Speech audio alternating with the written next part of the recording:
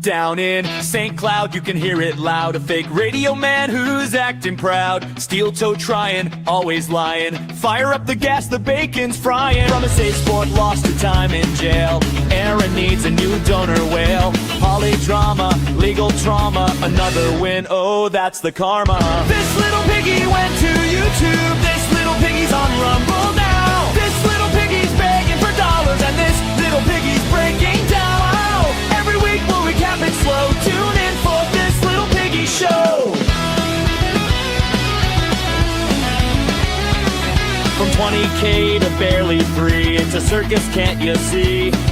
The toad just frowned, the goal is down. His coping, seething kickstands wound. His legal fees are stacking up. It's almost time to shake the cup. The countdown's on, it won't take long to see this piggy squeal his song. This little piggy went to YouTube. This little piggy's on Rumble now. This little piggy's begging for dollars, or this little piggy's breaking down. Wow! Every week we'll recap it slow. Tune in for this little piggy show. Oh, this little piggy just scored a big win, but this week's full of bounds for the toe again.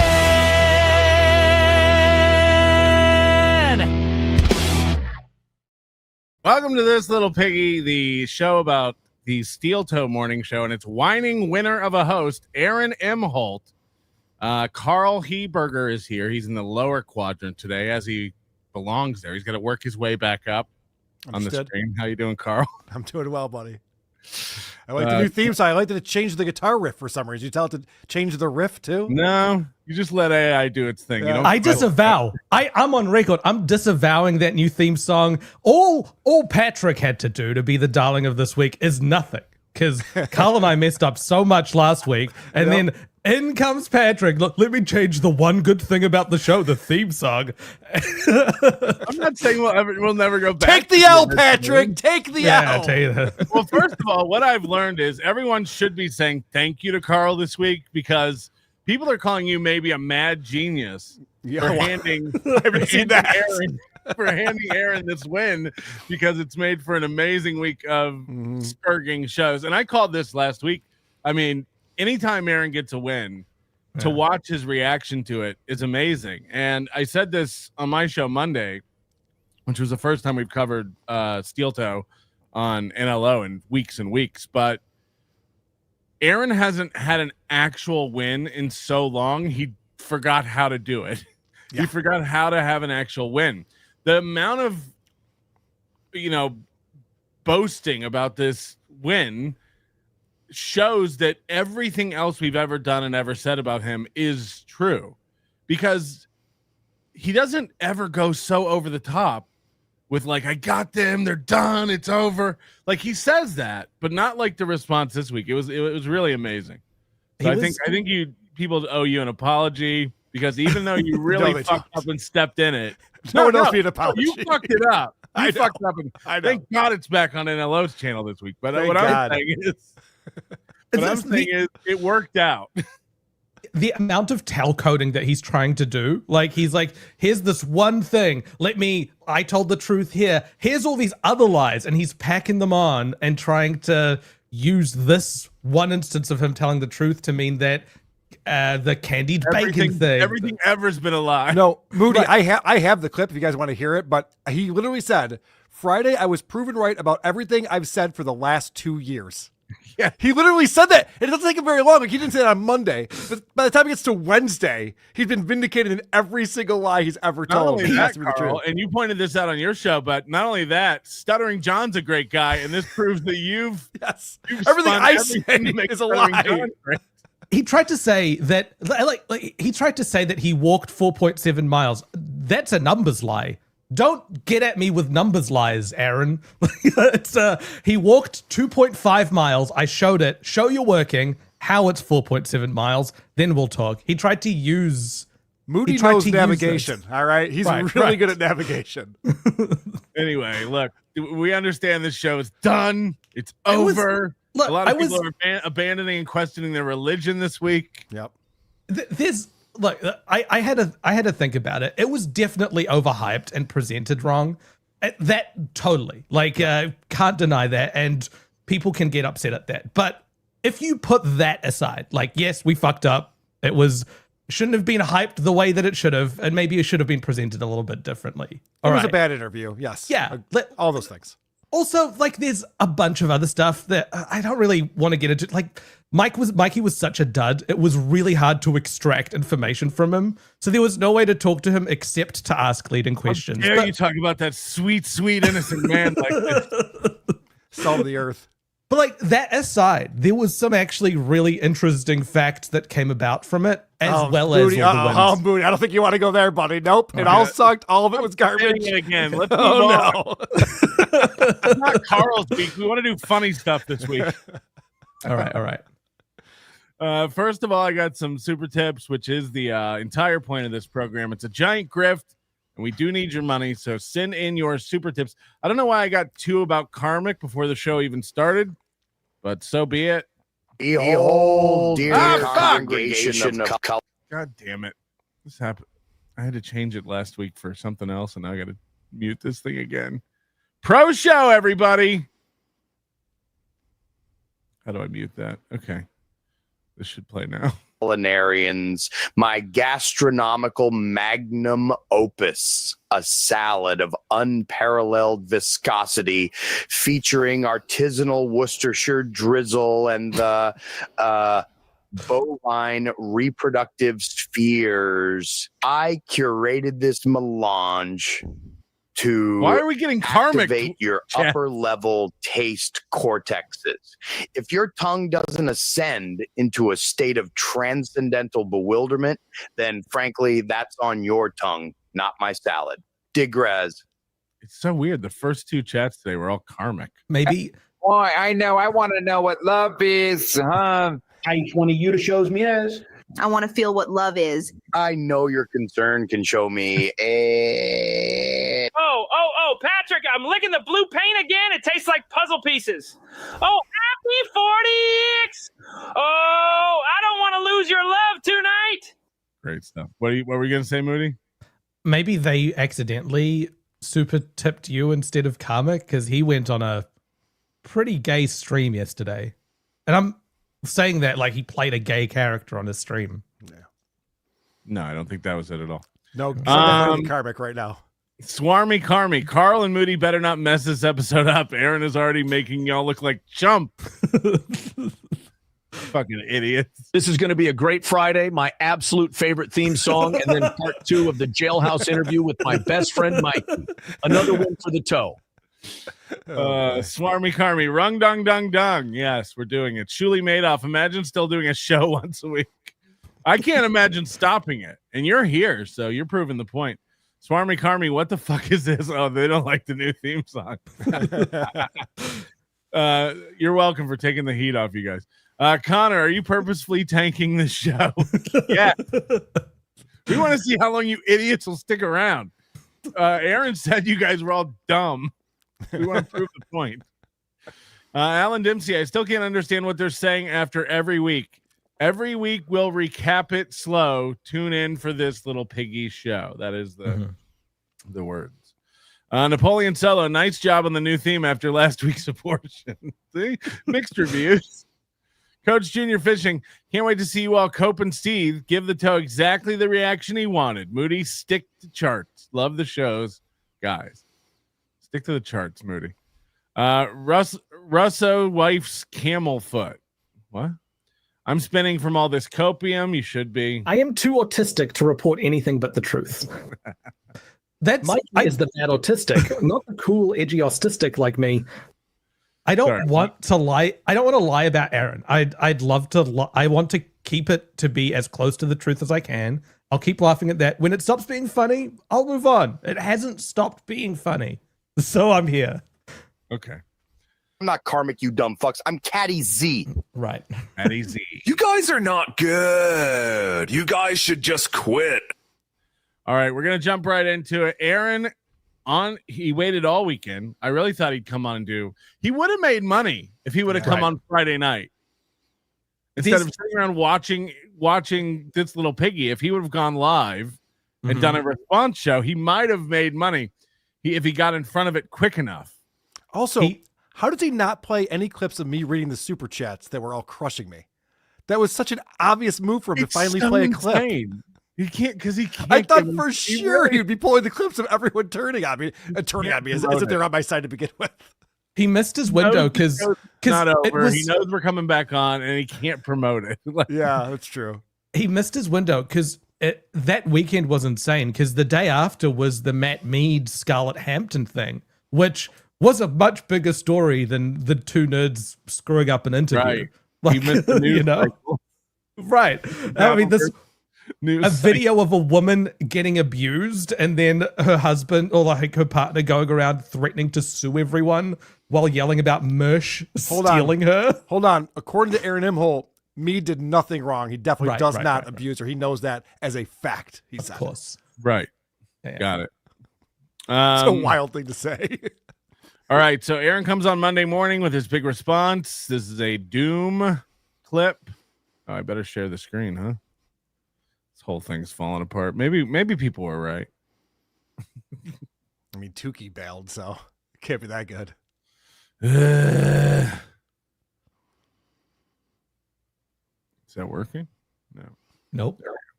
All right, sweet. No, guys. I'm gonna go in his chat today. I'm gonna go, hey, it's Doom. I saw this thing because I never get off the internet. Let people come on in. The Melton verse had this beautiful idea. Whoa. The Melton verse. I like this. This is Onion verse, I think is what we decided. Catching on. They've got this idea in their head that Aaron can't possibly be telling the truth about stuff, even though I do. I just tell you what's going on in my life. Basically, the translation there is, and I've told you this before, but I'm not going to be a dick about it. What we found though isn't that he out and out lies, but he'll take a story and then he'll swap characters around in it or change a few of the little facts in there. Like with the jail thing, for example, he was saying that he had two nicknames and the choice of either nicknames, a black guy, he gave him a voice, came up to him and asked him, which of those two nicknames do you want? Do you want Radio or do you want Dwight? Dwight, yeah. And he was like, fuck this Dwight shit. What we found from Mikey is that Aaron was the one who went up to the group of people and saying, hey, I've got two nicknames. Which one? First of all, I don't like you downplaying that he doesn't just outright lie sometimes. Sometimes he completely fabricates the truth. A lot. Yeah. Totally. Nobody has the numbers I have. Really? Yeah, I think that was like, I'm just going to let it play. I can't even. If what's going on in my life doesn't match what they need, then it's got to be a lie. It can't be true. Oh, yeah. This was kind of the theme that he was trying to perpetuate this entire day when he was responding to this little piggy, is that we had this narrative that everything he told in jail was a lie. And that's just not true. We didn't come on and go like, he's lying about all this and we're going to get Mikey on to prove it. We just want to get Mikey on to find out. Right. You know, like, again, was my instinct that he was lying? Yes. He lies about everything. Were we wrong? Yes. But nobody was trying to push this narrative that nobody called him Larry Bird and he didn't win at basketball. No one said that before this. No one. It reminded me, you remember, Karl, like when you were holding out, when you were one of the last holdouts against Aaron, when you're like, there's no way this divorce stuff is true. Like all of this is fake, like giving him the benefit of the doubt. In the situation of jail, the benefit of the doubt going to Aaron is he had a terrible time in there and he's fronting on the show because it's reasonable for jail to be like an absolute low point in your life. He did that for weeks when April had left him. For 6 weeks, he put a big smile on his face and said, yep, April can come back anytime now. I think she's ready. She might come back soon. And she left how him. she was doing, and he was like, she's doing better. I think she's Yeah. going to be good. So if you could lie like that to your audience for 6 weeks, then yeah, we think maybe the 7 days you spent in jail weren't as fantastic as you opined. I'm just saying, thinking that Aaron was lying or embellishing stuff that happened in jail is like overestimating Aaron. It's giving him the benefit of the doubt, saying, yes, of course, he reasonably thought it was a bad time in there, and he's doing his best to save face here. I didn't think he had that good of a time. That's insane. The part that's crazy. Right.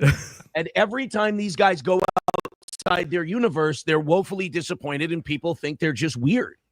They went outside their universe and a guy completely unwittingly broke up their entire narrative. I mean, one guy, they called him and they're like, this is our big get. This is our big thing. If you don't know, they called my buddy Mikey. Mikey Two Matches, not Mikey Two Milks.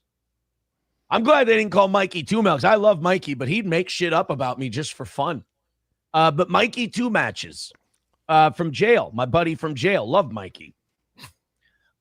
Moody decided that, and by the way, I got a lot of screenshots and a lot of DMs from people who are teetering on the edge. I'm not going to give away their names. I'm not going to be a dick like that.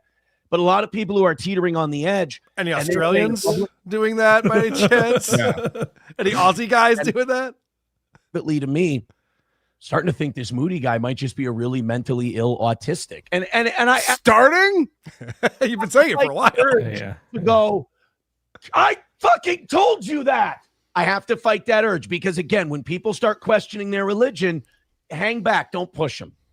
So I'm not pushing anybody. Explore your feelings. Feel your feelings. This is not your religion. I am not your God. I am not your new guy. I'm glad he cleared that up. Yeah. I wrote that down when I was watching.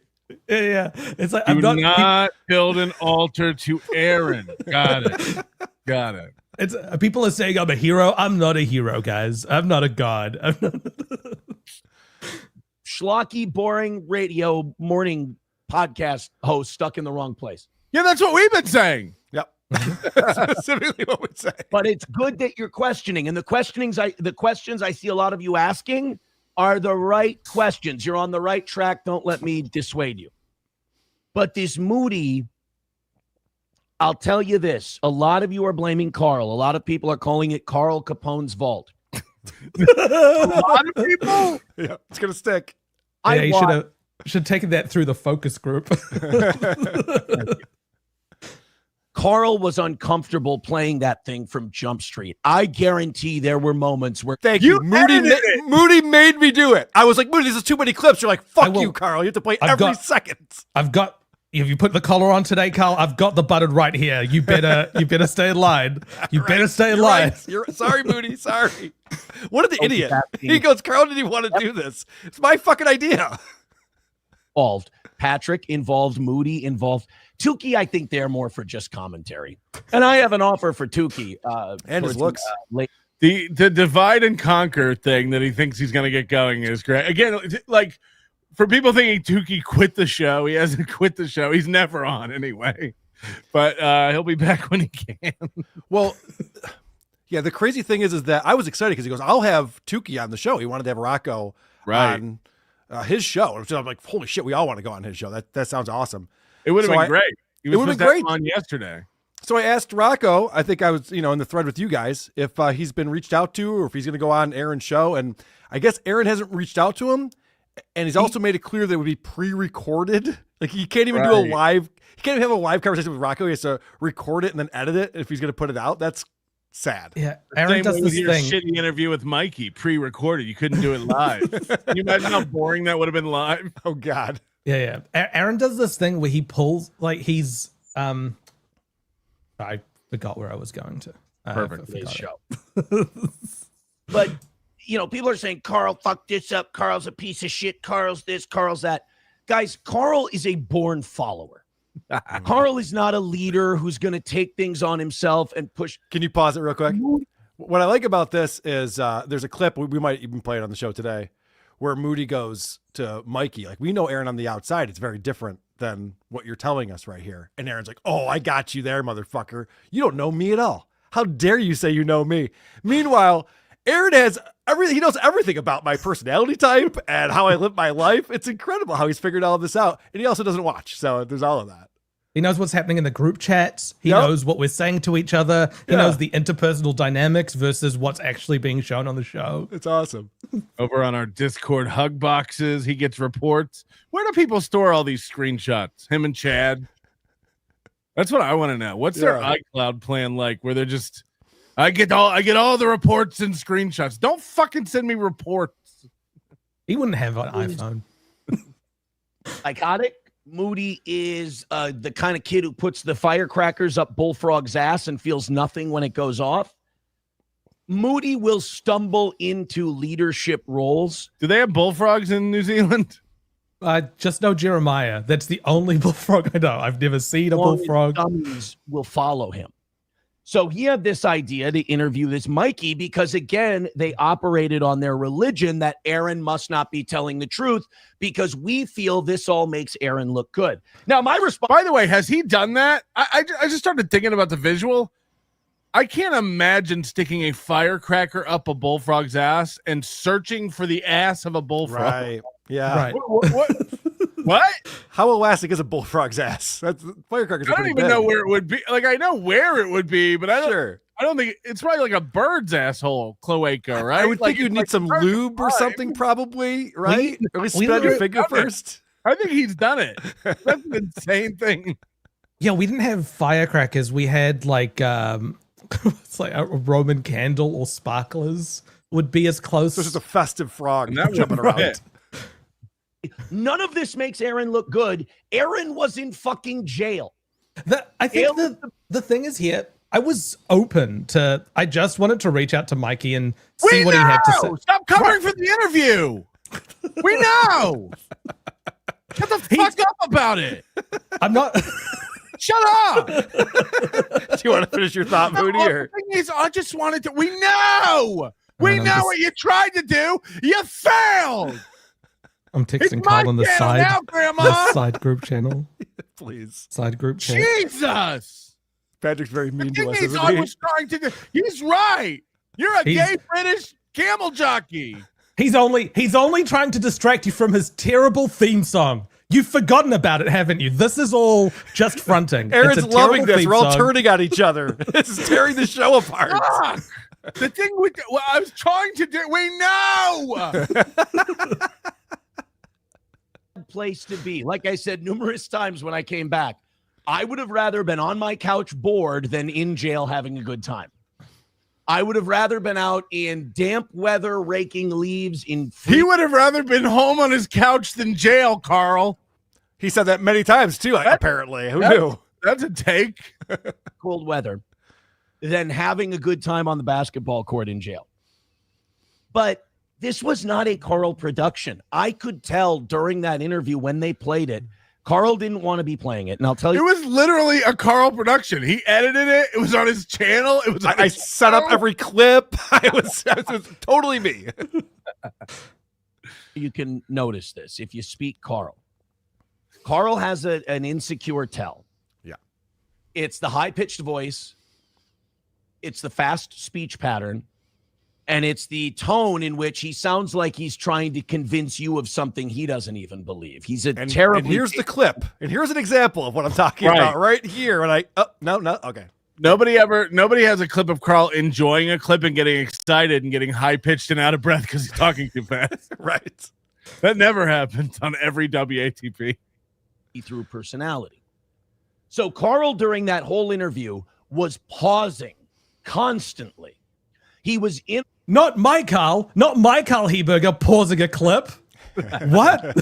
What?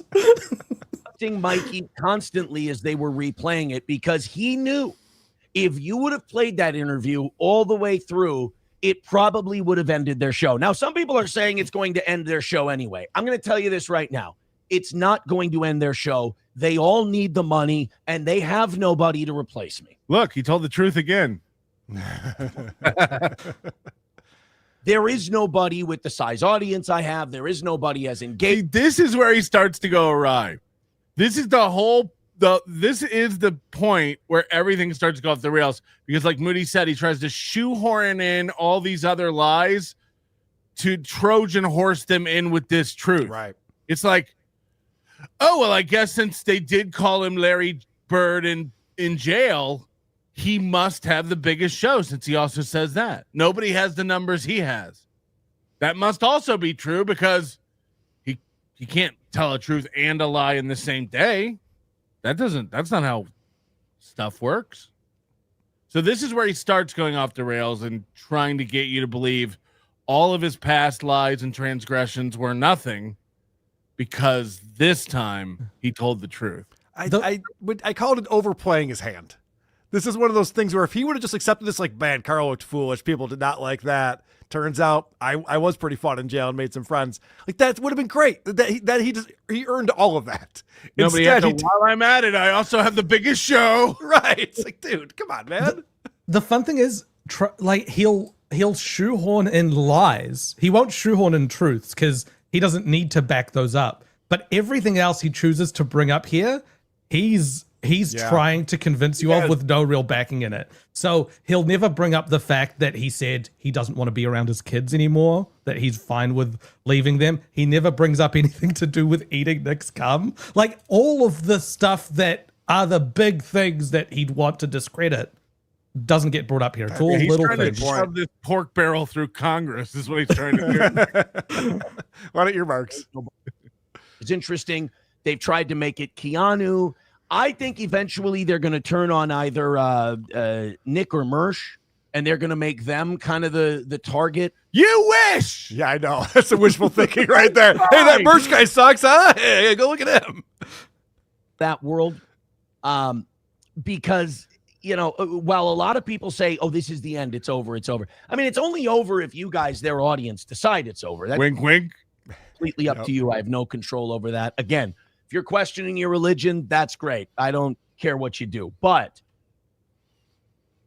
Karl interrupting as many times as he did, he had a feeling that if he let that play, it would have turned everything. So I had 20 clips that I put together. Now, this interview was tedious. Moody will tell you. It was constantly like, he couldn't hear us, we couldn't hear him, echoes, all that shit going on. So I edited down 20 clips, and Aaron turns it into I was stopping it over and over again. No. I just had a question and an answer, and that was the clip. And then we could talk about it, move on to the next thing. That's how you run a show. That's how I run my show anyway. Thing to the ground. So he had to stop, and this is a common Karl thing. Does it with John all the time, too. Yeah. Clips. Wait until you got... Yeah. That's what I do. I don't just watch something that's 30 minutes long straight through. I added clips ahead of time. It's called prep. Aaron's not used to people commenting on a clip more than to go, this is gay. Right. Find out that John isn't the super villain that you guys have painted him to be the last 4 years. He's just kind of a dopey guy.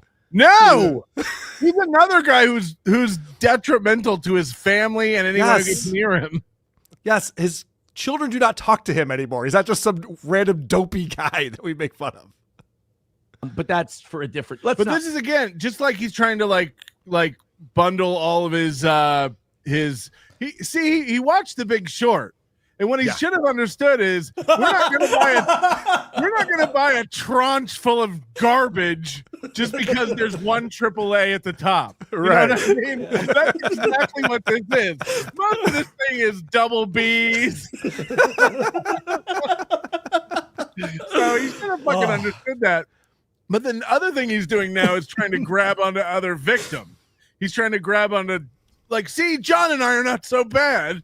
Well, I think what he's trying to do is he's trying to say, okay, we all saw Karl do a really bad segment. That means everything Karl says, it can't be true. But he went with the wrong person. He shouldn't have said something Johnson. Okay, dude, that probably wasn't maybe Opie or someone else you could have said that with. Fuck, that Big Short connection. You've redeemed yourself for that terrible theme song. Holy shit. Theme song was great. Perfect allegory. Yeah. Karl has a habit of pausing things a lot when he feels like either the public opinion is going against him or the narrative isn't being set the way he needs it to. You saw it with the Rich Voss thing that Keanu exposed at the, not Simpcast, the Content Suite or whatever. When Hold on. Karl has no ability to ad-lib. He has no plan B. You know? They say this in fighting. You know? Does he constantly pause and comment, or he has no ability to add? Good points. Those are if he had plan B, he wouldn't have gotten his abortion. Also, we saw Keanu lie on MLC about what the conversation between you guys was in real time. We watched your story change. Yep. And the other thing with this Rich Voss thing is, Rich Voss is a funny comic. Rich Voss is a very funny comedian. Quit acting like Karl missed an opportunity and didn't recognize the genius he had on because Rich Voss was there. Rich Voss doesn't have any presence on YouTube. He doesn't have any traction. He's not going to get Karl a bunch of followers. No one gives a fuck about Rich Voss. And again, he's a very funny comedian. It's over. It ain't the O&A days. This would have done nothing for your show. It would have been a funny guy, I guess. But you had a plan, and like they keep acting like if Rich Voss would have been on his show, it would have blown up. It wouldn't have. Go check his YouTube. He was on my show. He came in the room. We started walking to the stage. I said, Rich, don't even think about it. He got up anyway. I said, there's another mic right there. Grab it. And then I talked to Rich Voss for a while on the show. They're acting like Karl just kicked Rich Voss off the show. Yeah. He doesn't know anything about Aaron. I was doing a steel toe segment. Rich So Voss all right, we're gonna move on. 2,000 views on his YouTube videos. He's not got heat. Shut up. You guys are living in 2008. Again, I'm not taking away from him as a comic. He's great. He slays. Yeah. Those are two different things. Got a plan until they get punched in the face. You got to have a plan B. Karl gets punched in the face. He panics and tries to convince people that you didn't see me get punched. That didn't happen. So Karl he interrupted this Mikey interview every 30 seconds to reset the narrative for everyone, to convince them that what they were hearing, they weren't really hearing, because all of their fans. Was I trying to say that Mikey didn't call him Larry Bird? Why would I even play the clip? You're resetting the narrative. Why would I even do that? What you just heard is him saying that Aaron lied. The reason why people hated that so much, one of the reasons, is because we were actually proving that Aaron wasn't lying and embellishing on a lot of the things that he talked about. But now Aaron's saying that I was saying that the opposite happened while we were playing those clips. I'm very confused at how Aaron perceived this. Also, this it's segment. very funny for him doing all this chest pounding while slots 2 and 3 are empty on his donation board. Mm-hmm. That's great. We're writing in and saying, this is garbage. It turns out Toe told the truth. You guys were lying about the toe. I think this is the end of your show. I mean, even Tukey, Tukey was starting to question his religion. Rocco's definitely shaken by all this. What Tukey said is that you're boring, Aaron. He doesn't find you interesting. No. He's a fan now. Okay, no. He was all wrong, and you'll be seeing Tukey at the Steel Toe 12th anniversary show at Stoney's. Tukey literally said he doesn't watch the show anymore. Yes. Tukey used to text us with updates on the goal. Like, we wouldn't be watching. He'd be like, guys, you got to tune in. He's missing the goal right now. Tukey is out of us four. Tukey is the one that watches Steel Toe Raw more than any of us. But also, he tried to say Tukey went to see him and said his hair was normal. Oh, that was funny. Like, that's another thing. That's coming out.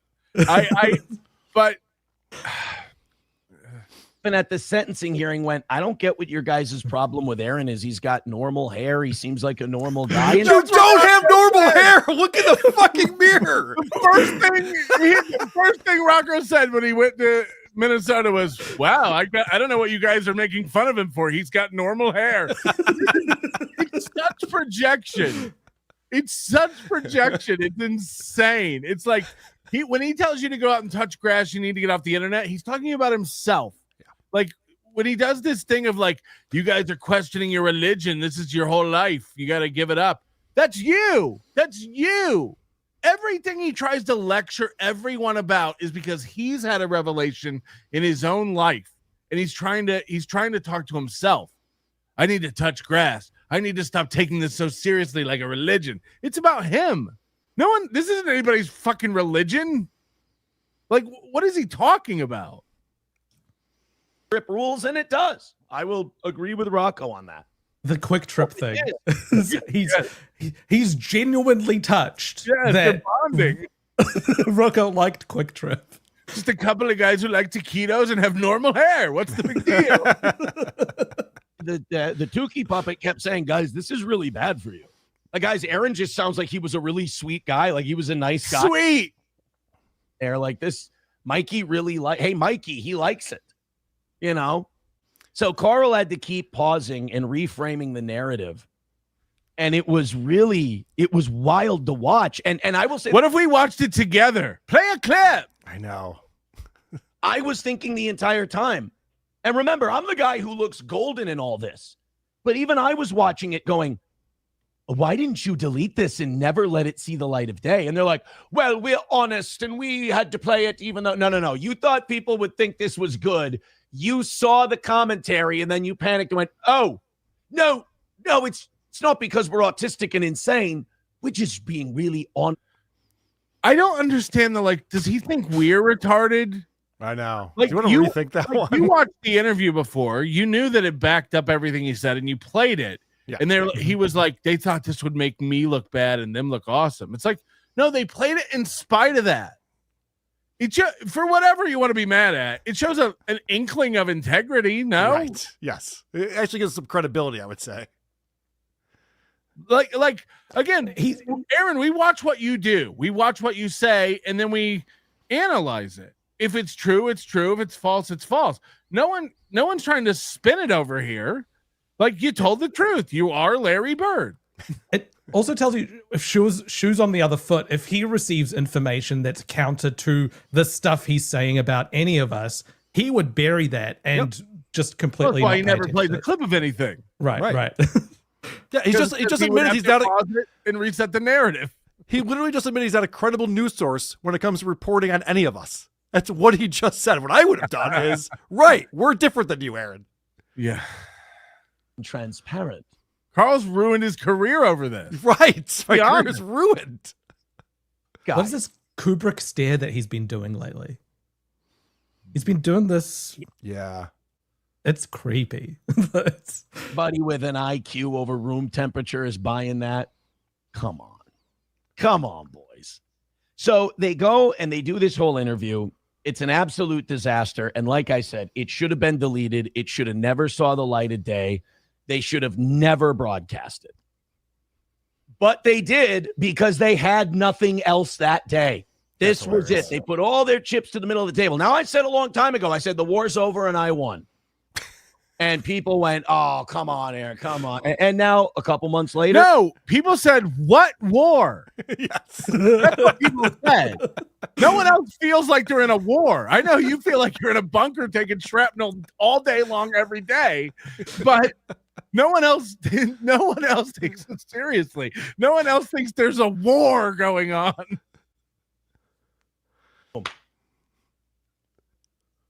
The Soviets enter Berlin and blow the swastika off the Reichstag building. That's right. In this analogy, I'm not the Nazis. So they play this interview. It goes poorly. Everyone talks about what a disaster it is. I start getting DMs from a lot of their fans, and a lot of their fans are on message boards in full revolt. This is where it gets tricky for me. I'm not going to recruit anyone. You're damn right. It's going to be hard for me to sit on my hands and not sign people up to the Toe Army. That was his first thought. Hold on, I thought the war was over. Why would there be a recruiting?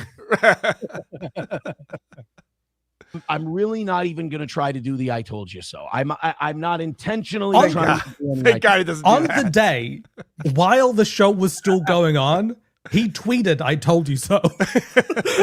He had done, I told you so during the show. I'm going to accept this graciously. When your enemies are making mistakes, don't interrupt them. Gracious is definitely what we're going to see transpire over the rest of the week. Perfect word for this. This goes a long way to establish that, hey, I may not like this Aaron guy, but he's trustworthy. The shit he says you can take to the bank, because not only did they expose that everything I said about my experience is true, which why wouldn't it be? They think it makes me look good. I think it makes me look like I went to fucking jail. I just thought I had some funny stories from jail that I would share with my audience. They thought it made me look good, which says we never said that. No. Like, again, this is insane straw mannery. I thought I was resetting the narrative, and now he's saying that I was saying it made him look good. It's the exact opposite of what he just said. Anyway, I think that this not only makes them look terrible and untrustworthy, and people are starting to see what I've been saying about this Moody. I said, this guy's not smart. So we're untrustworthy because we didn't lie? He said he would have buried this, and then we look untrustworthy because we didn't lie. How did he get to that? It's a strange needle to thread, because he needs to say that we're lying, but we're simultaneously telling the truth, and that we had a narrative that we don't want to break, but we willingly broke it as well. Right. That's how dumb you are, Moody. Really vengeful, mentally ill, parasocial autist. And he exposed that on his own. He's using the term vengeful against me. Aaron hasn't done anything to me. There's no cause for vengeance. I don't feel a need. Oh, he's for humiliating revenge. you pretty good, Moody. You look really dumb right now. It's every accusation is a confession from Aaron. Aaron feels a sense of vengeance towards me. He feels a sense of vengeance towards both of you. Like that's where that's coming from, and he thinks it's towards Nick, reciprocated. towards Kayla, towards Corey, towards April, towards Ashley LaRue. Everyone in his life ever, it's been about, I feel wronged and I'm going to get the this prosecutor, the judge. Like, right. He's so much vengeance. It's He can't- he used to have it in the opening of his theme song. Vengeance. Yeah. He can't put himself in the position of other people, so he just puts on whatever his motivations and his feelings are onto other people. It's literally projecting. That's all he's capable of. Have to tell you guys these things. And I don't have to tell you I was right when I end up being right. But here I am for 30 minutes. People who hate my guts, I saw a lot of them seeing it. I saw a lot of them understanding that. So I'm going to respect that. But there was one part. So remember this. This is the only video we're going to watch of the week where he's like, a lot of people are waking up. A lot of people are coming over here. They're realizing they were told lies. I don't want to make them switch, but they're starting to switch on their own. They're questioning everything. Watch how this changes by Monday night. This is Monday morning. By Monday night, wait until you hear how he spends all this. I knew no one was going to come over. I knew no one was going to change. I knew they'd keep believing all their bullshit. Watch it. Wait for it. Through a couple parts of the interview that I thought were wild. There was one, and I'm going to miss so many. I should have taken more notes. There was one part where Moody was like, Aaron said he was good at basketball. Is that true? Like, Moody. Can we get that voice on Super Tips? I really throw him for a loop, man. He doesn't know what to do. Does he focus on me being Arab, me being from New Zealand? What is a New Zealand accent? He's British. Yeah. All of his questions like a vengeful ex-girlfriend. And again, this is a guy I don't know. Never met the gal. I don't know the guy. He goes, Aaron said he was good at basketball. Was that true? And Mikey's like, oh, yeah, he was really good. He was really good at basketball. He was good. I will say, I know they weren't laughing. I know it wasn't the interview they wanted, but I want to pay them this compliment. I laughed my fucking ass off at this Mikey interview. There were several parts where I paused it and I went, that's my boy, Mikey. That's my guy. So Mikey says, yeah, he was really good at basketball. And then they ask him, because remember, I must have made up the Larry Bird thing. Nobody called me Larry Bird, so on and so forth. They didn't ask him, did he call him, did he get nicknamed Larry Bird? They asked Mikey, did he have any nicknames on the basketball court? Mikey goes, yeah, we called him Larry Bird. All right, so that's actually not true. What happened was Mikey goes, oh, he was really good at basketball. In fact, we called him Larry Bird. We didn't ask about nicknames or anything. Mikey said he called him Larry Bird. We didn't say, did he have any nicknames on the basketball court? That's not what was asked at all. The follow-up was, were there any other nicknames that he went by after he told us Mikey said that they called him Larry Bird? And that's when we found out that Aaron's the one who told them he had two nicknames. This is your win. Like, just know this is your win. I know, it's so bizarre, right? It's such a weird flex. They It's not said even that correct. I wasn't called Larry Bird in jail, and I was. I know, that's not even correct. We never said any of that. Like, this is it? That's crazy. This is your redemption? You wrote a letter to your wife to try to get her to not leave you, admitting you were a lying, manipulative monster. Yep. Point for point for point for point. We watched you admit this in text. We watched you denounce your children. You've done horrible, horrible things to people. But you were called Larry Bird. I will give you that one. Fuck. All right, I'm speeding this up because this is a long clip. I had to pause there too. And just watching their faces all shrink. And, God bless Karl, because when Moody looked depressed, Patrick and Tukey were both like, guys, this is making us look fucking terrible. What are you guys doing? Hold on, I thought I was in on it. Oh, right. Yeah. He got to fuck that up right there, didn't he? Whoops. Having a really hard day. I mean, I don't know, like, one of them did a cope stream afterwards, but that was me, I think. I did my members only stream that I do every Friday night. but it was a Coke stream. And the title usually is something about like how much I suck. So yeah, it wasn't anything new. At least one of them. But they play that part and they decide for some reason to keep going. They ask Mikey, like, oh, did he, he called himself, Aaron called himself the facilitator of fun. And I don't know if I did, but if I did, great branding. Aaron called himself the facilitator of fun. Was that true? And Mikey goes, oh, it's Caddy M. I would say that's true. And then they were asking, like, have you played a lot of basketball since? We haven't played 2-on-2 since Aaron left. I'm like, oh, that made me feel bad. Bro, I don't know if I believe that. No one's played basketball since Aaron left? What Mikey said was, so there's 4 guys who were playing these 2v2 games, and both Aaron and another guy left. So he's like, yeah, so we don't really have guys to play basketball with anymore. Oh, so people probably like shoot hoops and stuff. They just don't have a start. Aaron needs to keep score so there's a winner. That's the thing. It's like these guys probably shoot around, but when Aaron gets in there, he's like, how will we know who the win goes to? Also, maybe this is just a me thing, but I don't like to get super sweaty doing afternoon activities unless I can go take a nice shower or something afterwards. So I would imagine in jail, you're not trying to like work up a sweat all the time. It's kind of gross. You don't think it's all serious? Leave nothing, leave everything on the court.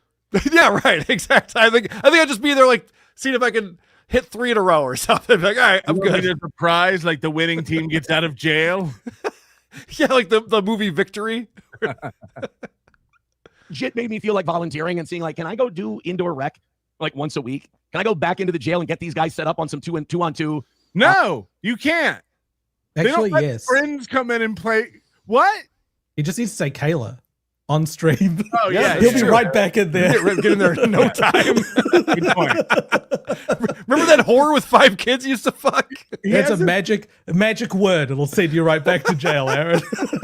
Send Gino on your show. Got this fantasy where he's like, maybe I'll be able to go into the jail 2 days a week and play ball with the boys. No, you won't. That's not a thing they offer. Pickup games and shit. I feel bad. And then they were like, there's no way anybody knows who Aaron is. Nobody. He told you all that he had a show. You guys found out he had a show because he told you. He said a bunch of people said he had a show in that. And Mikey goes, oh, yeah, no, we didn't know from him. One of the COs told us in the rec room. They pointed and said, that guy has a show. I think that was a Karl question. And that's not how I asked it, obviously. Right. Yeah. But I like this, in his mind, I'm going, no.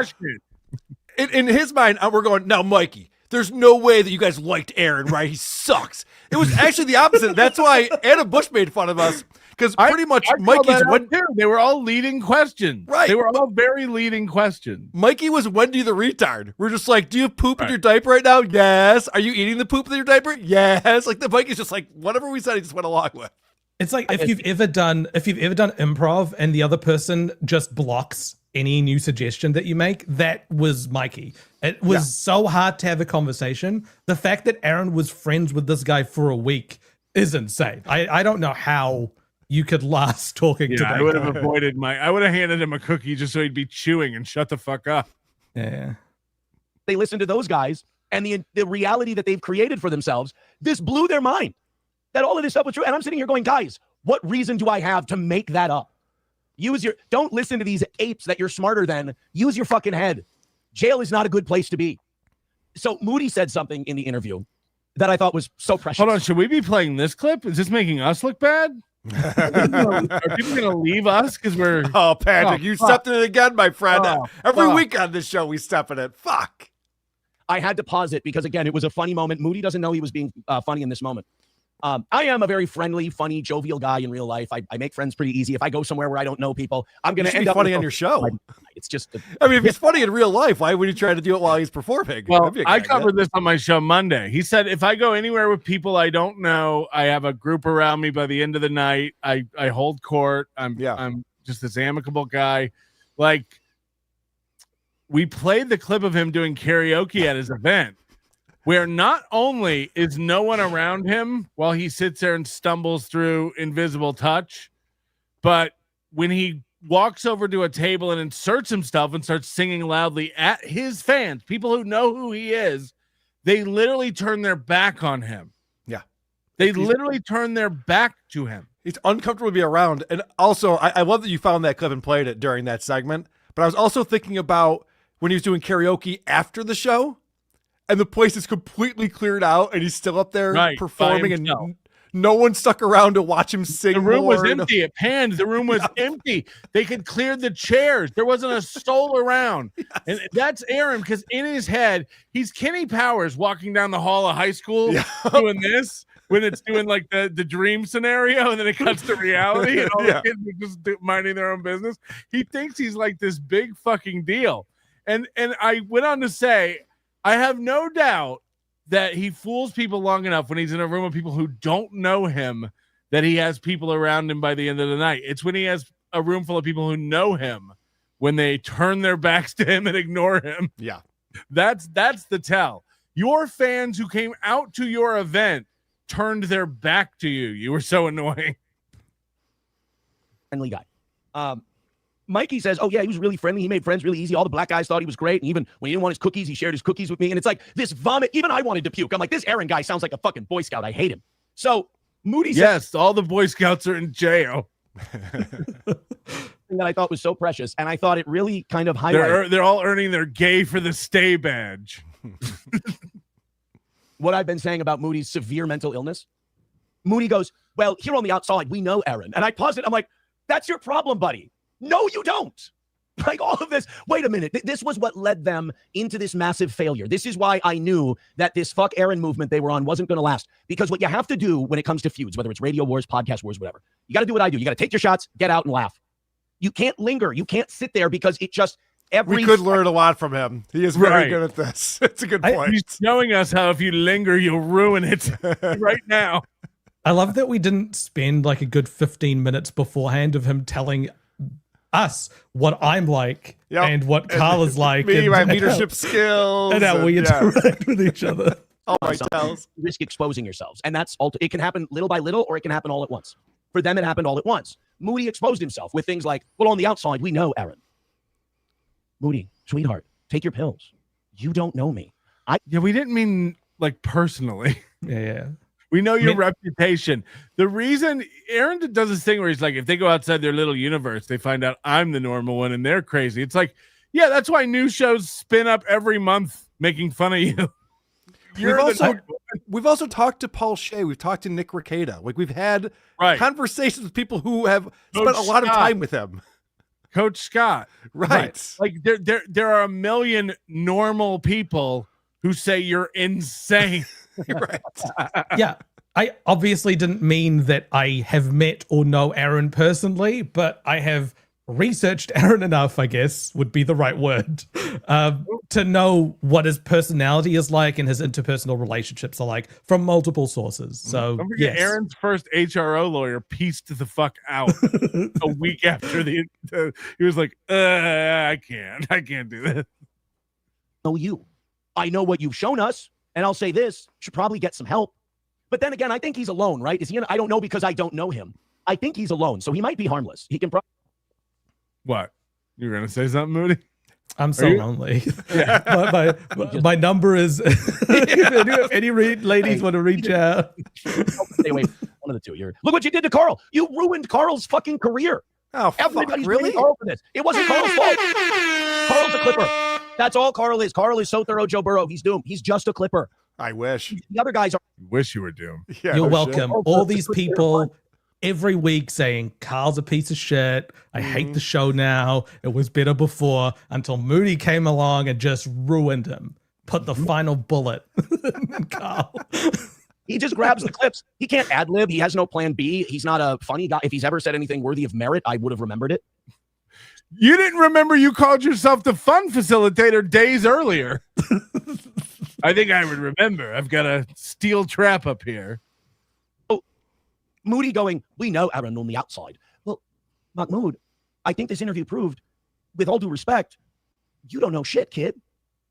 And your audience is now starting to see it. And if those guys try to deflect onto Karl and make this all about him, look, the only sin Karl committed was showing bad judgment by playing this thing.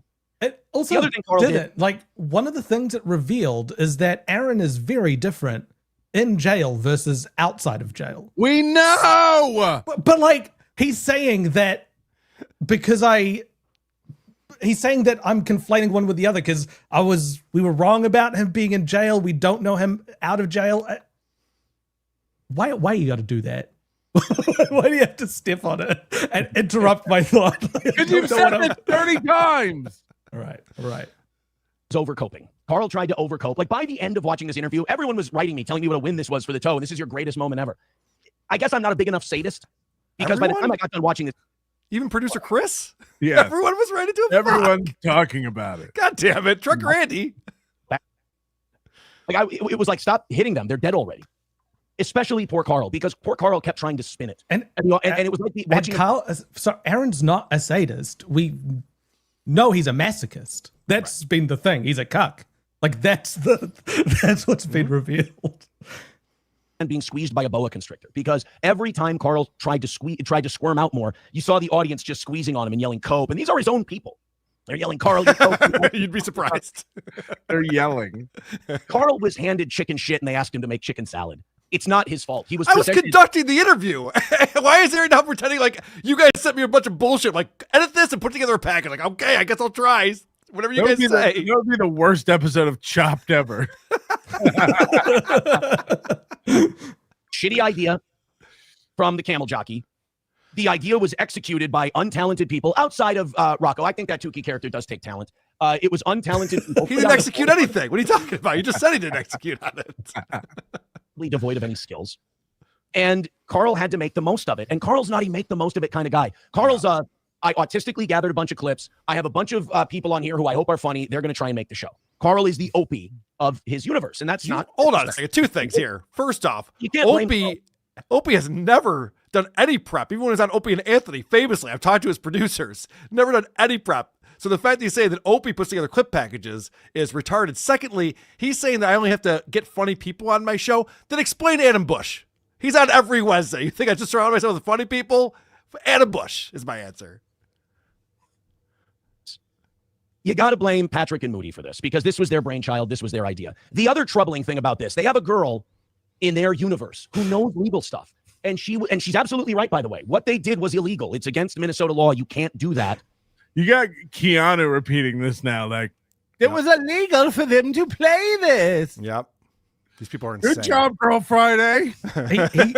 He went from yelling at Girl Friday when she was in Johnny's chat all the way to like, she's smart. She knows what she's talking about.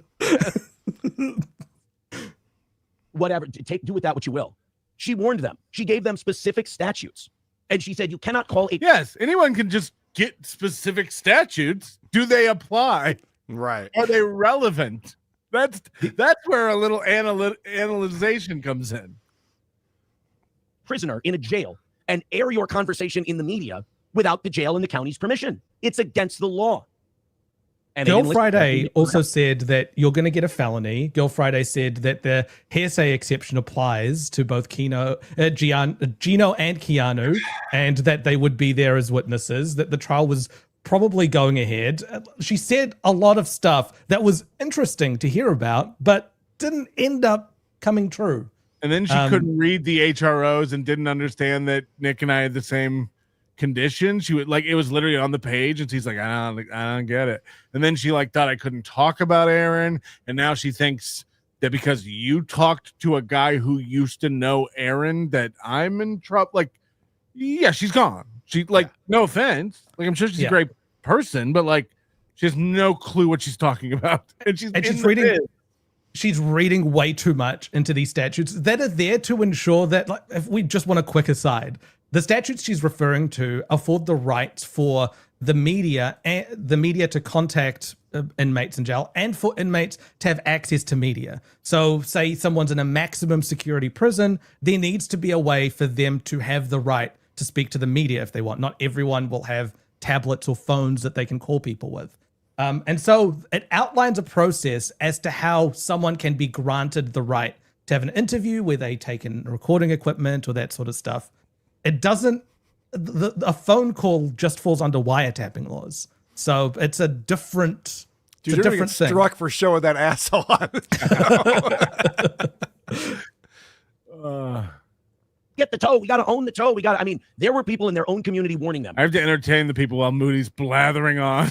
Well, the other point, though, that I think we should make, that I think is very funny, is in this world that we all live in, it's very, very rare that a podcaster gets charged with something and actually gets convicted of something and goes to jail for something they did on their show, during their show.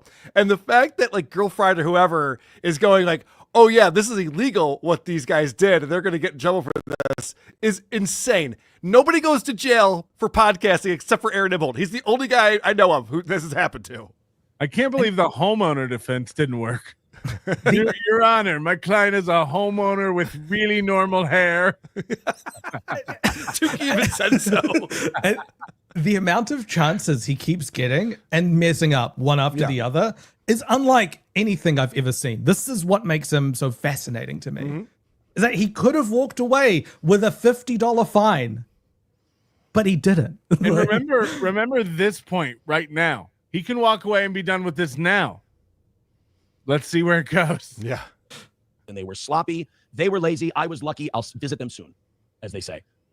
They fucked this up, not just one time, but it was a choose your own adventure book where they took every wrong turn at every fork in the road. It was. That sounds like your fucking whole trial. That sounds like your whole revenge porn case.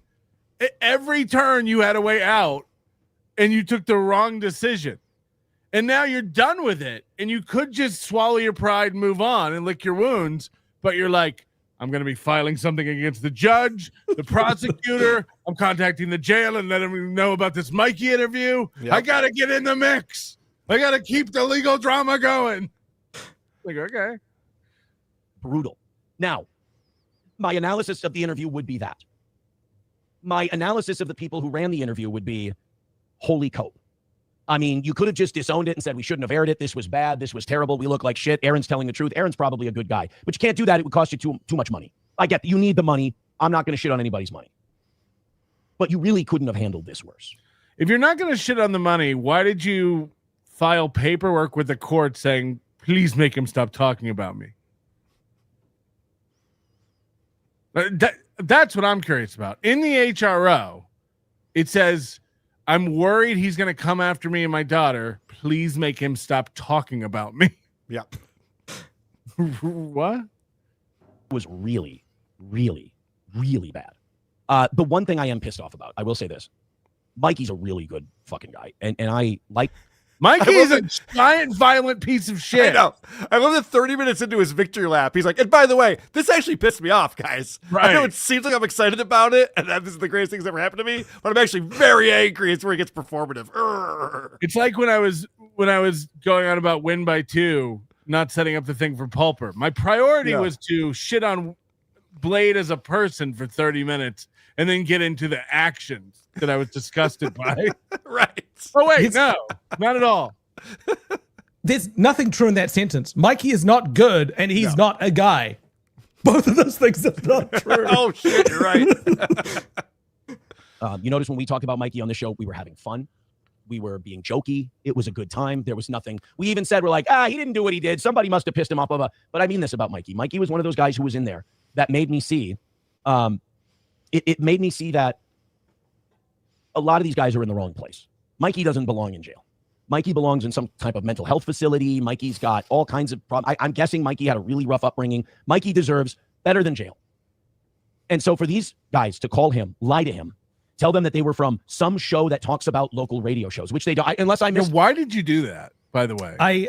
Because I didn't want to blow up Aaron's spot. Like that's one thing I was quite wary of. So when I was talking to Mikey or anyone like that, I didn't say anything bad about Aaron. I didn't want him to feel like people were prodding in about Aaron from the outside if he wasn't open to it in the first place. I didn't know how he's going to react. I don't know this guy. I just made up that we do a show about local Minnesota radio guys. We talk about radio hosts in Minnesota. We've spoken about more than one in the past. It's a stretch. This is a weird nothing live for no reason. I don't understand. Okay. That's fine. That JJ episode, I don't know. I must have missed that one. They lied to this poor kid. They publicized all of his thoughts. By the way, let's revisit the lie though right now. If you ask Mikey right now what Moody asked him to do, would he even fucking know? He said, "Who's Moody?" Exactly. It's just like this poor guy was lied to. He has worse things going on in his life. Inconsequential. That's why I don't understand it. It's so stupid. Considered not competent to stand trial right now. So look, I'm I'm not gonna get everything right. I'm not gonna get everything right. I'm gonna mess up. You shut up. They interviewed that guy under false pretenses and then released it to the world. Now, I don't know if that could have an impact on him in jail. I'm going to call Stearns County today. I'm going to let them know what happened because I don't want him getting in trouble. He's such a tattletale narc. What? I want to hear this call so bad. Why are you calling the jail? I want to hear. Yes, could you get me to whatever department handles the snitching? Can I talk to the lieutenant of snitching? Yes, it's Aaron again. Yes. What is the cut like? I want you guys to know that one of your inmates called out and talked to some enemies of mine that I don't like very much. And they recorded the call. And Mikey didn't do nothing wrong. Yeah, that's right. Okay, I wrote it down. Thank you. He told them my nickname on the inside was Larry Bird, and that I was good at basketball, and I got along with everyone. I don't want him to get in trouble for that. Like he didn't do nothing. Like what? This is the weirdest leap. I say this all the time, but Aaron definitely has no respect for his audience. The fact that he would say, guys, I'm calling so that Mikey doesn't get into trouble is retarded because Mikey obviously did nothing wrong. Why would he get in trouble? That phone call was recorded on their end. They know what the inmates are saying to people. But B, how would Aaron have any pull there? He was just an inmate. It's his First Amendment right to speak to anyone. Yeah, of course. Okay, people are getting mad at Nova in the chat because he's just doing tomatoes and F Karl over and over again. We do have 2 rules in our chat. No spamming and no doxing. So agreed. Fuck Karl. He is the worst. Mm-hmm. I'm acknowledging it here on the program. Okay. So I'm saying, I'm putting it out there for everyone. Karl is the worst and stinks. There are shows tomato. You can watch Patrick Melton, and I'm not on them at all. It's called Nobody Likes Onions. Go enjoy that program. I do. Yeah. But you're not punishing Karl. You're punishing the chatters. And the mods I'm not looking at the chat, so you're not punishing me. I didn't even know about this. That's what I'm saying. You're annoying the chatters. You're not really sticking it to Karl. So agreed. Karl's the worst. And everyone else is allowed to type it once. So if you haven't typed fuck Karl today and done a bunch of tomatoes, go for it. I say do it. But if you're Nova, I would say once every 15. We'll give you every 15 minutes. You can do. That's the tomato quota. Yeah, that's the tomato quota. Oh god. Now they're all doing it. Got him. Mikey didn't do anything wrong. This is not anything Mikey did. Mikey was taken advantage of. I don't want to see Mikey get moved because people like him there. Mikey has friends there. Like, this is what kind of pissed me off. Like, as much as people want to say win for the toe. I'm sorry. I guess I'm more of a human being than a lot of you thought. This guy doesn't deserve that. And this guy has friends. And this is this guy's home. This is where this guy's living right now. He has a very serious case pending, and he can't make bail. He can't. So a minute ago, Mikey doesn't belong in jail. I'm going to make a call to make sure he doesn't get moved. This is his home, guys. This is home. It's crazy that he's talking about us taking advantage of Mikey while saying that he's going to now take advantage of Mikey in order to try to get us in trouble in a weird tattletale play. It's wild. Get out. And this is what I'm talking about with the problem of our system. Just because this guy's poor, he can't go home. He can't go anywhere. Roasted. Because he's poor. Roasted. He's been convicted of anything yet. He's been convicted of a lot of things, and he can't go home because he punched a CO in the face. He strangled a woman on the ground until he needed to be pulled off of her. He's pulled knives on many people. He's constantly threatened people. He's done bomb threats. Like he is not. He breaks the law in order to go to jail. He said that. Right. He was breaking the law, actively saying, please take me to jail. I agree with Aaron to an extent that Mikey doesn't belong in jail. He belongs in some sort of mental facility. But you want to get him kicked out of his home. But where he absolutely doesn't belong is an open society with other people. Like he was in a halfway house. You could argue he should be in a halfway house or something, trying to get back into society. He tried to burn the place down. He's not a good guy. competent to stand.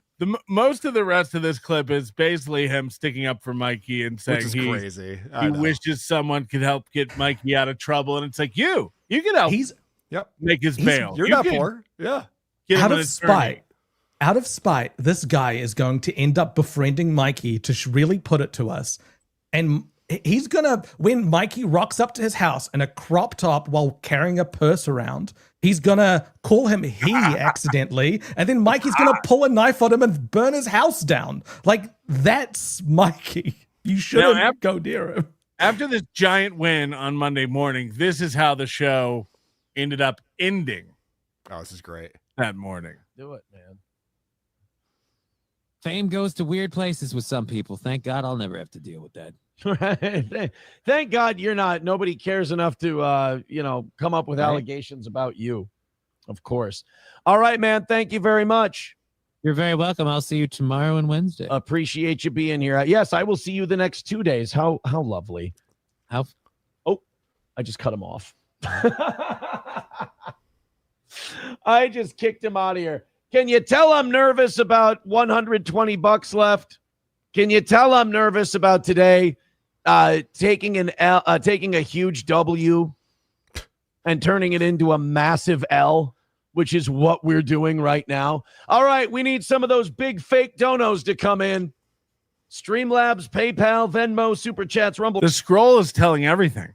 This is his big comeback show after Karl's giant poopy sandwich. Yep. Miss Tay, $25. Michael R, 20. And he's 120 under the goal. Mm-hmm. He thought this would be... I was watching Blind Mike's show, and Blind Mike was like, he could have a $700 goal tomorrow, and it would be he'll hit it so quick because Karl handed him this win. The donors are gone, man. Yeah, they're that's how gone. that works. Nobody was watching this little piggy who hated my presentation in that whole segment was going, well, now I have to give my money to Steel Toe. Not a single person. There'll be a couple like Dean, Aussie guy. Yeah, we're Aussie guy for sure. Yeah. Dan, nice podcast stupid, would have done it. Mm-hmm. Yeah. Liked about this new schedule of Johnny's is he didn't have to be stripped of his dignity to be here for this last 30 minutes when things aren't as imagine saying Johnny has dignity. That's insane. Says when things aren't going my way. So let's get those big fake donos in there and let's knock this one out before MSO's prediction of a W comes true. And this would be like a double L for us because this was supposed to be our big day. I got to say, I'm even surprised. So this really did catch him off guard. He thought this is going to be my big day. Like I'm going to get. But Patrick, it goes back to what he always says. He always thinks that a loss for us is a win for him. It's just not how that works. Right. Everything is zero sum. If someone else isn't making money, I must be going to rake it in today. It's like that's if they hate this little piggy, it means they love Steel Toe Morning Show. Well, he even said, I'm not going to say that. Guys, let's check in with the super tip. Oh, sorry, yeah. go ahead, Karl. Just real quick, the cope this week has been fantastic because one of the mornings Meme Copium was on, so of course there were as many people watching the show. And then it's hunting season started up. Yeah, that was a new one. It's never heard that before. People aren't watching Steel Toe because it's hunting season. It's insane. That used to be the excuse he gave for April not being on the show either, but we know what was happening behind the scenes. And it was bloody. It was humping season. Big fan of the MCU? Yes, big fan of the MCU. Weaver Sutherland, Quantum Leap, you wake up as Toe, how you fix his life. That's good. Ooh, that's a good one. That's a good. Oh, that's tough. Because where's that hunting rifle? Because you need to find another way of making money that isn't the show. That's the big thing. If you've solved that, everything else is fixable. Okay. Painkiller. It was funny how last week's TLP completely erased all the great shows and moments you guys have created in the past. We are a fickle bunch. Right. Yes, they're all gone. I can't even believe you're still here, Painkiller. Get a life. 2 matches? Honestly, that's super impressive for the fires he started. Yeah, exactly. Captain Cheese, Moody is a mentally ill autist, but that means nothing coming from Towboy. He calls every single critic mentally ill. He also calls Mikey mentally ill, and he has compassion for Mikey. So I guess I'm the wrong type of mentally ill compared to his best friend, Mikey. You're bad mentally. It's like cholesterol. There's good and bad. Dame Taft. Melton, if you book WATB at Hackamania 3, Blatt and Zane will play bingo with us. Ooh, tempting. MMC, I'm sorry to say I sent the super chat last week citing Capone's vault, but I doubt people are talking about it online. It proves he's watching the show. People are saying it's Karl's Capone's is that vault. a chat during the show? Yep. That's funny. I can't think of a sadder way to spend your Friday than watching this program. Julie Madoff, I'm sorry, but Aaron just spitting facts here when he talks about club-footed Karl. Keep coping. Fair enough. With you make a great point by just saying something else. Anonymous, I can't believe Moody still trying to litigate this. I know. He's autistic. You can't. It's too much. All right, guys, you are not going to believe it, but I got a secret recording of a group chat that Melton and Moody were in with Tookie this week. Listen to how they are coping with their failed interview. Beep. What did you guys just say? I'm so happy we framed Matt Mead to make it look like he was hurting his really smart and super funny porn whore. Thank God I was able to hack Scarlett's phone and upload that fake video. Now, how can we push all the blame onto Karl, guys? Beep. You see? I told you Matt Mead was innocent. Another win for the toe. His porn whore. Shit show. Name a Dabbleverse situation Karl got right. Yeah, when have you ever been right, Karl? I didn't think Senator John would sue me, so yeah, you're right. I get everything wrong. So what I was trying to do with the interview with Mikey was to get an honest perception of Aaron in jail. I wanted it to be unbiased and just the truth. Shut up! The Chargers! I decided to call the jail to speak to my fans that work there to make sure nothing happens to my boy Mikey. Also, I told them to ask the warden if we're still on for basketball and dinner at mine. Yes. John Cleaver Beaver. Sorry, go ahead. If he's got CO friends who know the show, can't he just talk to them informally rather than like taking it up the chain? Geez, Karl, I never knew you were such a tool until Aaron pointed it out. That's a good point. I don't even know who Rich Voss is. I don't ensconce myself with people of that ilk. They aren't even fucking close to my orbit. It's not my concern. Julie Madoff, Karl, we know you're confused. Just come out. I see what you did. AO1012. The worst part is Karl saying the word takeaway about 100 times. How many main takeaways can one interview have, Karl? Good point. Juggernaut, it's like It's Always Sunny. Does this look like a man with small hands? Dark Side Aaron, haha, Aaron wasn't lying when he said his life was better in jail. That makes y'all losers. Good point. Mm-hmm. Question. Did Aaron say that Mikey would hold his pocket in jail? Am I correct that Aaron made the statement? Well, I looked it up. In prison culture, holding someone's pocket is a way for one inmate to show the other is their property. So Mikey was letting everyone in jail know that Aaron owned him. I guess he wasn't the best guy to interview about Aaron. That's right, fuckers. I was Larry Bird playing one-on-one with Mikey's chocolate butthole. Another win for the toe. Aaron did do something this week about how he could have, like, I think Johnny was asking him something about whether he felt threatened in there or anything, and he was saying, I would have been the one raping. Yeah. I could have raped everyone in the jail. Like, he said that. He's a sodomizer, not a sodomizer, I believe. Right. But he was saying that as if he was making a point, and it was like, yeah, the fuck is he talking That's about? Karl in the corner. That's Moody in the spotlight. Losing my religion. Trying to keep up with Melton. And I don't know if I can do it. Oh, no. I've said too much. I haven't said enough. I thought that I heard Tookie laughing. I thought that I heard Clubfoot sing. I thought I saw Onion try. Onion try. They called me Larry Bird, not because I was good, because it's the white basketball player people know. What? Are they going to call me Tony Kukoc? Right. It's just because Mikey's 30. He doesn't know who Larry Bird is. Like, Tim Bollinger, when Aaron says everyone was writing him about you guys and everyone is starting to turn on you, it's only Rygon. That's true. Jay Lorder, steal truth forever. Karl never. Good point. Mark Davis, Aaron and SJ are the same guy. No money, hates women, filthy liars, fake gym guys. Family hates them, and they're little tattletale bitches. Yeah. Fair enough. Minimal participation. He's going to call the jail he's going to have to call 3 radio stations to come to the anniversary party. If he was concerned, he would have called Friday. Yeah, that's a good point. He also said he talked to his You're attorney never going to about play it. my Hackamania cologne promotion, are you? Sorry, go ahead. He also said he talked to his attorney about it. He's like, oh, yeah, I've already talked to my attorney about calling the jail. What attorney be like, yeah, you should definitely follow up and let them know that Mikey did that interview and he shouldn't be one that wants money. I'll draft that letter for you. Here's another stack of billables. Right. Pegleg, that Mikey, he's no worker. FWATP. But you've had the power within you the whole time, my child. Just close your eyes, click go live, and repeat. Kayla Recchietta is my soulmate.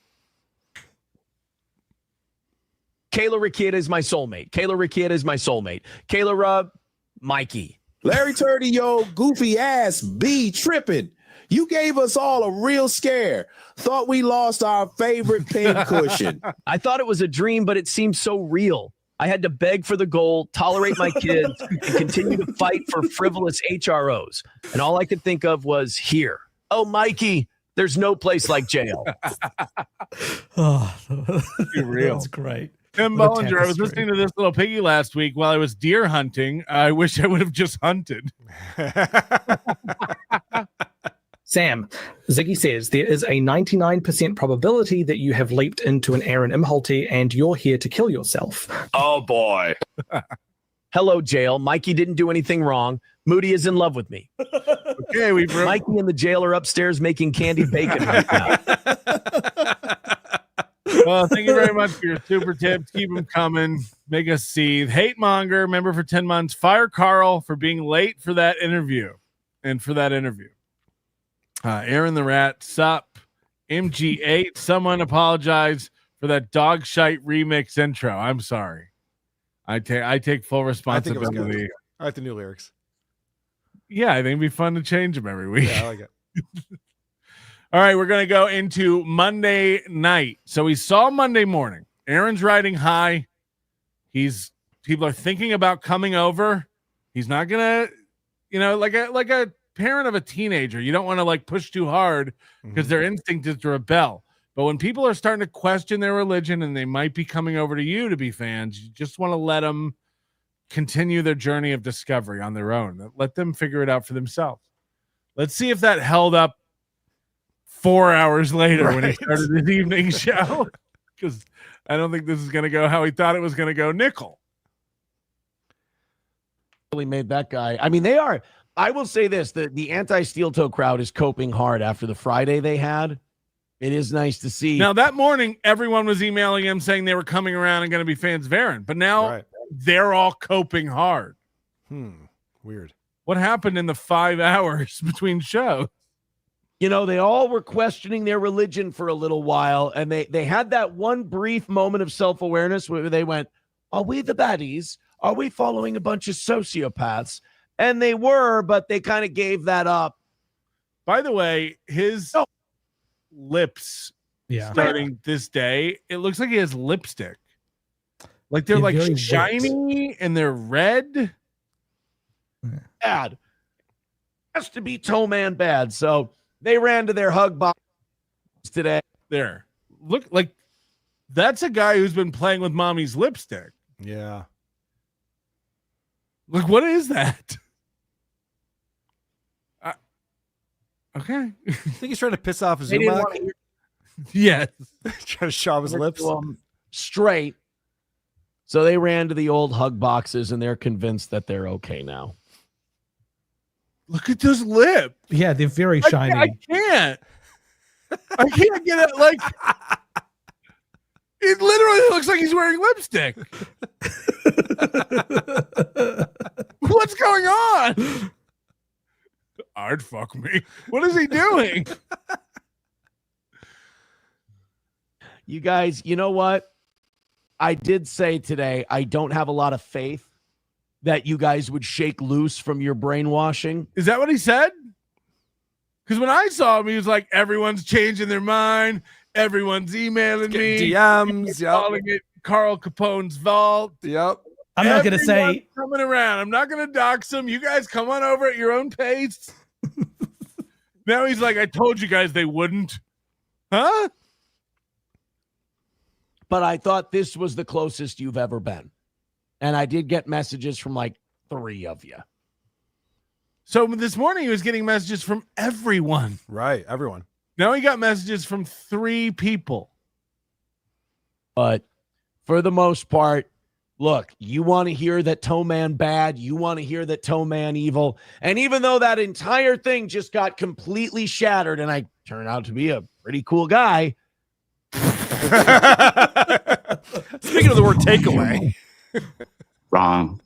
That's not the right takeaway from that. What? really cool guy with normal hair and and more viewers than anyone. Oh, one more time. I needed that. So that entire thing just got completely shattered and I turned out to be a pretty cool guy. Why the fuck you lying? Why you always lying? Oh my God. Stop fucking lying. Your brains, you just didn't have the capacity in there to handle it. You felt shit start to shake and vibrate. And you went, fuck, if I don't go back to my delusions, my head might explode. So you went back. Disappointed. Everyone? Is that about one person? Every person that happened to? Wow. Everyone. This is from morning to night. In the morning, he was like, they're all coming over. You realized you all fucked up. At night, he's just like, I guess nobody wants to fucking be on my team now. It's because you're all so stupid. These are the people he was saying, I'm not gonna go. I'm not outright recruiting. Right. But I would love to have you. He also, you played the clip, but he started by saying, I'm not taking a W for this. This is not, everyone's saying it's a win for the toe. I'm not saying that. And then immediately it's like, man, that was such a huge win. Why aren't you guys giving me money? Come on. Yeah, you want to talk about Karl not having a plan B? He thought that his entire week was sorted you're right. after this interview, and he can't pivot from that reality. Oh, fuck, it's so good. Not unexpected. Boys and girls, it looks like that government shutdown is... Then he just goes on with a story. Yep. Then he just heads on to a story. But that Monday night show continues. It doesn't go well. This is Aaron losing his mind at hobo chili recipe. And if you want to know Aaron's mental state, after the morning where he thought he was going to have this big goal day, it didn't work out. After he thought all these fans were going to come over, he lied about everyone emailing him. And at night he told us it was 3. So that's another lie you told. Here's where he's at. Now we know Hobo Chili Recipe was an Aaron fan. This was a Steel Toe fan for years, right? We know this name. Well, Hobo Chili Recipe comes from the Mersh universe. So he's like a little bit of a troll, but he would since watch. We found Aaron, he's Hobo Chili Recipe donates to his show and is in that chat every morning. I would call that a fan. Yeah. By how I consider people fans. This is what happened. This is what happened Monday night. Again, he's upset because he's not getting the fans coming over and he's not getting donations. They let Toby a cheerleader at the Y. No, in the game. Hobo says, Aaron, I'm almost 50 and I would whoop your ass in basketball. Hobo, if you ever brought your stank ass to Minnesota, I'd drop you on the court. It wouldn't be funny. Now, if I know anything about Aaron, this means that he's about to get a restraining order on Hobo Chili Recipe. Yeah, Mersh in the chat just saying Hobo Chili Recipe is a 6'7" unit. Okay. A huge guy. Level with me now. You want to box me? I'd fuck you up there. You want to get me on the basketball court? I'd make you look retarded there. You know what, Jew boy? Pick your third. Jew boy. So Aaron's got a lot of feelings and wants to lash out at people about ancillary traits. What do you call it? Your third event in this triathlon, and I'll probably fuck you up there too. Tired of it, Hobo. Put your goddamn goofy ass fat boy money where your dumb mouth is. Let's go, you hick. Now, I know what you're thinking. Maybe Aaron's joking around. Maybe this is just fun banter, like when I yell at Moody to shut up. Let's see how it progresses. It's mean-spirited. I don't like doing that to Hobo. I thought it was going to be fun. I thought it would be like a decent little back and forth. I just feel bad. I'm not cut out for this. It's too mean-spirited. No Pen 15 Fathead starting us off with $5.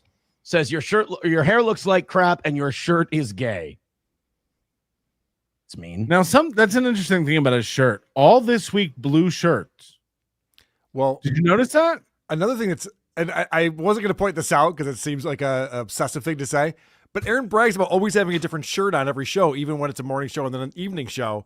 He's wearing the same shirt he wore in the morning show, and he went to the Y and played basketball all afternoon. So I found that odd that he changed back into his morning shirt because he never does that. What I just noticed is that he wore blue shirts all week long. It makes his eyes pop. He's trying to look cute. Adam Simon gifting a membership to the Fraudster over on YouTube. Thank you, buddy. Josh Allen. I hate that he calls out who got the gifted membership. Yeah, because he's trying to dog whistle hey, him. Fraudster. Guilt them. Yeah. Yeah, pay it forward. You. Red Fox Mad with $4.99 says, Aaron, this podcasters want the Vikings coach fired as he lied to the fans. Oh, let's check it out. Maybe we need to talk to him. Menthol Man says, you're very unlikable, Toe. I know. Look, for a guy like you, Menthol Man, I would say that if you're still in denial, I'm like the most unlikable guy there is because you've dedicated yourself. It's your religion. I have to be Toe Man bad. If Toe Man's not bad, then your whole world falls apart. I would say find a new world, kiddo. That's sad. If Toe Man's not bad, my entire world falls apart. Just to hear. Hit the like button. Toe Man went to jail. Yeah, right. That's pretty bad. I didn't say Toe Man bad. The judge did. Anyway, this is where this goes. So if you think Aaron's in a jokey state with his chatters, this is where he's really at. And this gets disturbing. Becoming a member for 42 months says everyone subscribe to this channel. I agree. No Pen 15 Fathead becoming a member for 39 for 39 months says 39 is basically 40. No. Oh, incognito. I know your real name and where you live. What? Huh?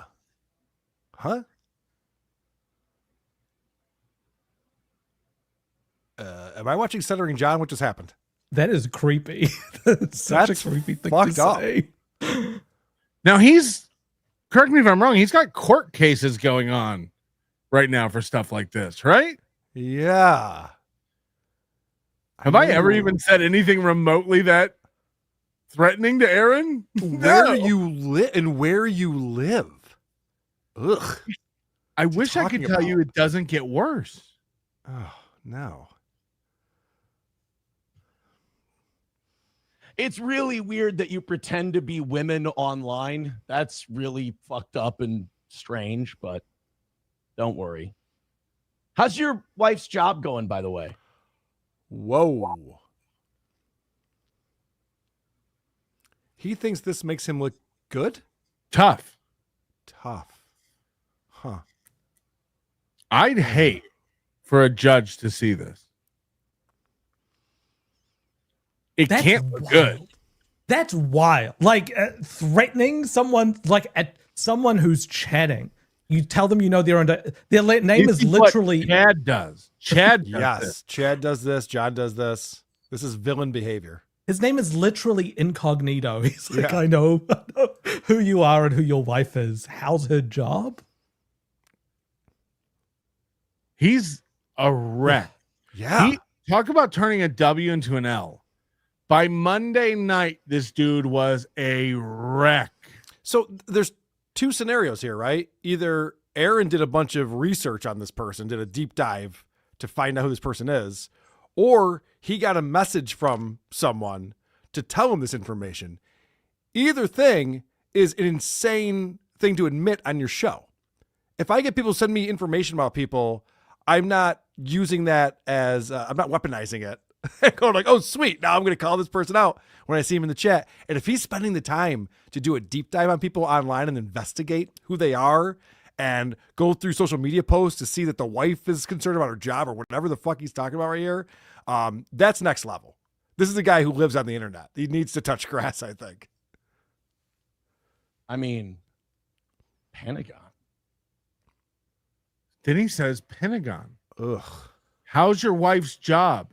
Pentagon. So he's insinuating What the that fuck she is he works doing? for the government somewhere. Yeah. This is insane. Probably the Pentagon, I would imagine, Right. Moody. Yeah, if I had to guess. Yeah. All right. That face. It's amazing. If I had to fly a plane into a location, that's where I put it. It wasn't a plane, but that's another story. Oh! Conspiracy. It was a missile. Adam Simon becoming a member for 23 months says, my, how time flies. And Red Fox Mad with $4.99 says, Aaron, look at the cool water park that the St. Cloud YMCA wants to build. So, yeah, that's where Aaron's at. That's where Aaron's at on the day of his big win, is threatening to dox people and their jobs. What was the name of the guy who was putting the tomatoes in the chat earlier? I don't even know. I gotta look him up. Thinking about his wife. And I'm gonna threaten his family next I week. can't even remember the guy's name now. That's how little I give shit. Nova. Watch out, Nova. How's your wife's job, bitch? Chipotle. Ooh. You know what I mean? Like, what am I gonna do? And it just kept on going. Great. Kept on going at Monday night. He was just having a bad time. The government for that amount, they're going to notice. So now we've got another one. And I'm sure they're all saying thanks, Minnesota, because I bet all this like rampant welfare fraud that we've got going on has caused every other state to kind of look into their books and see what they're doing. And while on one hand, it is kind of nice that we're not on our own, that we're not the only pieces of shit ripping off the government, it is troubling to know that you're right. And it's like, yeah, this stuff is going on everywhere. This stuff is going on absolutely everywhere.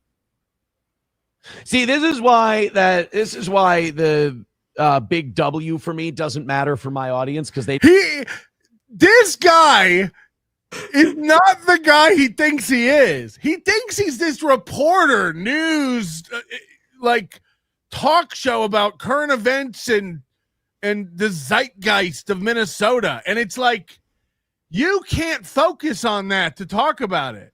You talk about not getting in the Dabbleverse and the drama, and it's like, it's in the back of his mind the whole time is what happened with Karl this week and and that he's not getting the donations.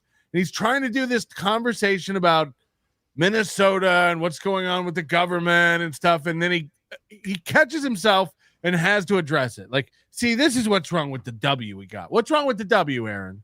Give a shit, and they probably didn't even know it happened anyway. 09 Canyon says, why was today supposed to be a big day? Exactly. My audience is full of such good, decent people who just don't know about this AIDS and cancer. I really should just do what they want me to do. Cheeseburger Pie says, I'm not surprised because you wasted an hour on shitty YouTube drama. Well, I thought because it involved me and the host of your show looking really good, I thought you'd want to see it. So you don't talk about YouTube drama in the Dabbleverse when it doesn't involve you, unless it involves Karmic or Mersh or Melton or Moody or Karl. Or Matt Mead and Gino and Scarlett Hampton. This is what I'm saying. He's so fucking lost as a broadcaster. He's convinced himself he doesn't do stuff he does do. And he's just lost. He's a meandering idiot who can't commit to anything. But you didn't. And now 120. All right, enough fucking around. Let's I know you want to see Panicky Pete, Aaron, and everything else. I would like to see you guys just knock this thing out because I hate this part of the old, why don't you guys just give? Yeah. What are we doing? Like, you guys know you can fix this just by handing over money, right? Go. I love the show. It's a great time and everything else. Caught himself. Whoops. 20, dude. We need to get moving on this. 120 does not work for me, brother. 120 does not work.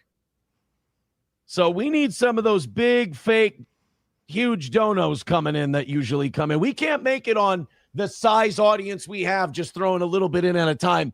We need. What's crazy is later this week, I think yesterday. Yeah. He said he was bragging. He's like, I'm so proud of us. We didn't have one big donation this week. And that's good news. That means we're like, and now he's begging for big donations. He's lost. He doesn't know what he's doing. And not only that, he gets it. He gets 20 gifted, which is why he hits the goal. That's a big one. That's a big one. Yes.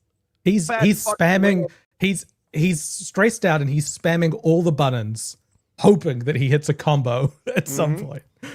So there's no cohesive vision or goal for him. So if he doesn't get big donations, he's like, I'm so glad all the little donors did it and we did it as a community. And if he gets big donations, he's like, yes, you knocked it out. Yeah, awesome. This is going to be, everyone's going to be Steel Toe fans. It's a new era because of Karl and Moody's shitty thing. Oh, wait, no one paid attention to that. Oh, it's because they're such good, highly intelligent audience that doesn't donate to me for some reason. Yes, and everyone who hates me is mentally ill. Really doing an actual show. Approachable says, you don't look good in that shit. The only thing that shows is you're obsessed with them as they are with you. It makes you look sad and pathetic, like you need them and you deserve a miss today. Oh, sorry, I celebrated that a bunch of retards proved me right. Veldrain with it. He did it with his teeth out. All right, celebrate. A bunch of retards proved me right. That's something that that Tukey said this week, is, which I agree with to an extent, is that one of the things that are keeping him alive is probably this show. Like, this is giving, this has put more light on him than he would otherwise have. Just so people know, his big show Monday, his big comeback show, as of today, a week in, or 5 days in, has 1.8 thousand views. That was his big, everyone was almost as much as when he got out of jail. People were going to come to see what Aaron had to say about Karl stepping in dog shit Friday. Yep. 1.8 thousand. Like, it's bad over there. And if we stop talking about him for a week, he would fade down to 1.2. His total views is getting close to what his average viewership was 2 years ago. Like, it's right. He used to get 800 to 1,000 people live just watching him. There's gonna come a point in the next few months where the total amount of views he gets for a show is going to be equal to or less than that number. The evening show is already less than 1,000. Like, by the time like the video's done. All right, here's Aaron talking about Larry Jailbird. So Monday, after he was feeling himself in the morning and before he came on that night show, like you said, Karl, he went and played basketball. He joined the Y. Now, we all know he left Scott's gym. We know he said he had a new boxing gym that we haven't heard about in months. The one with Avery. Is boxing done? Is golf done? Are we witnessing the beginning of a new era? Basketball Aaron? B-ball A? He did receive an email this week from USA Boxing during the show saying that he's all clear for this year and next year. And then you went and checked that on the website. Still on Safe Sport, he's still not allowed. Still suspended. Suspended. Weird lies. I went and played basketball. I went to see if old Larry Jailbird. I felt like celebrating, the big W for the toe. The W was sweet this morning. Is there a world where he's trying to reconnect with jail? He's going to a basketball. Oh, you're right. Holy hang out with shit. black guys? I didn't even think about that. I thought about this. He said it was better for his mental health. The week he was in jail was better for his mental health. And I thought, well, that's crazy. Well, it turns out that was true. So you're right. He's just like, wow, it could be like a 90-minute recess all over again. I could do this every day. No, we have jail at home. He's walking around like he's one of those polyglots, you know, those people that learn random languages on YouTube and then go up to people. They get excited when they're a certain ethnicity, and he's like, "Oh, got some basketball Americans over here. I know how to talk to these guys." And then he goes. I think you're right. He can't wait to like hang out with black dudes and drop. Yeah, I was just in jail playing with my boys. Right. You guys know Mikey? But it was even sweeter the rest of the day when all of the boys involved with that abortion catastrophe of a show, some are calling it the worst show of all time. You got 3 emails. How are they calling it? Karl Capone's Vault and the worst show of all time. And you said you got 3 emails. Also, the worst show of all time. We all know Worst show of all time. We all know that's a Jake Hudson episode, right? It wasn't the worst. This little piggy. Also, 3 emails is 3 times the number of emails he got in support of his character. In court. Seeing them all retreat to their hug boxes to try and assure themselves they're not the biggest failure pieces of shit who ever existed. I did a drive-by on them today. I just did a quick 30-minute. I lit up the street and then I walked away and did the rest of the show because my audience expects a real show. They have a higher standard than those people. Yeah. Right. So I had to go. So I spent 90 minutes on it in the morning show. No, 30, he said. Oh no, it kept coming back to it. Oh, weird. Yep. Great sweeper. Yeah, I know that. He's a liar. I know. Little drive-by. You don't really need to do much when those guys bomb as badly as they did and expose themselves to the world and prove Aaron right. So I just had to do a quick drive-by, kneel on the football, run out the clock, game's over. That analogy doesn't even make sense. He had to check in on what we were saying on other shows and then kneel on the football and let the time run out? What does that mean? I had to stop in the end zone, nothing but net. I kicked it right in there. Over the fence. He's like so close to starting to rap battle people. Like he's gonna start seeing himself as like B Rabbit from 8 Mile. Yeah, I do have a friend named Johnny K who spilled water on his own rug. Like he's gonna drop an N-word accidentally too, and he's gonna get the shit beat out of him. I thought I was one of you. By the way, that's a true Opie story. He would play basketball and he decided to go ahead and let that fly, and it did not go well for him. Oh no. He thought he was one of the boys. I'm open my end. Yeah, exactly. They all. I don't mean mine like I own you. Like, oh fuck. Did to the hug boxes, trying to convince their audiences, but it sounded more like trying to convince themselves they didn't look like complete retards. And look, I'm glad I could make them do it. I'm glad I could make them do it without lifting a goddamn finger. It really was something special. You didn't lift a finger. How'd you get that lipstick on? This is a guy talking about hug boxes while he limits who can type in his chat reply to his Twitter to his all tweets. Week long. Nobody can reply to his Twitter, and if you see the replies, they get deleted. And no one's allowed in the Toe Boys group on Facebook. Like it's also it is hug boxes. Also, do you remember his posture? He's constantly doing this thing when he's asking for the goal. He's his own hug box. The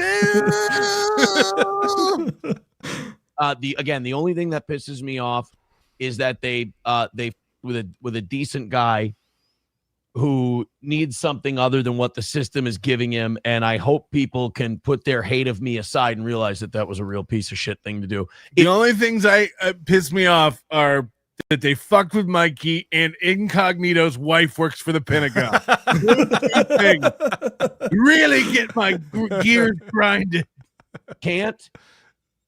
That really sucks, but it does prove me right again about what I've said about you guys. Like, you guys who watch this shit, you don't have to be as disgusting and autistic and awful as the people you watch. Like, you do have a choice to be above that, to be better.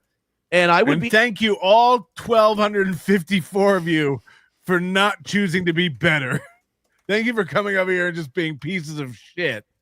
Impressed if you were. If you could, not to me, but if you could admit, like, okay, I was wrong to follow this shit. This is fucked up. This is creepy. These guys are weird. I'd have a lot of respect for you. Again, you don't have to like me. I'm probably not your cup of tea. As a matter of fact, if that's the kind of thing you like, I'd rather you didn't. You just said the people who don't like me probably won't like this show because if that's the kind of thing they like. What?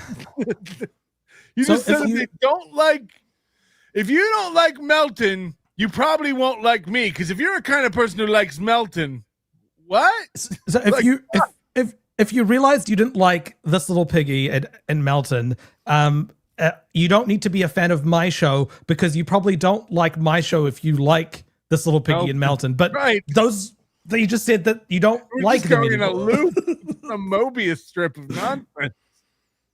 Be a fan of mine because that's not what we do and not what we're going for. But if you can't see the holes in the shit you used to believe in, it makes. But if you used to believe in it and don't anymore, it means you did see the hole. Like this is fucking all over the place. Bad, but it makes me right again. So Right. He brought it up. He brought it up. That's a good conclusion to all of that. None of us can make sense of any of it. And then he goes, "Hey, which makes me right as usual." Right? Yeah. Cool. It's hard to fact check that. Work today. Jailbird made a comeback, and I turned. It also could be that he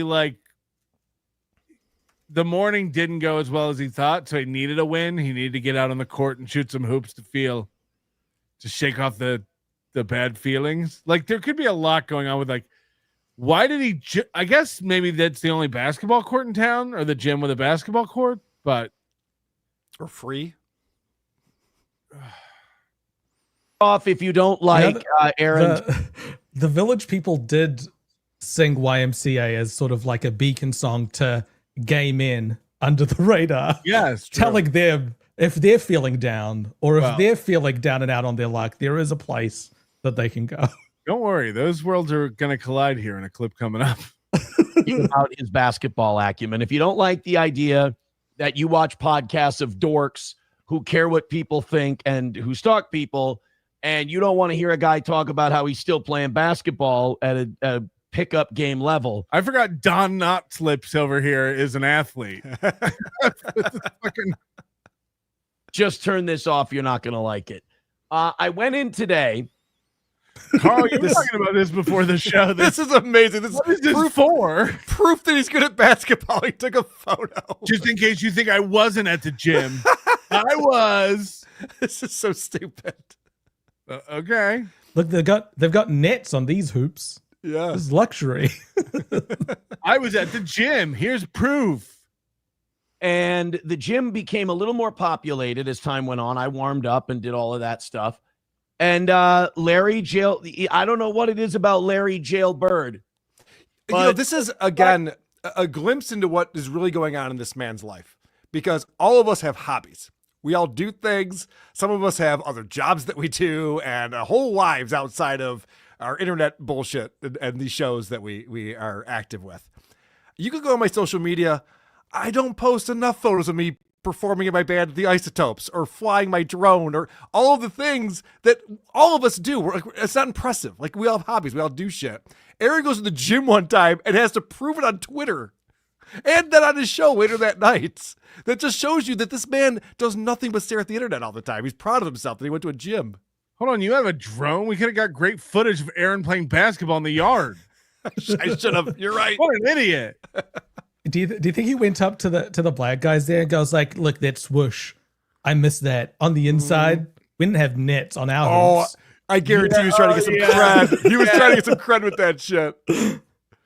Oh, they don't have Cool Ranch Doritos in the vending machine? That's my favorite. That's what I would always get in jail. Yeah.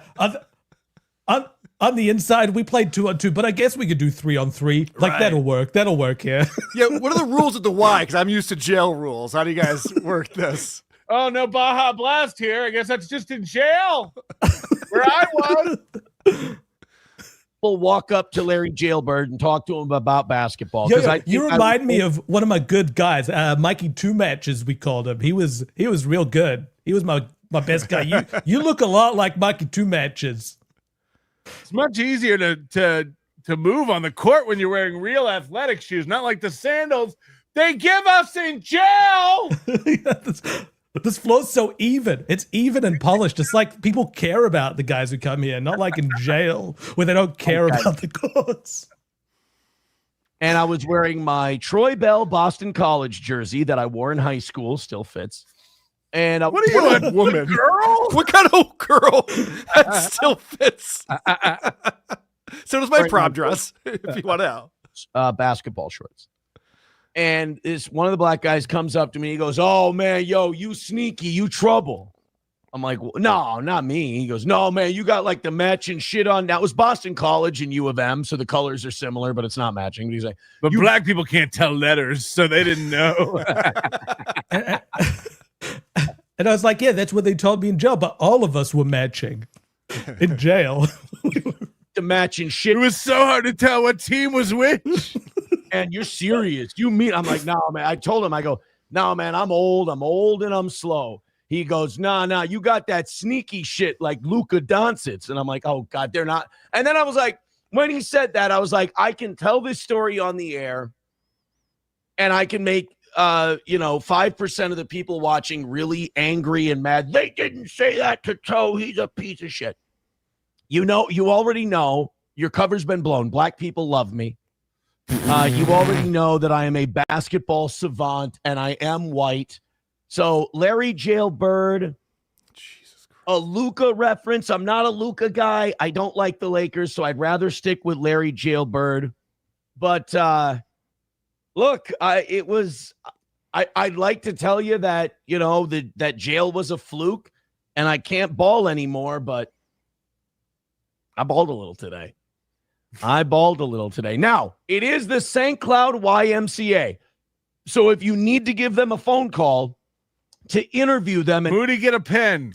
Right. The fun thing is that the Y does have a camera feed inside. And I did go and speak to the... I'm joking. I'll edit the package together, Moody. Just send me all the raw footage. I got this. Right. Holy shit. If Aaron was out on the basketball court today or if he checked in, make sure you get the right YMCA. I don't want you to be upset. You guys are not going to live that. This is the thing Chad does where he wants that to happen now. Right. He wants that to happen so that he can go to the police. Like, why would you say all this? By the way, I'm going to pull that card every single time because I don't think they realize how pathetic it is yet. They're still in denial, and we all do, and it's really funny. Who's we all? The three people who emailed you aren't there anymore? I was wondering the same thing when I watched this clip. Oh, he thinks he has like a whole army behind him. It's great. But the war's over. The army went home. That's true. Yep. So, yes, it was fun to play basketball again today. I'm sorry that so many people had to just... I bet you those guys are in a group text together, and since Friday, they've been texting each other in group text, coping like, this doesn't make us look that bad. Aaron's still like a really bad... I almost went into our group text, the four of us on this program, and put those texts out because there was nothing all weekend. Right. It was so we all moved on with our lives. It was fine. No one gave a shit. But this is another insight into what's really going on with Aaron, that he thinks that he has. I mean, what are his texts with Johnny? Is it like, come on, it's not that bad. I'll move you to start at 7 a.m. instead of 6 a.m. so you don't yawn so much. Come on, we're gonna win back the audience. Like, who has text threads like this? And it was still going on. Him and Gino and Keanu. Right, they have text threads like that. Yeah. They're constantly talking about people on the internet. Matt Mead didn't actually beat Scarlett Hampton. We have proof. He's a good guy. Like, all of that would be going constantly. Kayla's a whore. Like, all of that constantly. And my Chargers. Post them. And they went, oh, he's totally wrong about everything, right? Truly, let me get on your show so I can cope. Again, you released a video where he told the truth, and then you were texting. He's totally wrong about everything, though. Yeah, I mean, none of it makes sense. And also, I like the way he smirks to himself as he's making up his fan fiction of what's going on. He's just like, can you believe how dumb these guys are? This is crazy. Can you back it up 5 seconds? As the thing he says right here, I just want to point out. It's hilarious. Just the arrow key is all you need, I think. It won't work on this. I don't know why. Right. It goes, look that bad. Aaron's still like a really bad guy and blah, blah. And it was still going on today. They heard me roast him. And was that it? No, it's coming up right here. Okay. Oh, you know he's totally wrong about everything, right? Julie, let me get on your show so I can cope to you, and you'll just nod and tell me I'm right. That's my favorite right there.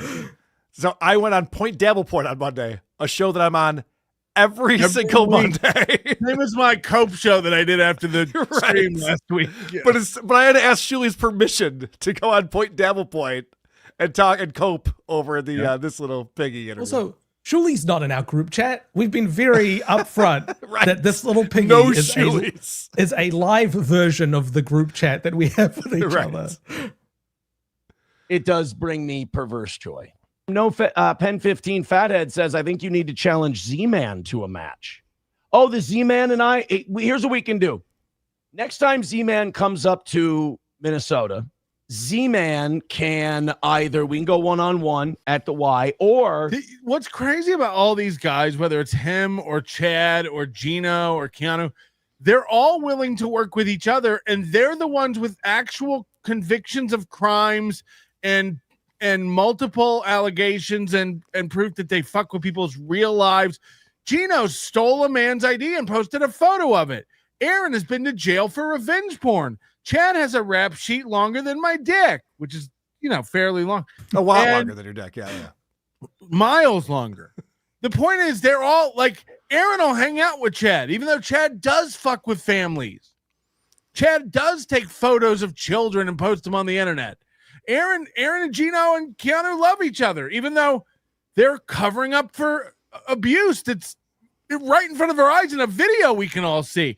They're all giant actual pieces of shit. I know you throw around that Pat Dixon beats women and I'm a pedophile, but it's like, yeah, but there's no proof of that. That's why I'm not in jail. We watched Matt Mead shove his girlfriend. We watched her scream as he wouldn't let her leave.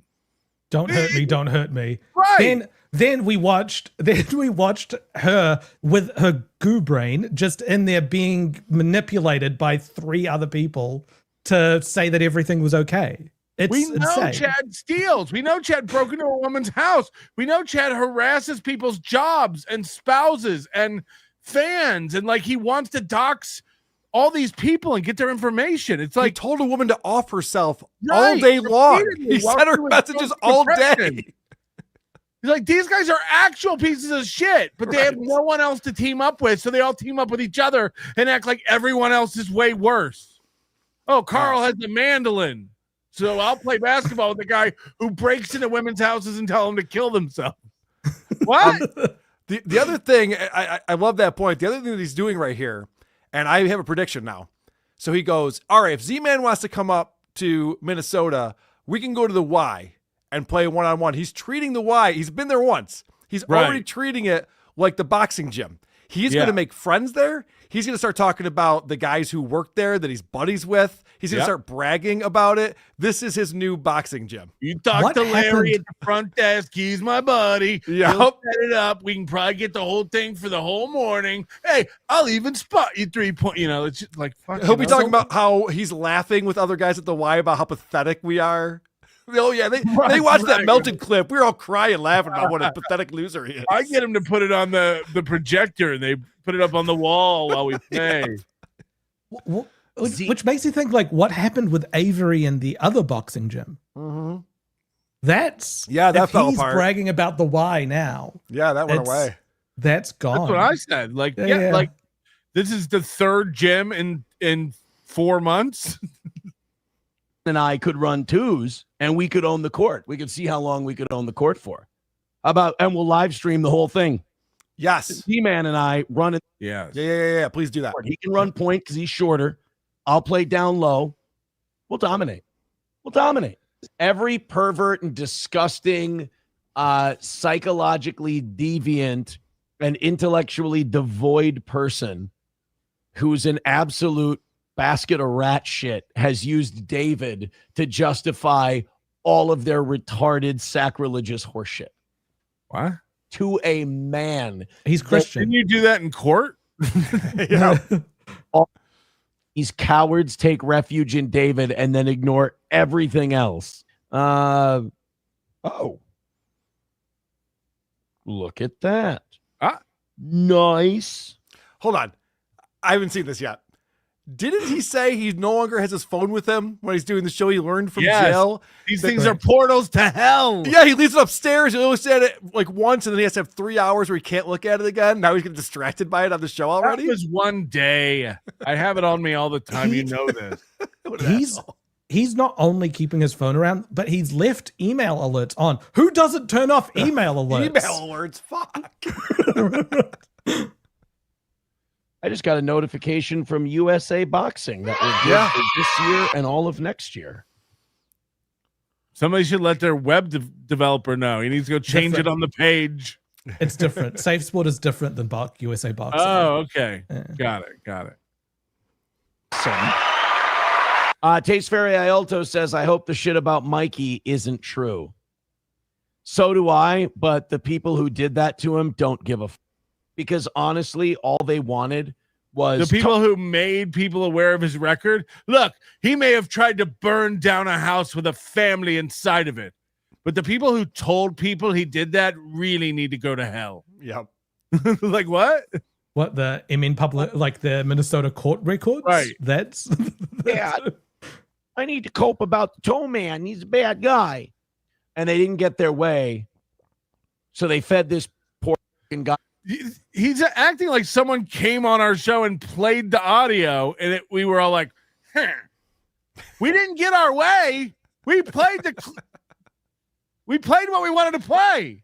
Karl got his way. Yeah. Mikey had a great time on that interview, by the way. He was wanting to tell people about all the, get in contact with him. He was wanting to, he wanted to keep talking. Just admit it, you're pen pals with this guy now, Moody. No. I'm still disconnected. No. I never want to speak to Mikey again. I think you're pals. No one should. The guy's deranged, especially if you live in the same city as him. It's not. I'm not being funny. Don't reach out to him. You don't want to be friends with him. Stop, because now you sound like Aaron. You're dog whistling people. I'm not. I'm saying genuinely, he will burn your house. I got down. you, Moody. Wink, wink. Get it? Yeah. Here's more YMCA stuff. The shop says your Mark Levin clip was very funny to me for some reason. Dude, I got to admit, I was fucking hilarious in the Mark Levin clip. I was very, very funny. I'm very funny every goddamn day. There really is. I mean, there's a reason people do shows about me. They can't hold a candle to me comedically or talent-wise. If someone was better at you than everything and you were upset that they were better, would you do a show about them? That would be weird, right? They can't talk about me. They're lost. $5 from Red Fox Mad. Boy, he's really sourcing this teachers watching you shower naked bit. I'm really sorry. I thought we were having fun with the teachers showering naked bit. But this one's weird. A little too hard in the paint on the...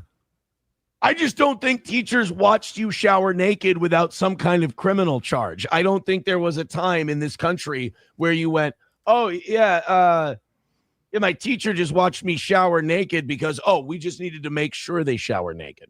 And the reason he's bringing this up, by the way, I was telling this story last night on the evening show. Be sure to check that one out. It's struggling. I was at the Y yesterday playing basketball. I went and lifted. I went and sat in the sauna for a while. And there was a guy. Wait, he's lifting weights now? He's told us he hates that. He hates weights. Now he's saying he's lifting weights? Yes. All right, now we do have to call the Y. God damn, I didn't want to have to call the Y. Room who didn't believe in towels. Because as I'm walking back to my locker from the sauna, he just whips the shower open, starts walking, and he's like this 60-year-old fat guy. And he's just walking naked. Imagine the guy who gets deloused in Shawshank. That guy just comes strutting out of the shower, and you're like, whoa, bro.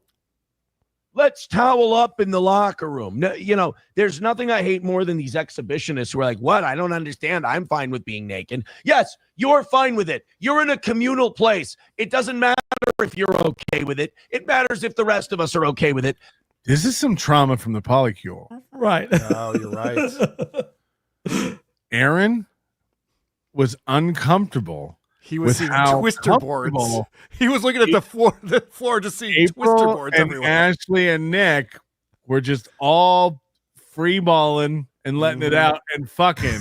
And Aaron was just in his tidy whities holding his little kickstand going, I don't know, guys. This seems... Does anybody want SpaghettiOs? I gotta... I don't want to see fat, sloppy, saggy old man. It also tells you that Aaron can't help but look at other dudes' dicks when they're out there. You know, you could decide to not look at something. Mm-hmm. And you probably saw some dicks in jail, I would imagine. Right? Like every movie or TV show I've ever seen about jail and prison is like, it's unavoidable. There's going to be a guy who don't give a fuck, who's got a big dick and he's proud of it. And he's going to remember him and his cellmate made a deal that they wouldn't use the bathroom unless the other person was out of the cell at the time. I bet they made a few deals. Wink, wink. Through the locker room and walking to his locker, still naked as if he's going into Shawshank, holding his bag.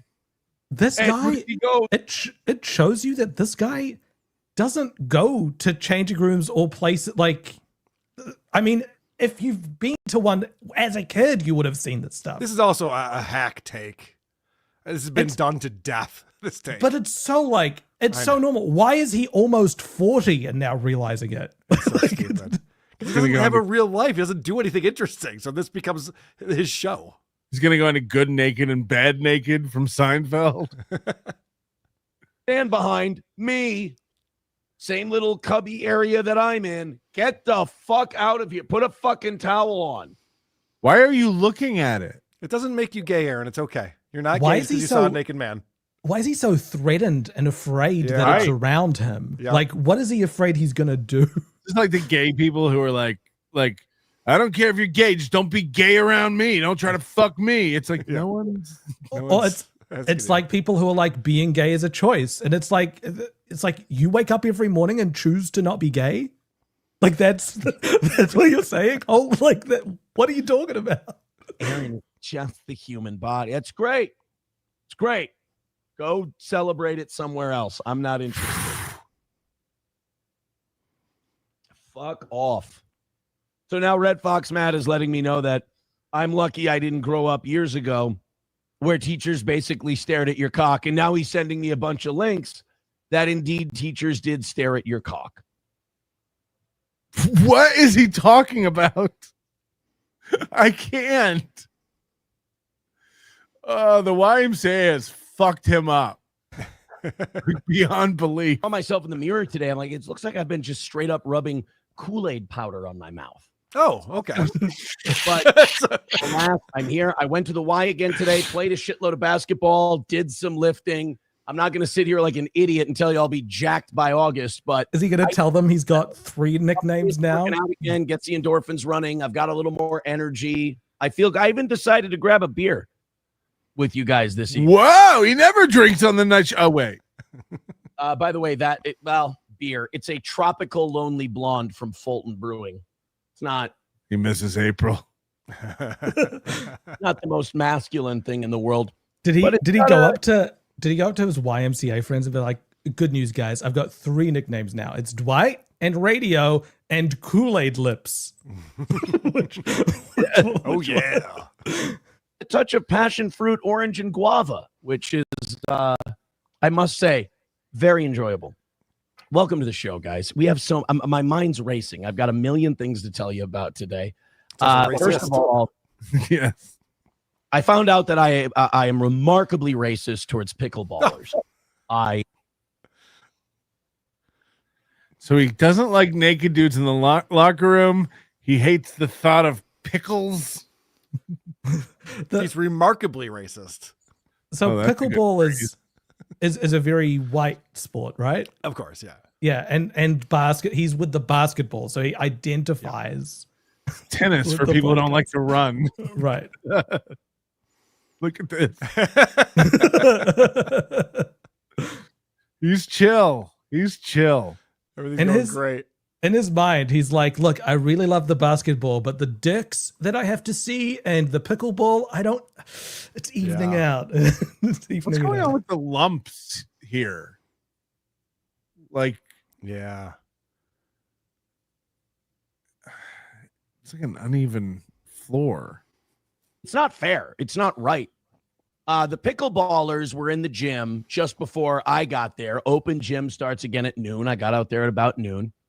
And I'm ready to go into the gym, and the pickleballers aren't fucking out of there yet. The pickleballers are still in gym 2. So I go into gym 1. You got the separator, right? You remember the separator. Is the Karen at the park? Yep. We had the grill and the picnic table at 1 p.m. to 3 p.m. for a birthday party.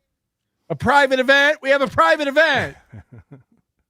The pickleballers take the bleachers and they turn them on their side to like block any basketballs getting into their precious pickleball gym.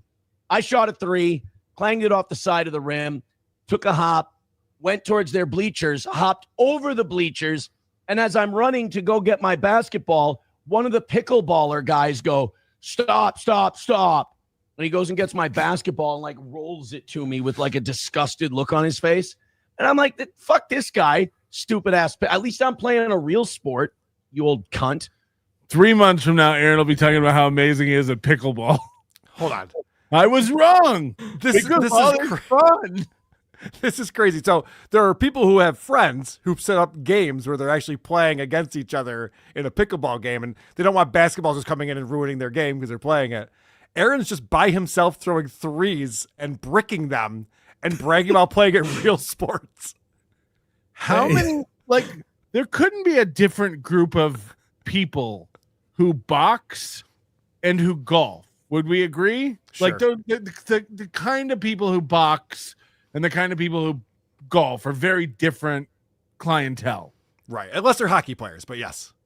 Aaron has been chased out of boxing from 2 gyms, from what we know, because he hasn't mentioned that other gym in a long time. Yeah. And that's not like a thing you can't do during the winter. So, like, golf, we haven't heard a peep about golf since July. Not since since that the tournament. Yep. So he didn't go play golf the rest of the summer. He just quit golf because we found out he wasn't good friends with the guys at Wapakata, and they didn't know who the fuck he was. And also the he tournament stinks. was a bust. And he cheats. He never puts in a putt. Right. He just picks up his ball. And now he's on to basketball only because of jail. Like, he's getting kicked out of like multiple groups and classes of people. He's a wanderer. What is he, 38 or 39 years old? 38. 38. At 38, I kind of knew what I enjoyed doing. I wasn't like wandering around going, all right, what am I into today? What's the new thing this week? He's unlikable in every scenario. It's like I said, I'm not worried about. I believe you draw a crowd when you go into a place nobody knows who you are. When people get to know you, they leave. I told SP this story on the way home. I called her and I'm like, honey, you and this pickleball guy. And she's like, listen to this. What happened. What if the guy was just playing pickleball and he just threw your ball back? Did you ever think that for a second? And I'm like, oh, you know what? I think I'm so bigoted against pickleballers that I just assumed this guy was being a cunt when in reality I was being a dickhead. Holy shit. That's Pia to explain that to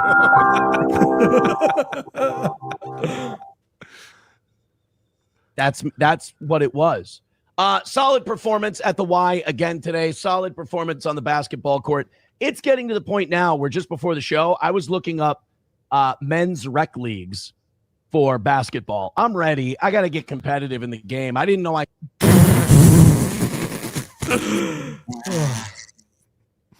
He wants to start a league. That's insane.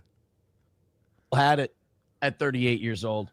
And then they said, well, in February, we're starting out a flag football league. And I'm like, oh, maybe I could. Flag, Aaron. Flag. Hey, maybe. But I don't know. I'm looking for basketball. Thursday, I have to play volleyball. Thursday, my daughter's got Parents' Day in her volleyball league. The parents get to come. Are Balin and Ashley going? Yeah, right. and play volleyball if they want to. And my daughter wants me to go play. And I'm excited. I'm hoping I don't embarrass the shit out of my daughter, because if a ball is close, I'm going to fucking dive for it. I'm going to go all out. I'm going to get dirty on the volleyball court. You know, probably indoors. Probably won't get dirty. I'm not trying to be like Jim Carrey and the Cable Guy on the basketball court or anything, but I want to show her old man can still go. Remember when he was talking about young girl he's going to be playing against, and he's going to like really get in there. It's like volleyball's a contact sport. And remember when he was talking about throwing the football around with his son, and how his son was complaining that his hands hurt from catching it because he kept like spiking the ball into this kid. He does not go easy on people. No, he's got something to prove everywhere he goes, always. It's really competitive. A basketball league. Because my neighbor was like all state in high school in basketball. And if I could get him and maybe a couple other people on the team, we could put together a squad. We could put together a squad. What a fantasy this guy has. He's almost figured out what he wants his life to be, man. He really is getting close. He hasn't even joined the league yet or anything, but he knows a guy. And if he can get that guy, then maybe that guy will know some people. Wait, just report back to us when something happens, Aaron. This is his neighbor that helped him learn how to operate his pellet grill. Like, I've been looking for reasons. He fantasized about stealing. Right. Hey, Bappa Shop, don't you worry about it. All told, Facebook, Twitter, Kick, and Rumble, 171 right now and going up. Now, for people that don't know, he got kicked off of YouTube on Tuesday or Wednesday. Okay. For playing a news story, and there was a clip where one of the guys in the video, the news story, had a gun. And the algorithm thought it was somebody on the live stream with a gun. Yeah. And that's not allowed on live streams, as Kumia recently found out. Mm-hmm. Aaron said that on stream. That's how we know that's what happened, because they said I had somebody with a firearm on the stream. And the minute after that, and from the rest of the week, he's convinced that YouTube is after him because he's shitting on Israel and the Jews. The whole narrative changed from I had a firearm on one of the videos to nope, they're after me because they knew I was going to be shitting on Israel today and they can't handle it because YouTube is run by the Jews. So that's just some context. We have some clips of that coming up. 171 and going up. So he's only on Kick, Rumble, YouTube, Facebook, Kick, Rumble, X, and Facebook. Yeah, he's been on for. I checked his last Kick show; it had 4 views. So 12 minutes, dude. We got to 171 total last night. It was really bad. It was brutal, but we hit the goal, and that's all that matters. That is all that matters. I wanted to address something real quick. Why is he constantly going over the other statistics if there's only one that matters? Good point.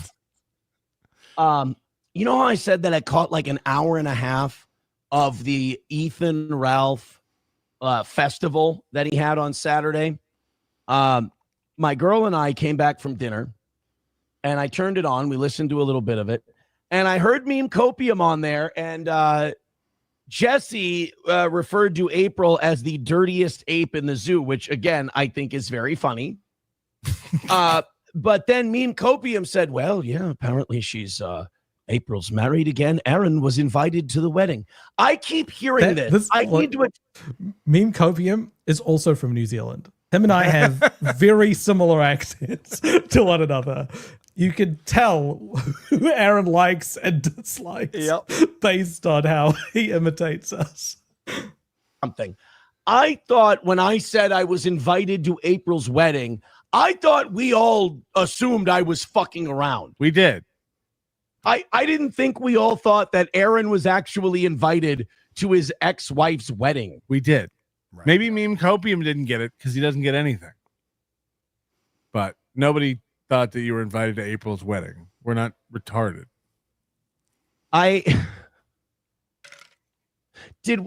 Did we really? Oh, by the way, No Pen says, yeah, you donated $100. Yeah, I saw some asshole pretending to be me donated $100. Fucking prick. What a sweet guy. Why is he upset about that? Somebody donated under the name Patrick Melton to him, and it was on his scroll for a week. Who cares? Yeah, someone donated under the name of these podcasts also. And in the group chat, you guys were both so upset about it. You kept bringing it up. Yep. I can't believe this asshole. So he got kicked off YouTube for the gun thing. This was the new narrative. It's steel toe time. Go.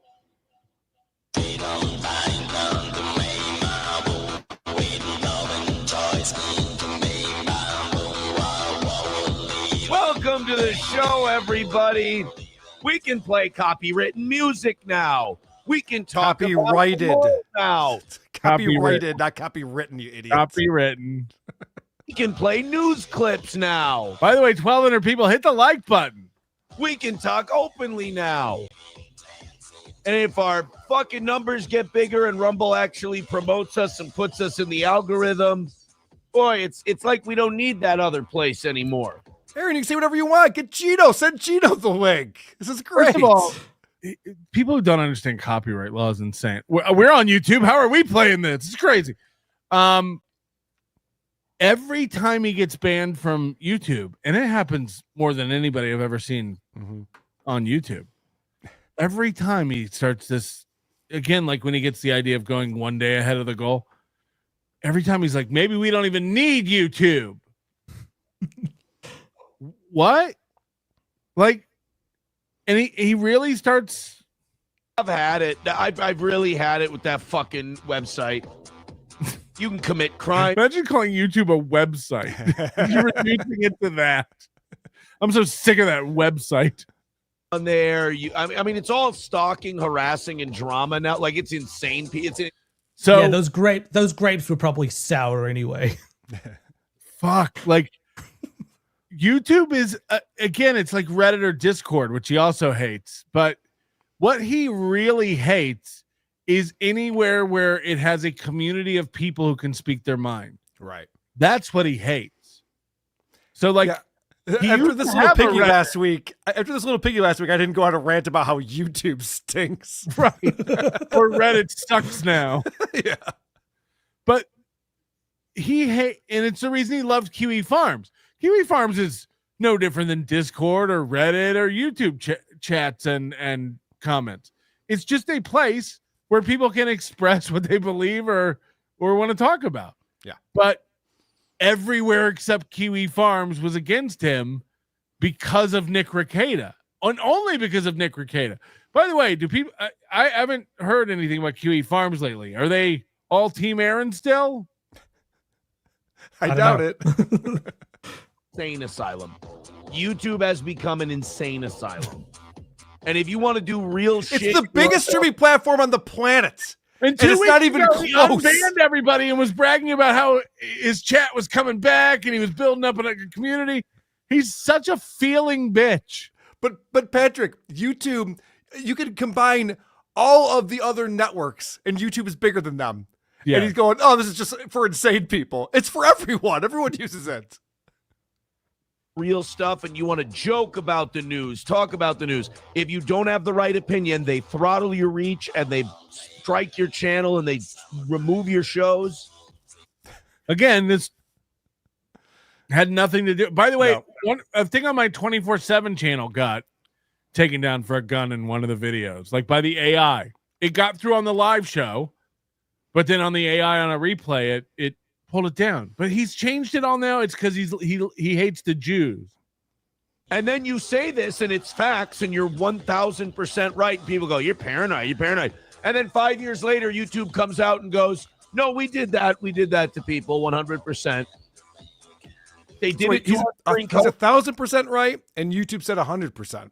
Right. I just want to make sure I understand the percentages here. He's a 10X guy. He would talk about COVID. Our channel starts growing. It was like when YouTube leaves us alone, our channel grows and we get more. When they leave us alone. Leave us alone, YouTube. What does that mean? He doesn't even know. No. and more audience. And then as that starts happening, it's happened numerous times now over the last 4 years. 3 years, I'm sorry. We get a huge bump in subs, or we get a big month in views. The next month, shows get deleted. We've had 5 shows deleted this month for bullshit reasons because we have the wrong opinion. He's just attributing something he thinks to again, YouTube doesn't really do stuff without telling you why they did it. So I doubt that they go, one of your videos has been removed because you don't say nice things about the Jews. Like, what is he talking about? It actually gives you the timestamp and everything. It tells you it's precisely. It's direct. It's run by Jewish people. And if you have the wrong think like we do, and I got woke to the Israel issue probably in the last year and a half. It hasn't been a long time. So is Aaron the only one who's against Israel on YouTube right now? That's wild. I didn't realize that. We all know they took down Tucker Carlson's interview with. I never see Hassan Piker anywhere on YouTube. Right. Well, look, our click-through rate on our channel. Yeah, but those are small channels. Like the toe is so in your face. Like they have meetings about it daily at YouTube. Like, what should we do about this? They're not worried about the street dealers. They want to get to the source. Right. Yeah. I get it. It's stayed the same or gone up in the last few years. A higher percentage of people click through to our shit when it's presented to them. Our shit doesn't get presented as much anymore because we talk about Israel. We talk about Hamas. We talk about politics. We talk about it. We do a real actual. We talk about politics.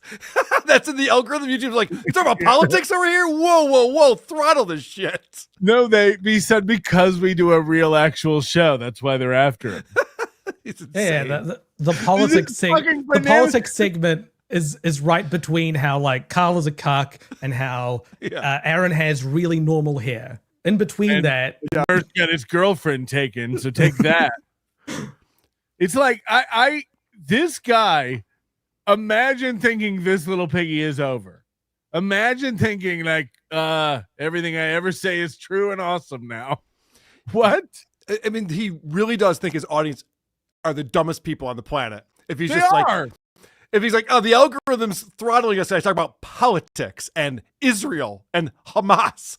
These are subjects that are being talked about on a huge number of videos on YouTube. Could be hearing. And then it's weird when we lose YouTube and we go all the way to Rumble, our click-through rate goes up, our reach goes up, Rumble sends us to more shit. Fuck, we end up on the front page sometimes because they appreciate free speech. We do one of the best shows out. I think he's one of these guys too who doesn't realize that front pages are dynamic. Right. Like algorithm. Right. Like it'd be like if I go to the youtube.com right now and it shows me a new WATP clip and I'd be like, holy shit. WATP's on the front page of YouTube. It is a little bit different on Rumble and Twitch, but it's where not they handpick different. Yeah. In some of the areas, sure, but not in all of them. Like there is an algorithm and like it'll show you like people you follow and subscribe or have watched or like a little bit. Moody, we don't tell the truth on this show. We spin everything. Remember, Moody? Come on. Right? No, we can't. It has to be the truth every second. Get with the program. Even my most ardent hater cannot deny and be honest with themselves that this show shouldn't be bigger than it is. But we don't think the right things. I mean, fuck, they're doing it to Tucker. We checked it out yesterday. We were like, Mark Levin's full of shit. Tucker's podcast numbers aren't going down. Since he interviewed Nick Fuentes, his views have kind of dropped off a cliff. They've gone from 6. Yeah, that was probably a bigger interview. Right. Like, that's how that works. Yeah, since April got arrested, your numbers are tanking. Yeah, Rogan had Trump on, and I can't believe those 15 million people didn't continue to watch every interview he did after that. Is everybody at YouTube a big April fan and they're mad at you? 1,000 an interview to 300 to 500,000. And it's not because people like Tucker less. He's never been hotter. They're not putting it out there to as many people. Hottest guy out there right now is Nick Fuentes. He's on Rumble.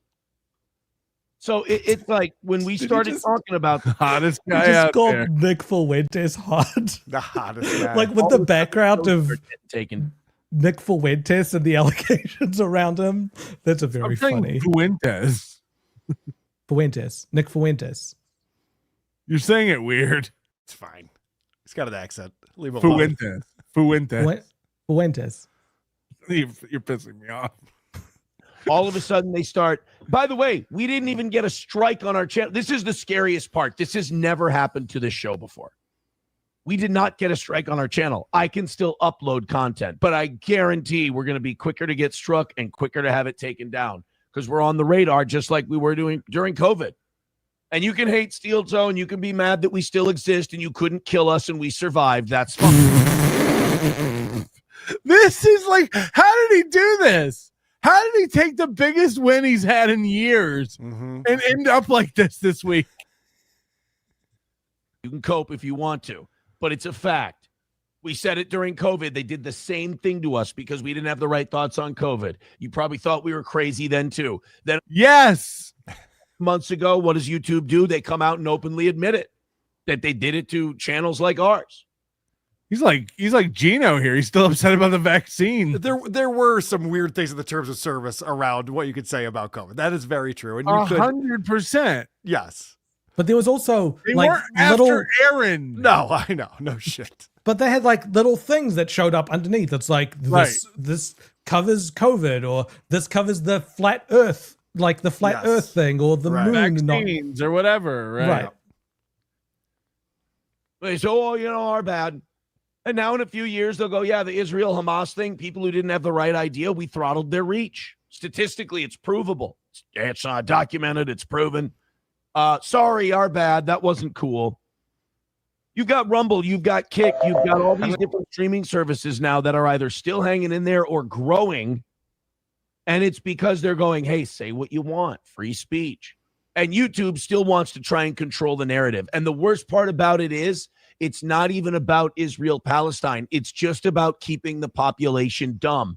If they won't let you watch Steel Toe and get smart. he needs enemies so badly. He's turning YouTube into an enemy now. Worse than Chad. A real show. Now that he's beat us. Hey, gentlemen, I got to jump off. I know the numbers are going to go down. I apologize for that, Patrick. But I'm going to take my wife out to dinner. Where can people listen to my show? Who Are These Podcasts? Wherever you listen to podcasts, we put out an audio version of it. You can just subscribe for free and get 2 episodes every single week. Where are you guys going to dinner? A place that's called. Specifically, we want to call. Yeah, you guys want to come? You guys want to come? Jack's Fancy. So come down and visit me. Say tell hi. people, man. Come say hi to me. Bye, guys. Oh God, we'll edit that out. Thank you, Karl. We'll see you later. Fucking gone. Now if we just get rid of Moody, the show will be You can good. turn this. You just want to turn this into NLO, and I'll get out of here. Oh my God, I have so many more. I'm not even begun to be done. So if you have to go, I understand. Well, I've got the one where he calls me a pedophile, or like fantasizes about me being a pedophile, which I'm not interested. All right. I know you want to defend yourself, but I don't think you're a pedophile. It's not about that. It's about how he goes so far out of his way to imagine a situation where I'm a creepy pedophile. Like it wasn't on the radar. You did it to me for a year and a half. Right. They wanted me to be. Mm-hmm. There's zero evidence of any of that. Right. He made a song. Got it. I didn't know that people who make songs are called pedophiles. I thought you had to fuck a kid. I thought that's what did it. Jesus Christ. So it's like there's video proof of Matt Mead abusing his girlfriend. Nothing to see here. There's court documents of Aaron psychologically and physically abusing his wives. Nothing to see here. Gino breaks the law. Aaron breaks the law. Chad breaks the law. No. This guy's insane. Share it if you want. Share it if you want. I will play this in the meantime.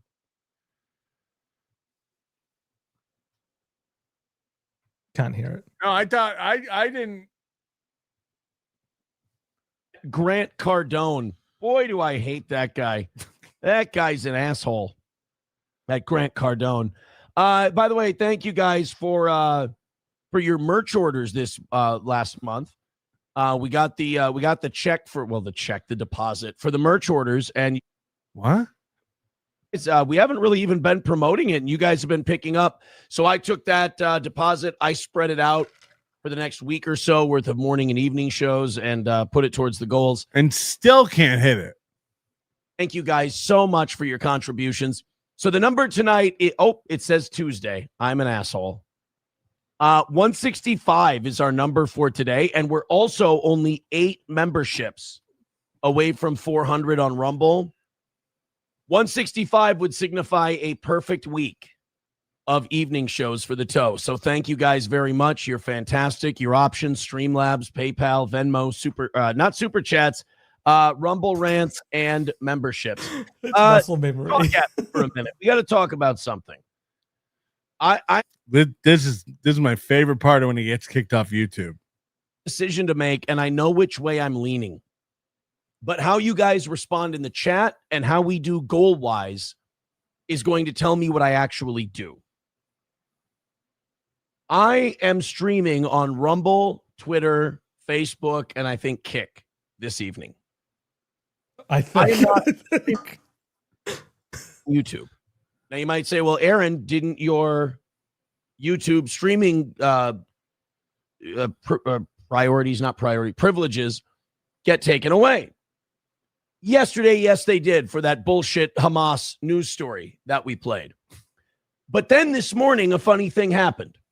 We had more viewers this morning without YouTube than we get in a morning with YouTube. And it wasn't close. It was like 830 at our peak. And we have right, because the people who usually watch on YouTube came over to Rumble, and those numbers are inflated. Right. Everyone knows why. Aaron, you used to know why until you had to use it. He just likes seeing that number be so high that he will stay on Rumble just because it's higher on there. Fuck. 700s. That is and the reason that is, you're like, how can that be? Our click-through rate, Rumble, like myself, is a liar. Our YouTube channel is higher. The percentage is higher than it was when we first started on YouTube by about 2 to 1. It's doubled, meaning the percentage of people that click through when our stuff is presented to them. That rate is 2 times higher than when we started. Because he puts no effort into his thumbnails on YouTube at all. All his shows look garbage. It's not easy to figure out what the show is. There's a big orange boot and some haphazardly put in pictures with the wrong aspect ratio. Of course the click-through rate is going to be It's down. not only that, description, metadata, there's all these other like settings for shows you can. Amount of times it's sent out to people is even less. Now, we're a bigger channel than we ever were then. Mm-hmm. We're a bigger show than we ever were then. But you know, started doing in the last year or two, we started really tanking, going to jail, racking up criminal charges. Leaning into the Nick Fuenteses and the Tucker Carlsons and stuff like that. And now all of a sudden, the amount of people they send it out to is less, but the click-through rate is higher. Very interesting. So YouTube is censoring us. YouTube is fucking with us like it does many smaller channels. Darvo. Correlation is causation. When they talk about stuff that YouTube doesn't want you talking about. Even Tucker Carlson's views are down since the big Nick Fuentes interview. Right, but are they down on the big Nick Fuentes interview? Maybe. That's the thing. Because it's like, if that show got more views than he ever got, that flies directly in the face of what you're saying. Wouldn't they suppress that show, why would they suppress the shows after it if they don't want you to hear Nick Fuentes? What he's saying makes no sense. He's like, oh, they didn't want you to hear that, so they let you hear that, but then they'll stop the future interviews. Like, what? Actually, it's the background of his show. If he because when he changed the background, his show views started tanking. So maybe YouTube just doesn't like the background of his shows. I like what you're trying to do. Maybe YouTube just doesn't like the criminal charges he's racked up over the last years, and they're like, we don't want to push out things to criminals, or maybe twice divorced people, or people he's with not as talented as he thinks he is. Right. They throttle that fucking guy too. So I will upload every show onto YouTube. I will upload. By the way, what you just said, if he sees this, will drive him crazy, because he will consider each and every one of those things now. He'll be like, what? Because he does the thing where he's like, a big donation just came in and I was doing a news story about this. I got to do more news stories about that. Yeah, he's gonna go to the fan he sold the banner to and be like, I need that back. That was the show's lucky banner. Onto YouTube. In fact, right now, our evening show is competing with our YouTube live, or not live stream, but premiere of our morning show. Seems dumb. Seems dumb to do that. From today. So what I'm going to do is whatever you guys tell me to do. Old Chadley Two Poles over here. Have you seen the shorts he's been putting out? No. He's been using some automated program that generates shorts automatically from the show. All those yeah. And what it does is it focuses on the person's head to track them around, but it updates every once in a while. So what is happening as he's moving from side to side, the frame just jumps side to side in a way that's like really not edited in a nice way. Unsettling. Yeah, it's so bad. Continue streaming without YouTube for the rest of the week. I'm going to see how the data works. I'm going to see how the stats go, because here's another thing. If we go Rumble Studio. A minute ago, he told us none of this data and none of these stats matter. Only the goal matters. So why is he so concerned with this all of a sudden? Like, from show to show, his entire ethos changes. From show to show, his entire focus changes. He's all over the place. That pays us more on the Rumble creator end. That we have the live reads from Rumble, which can help out a little bit, knock about $40-50 a day off the goal.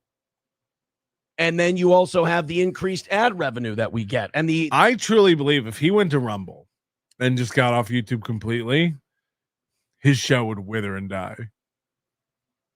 Yeah.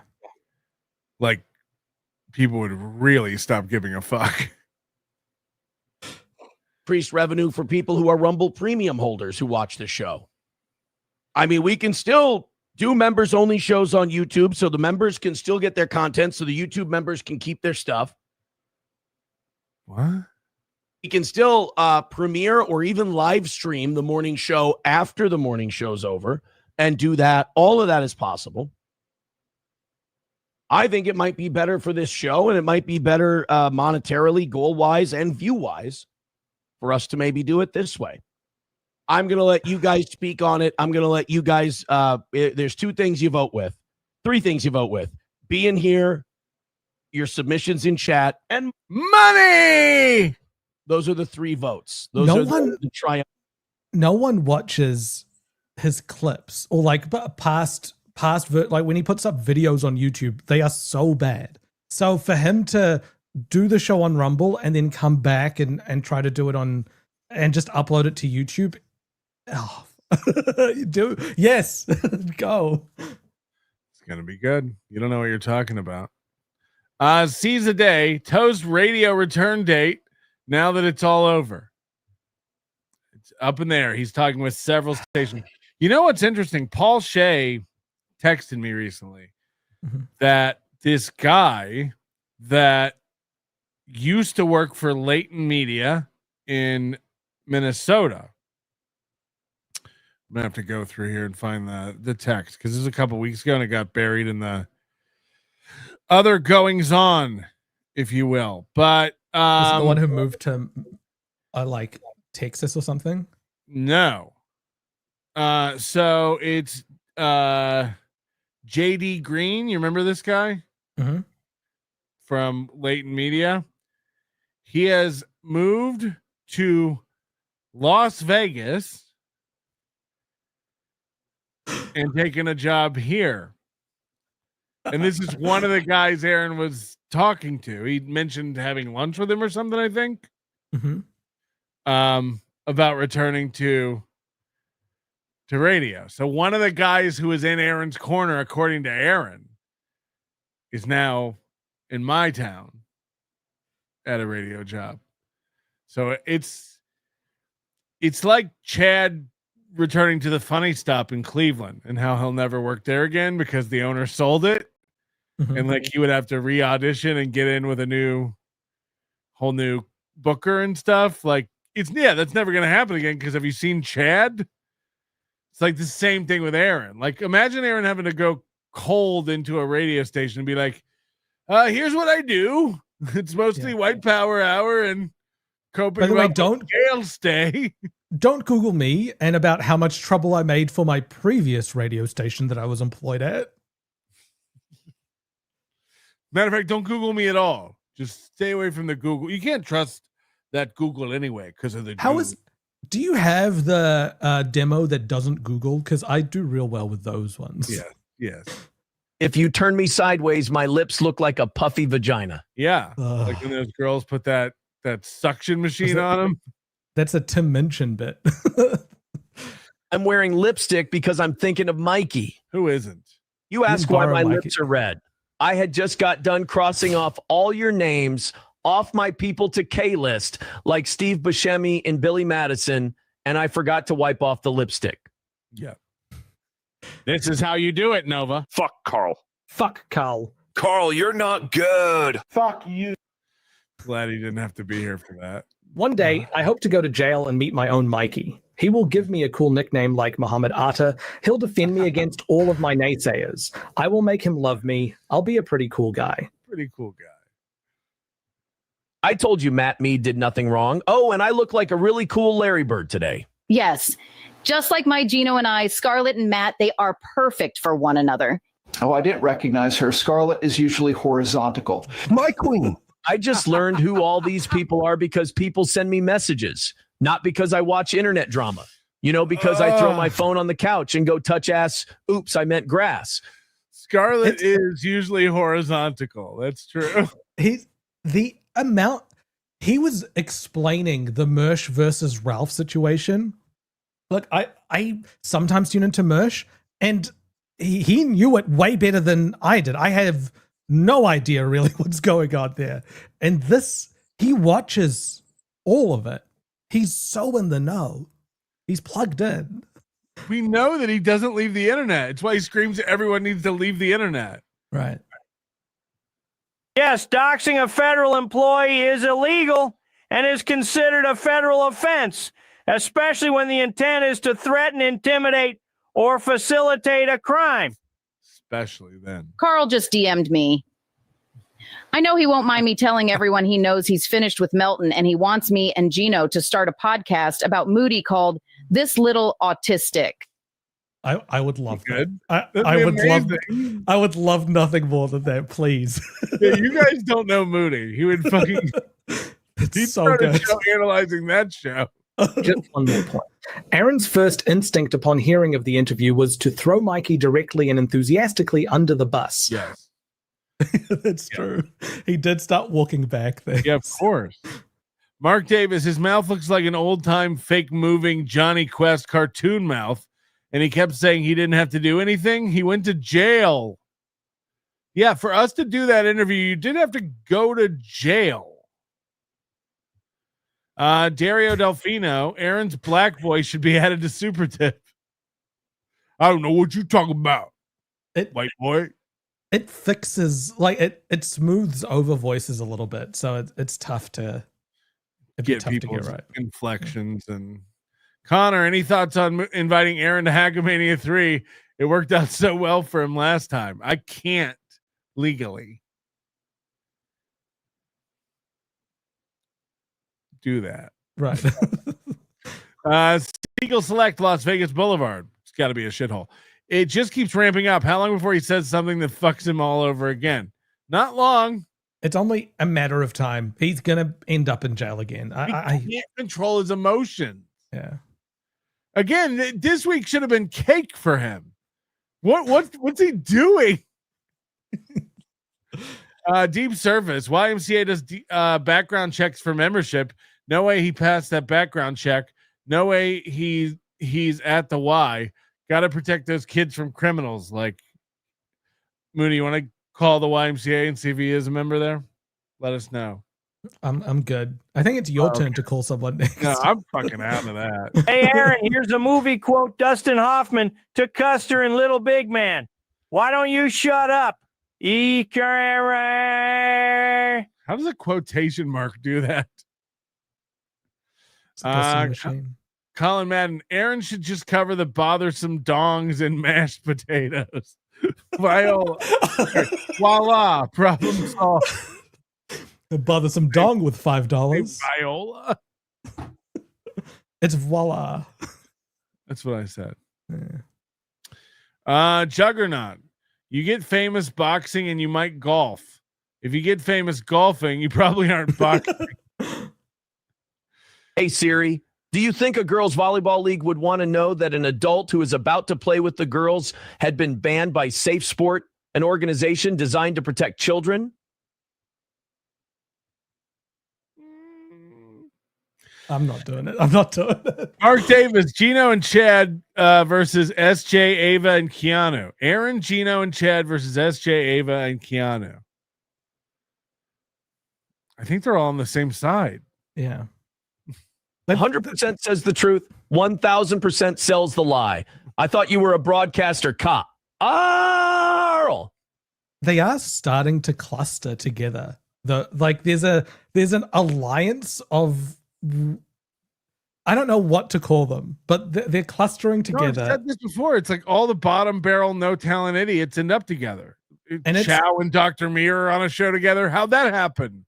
I think the interesting parts to watch out for with that, because you know that you just lose all hope for them. You know that Gino, Keanu, Aaron they'll stay together until they inevitably turn on each other and read each other's texts. The thing about when they all turn on each other is they take each other back because they don't have no one who has integrity and actually gives a fuck about loyalty and stuff will be friends with any of these people. There's a reason Ashley Cummings and Keanu teamed up.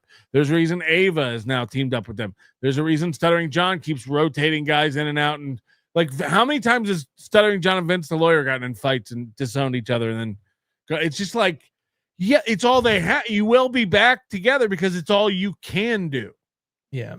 The interesting fronts for me on that are like seeing people on the periphery of that, like Chrissy Mayer, seeing her not cut ties with Keanu and Gino, and still try to be friends with Karl and those people. Like, where does those people start to fall, and how long can they keep that up? I think that's the place to watch. It's coming. All right. Karl, they are telling us you have to go. Your dinner is ready. Yay! Yeah. Chrissy Mayer's an interesting one because we were watching on Keanu's show the other night. Mm-hmm. And I don't know where the break will happen. Will the break happen between Chrissy Mayer and Karl, or Chrissy Mayer and Keanu and Gino?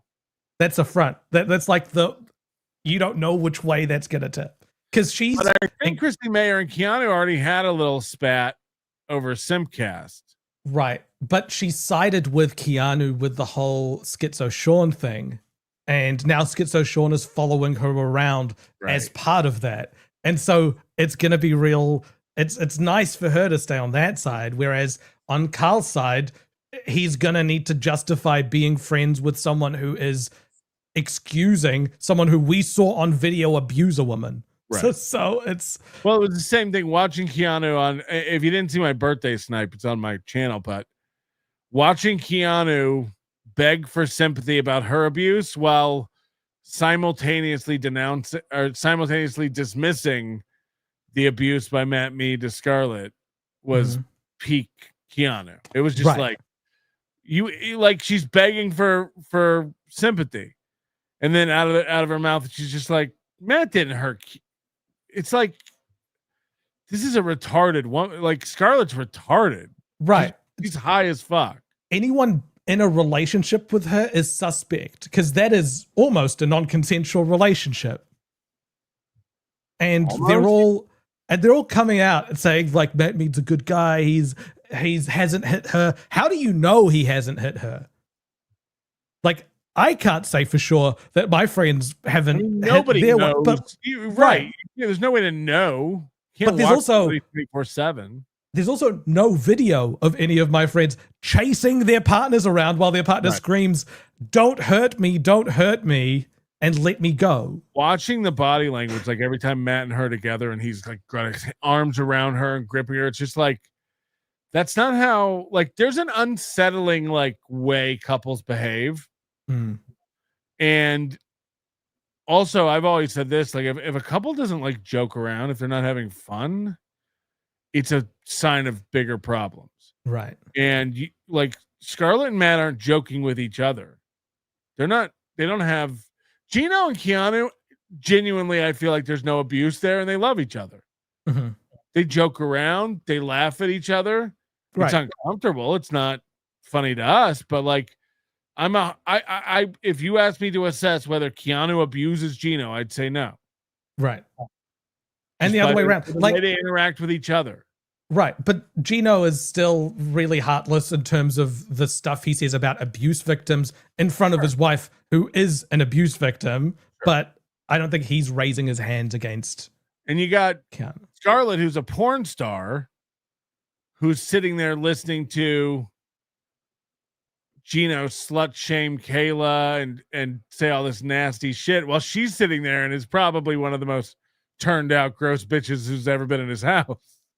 Right. He's calling Kayla Ricada a whore while there's someone who is, I'd say, like, technically, yes, like Scarlett would be classified as a whore. She has sex for money. And Keanu is, you can Google her pictures.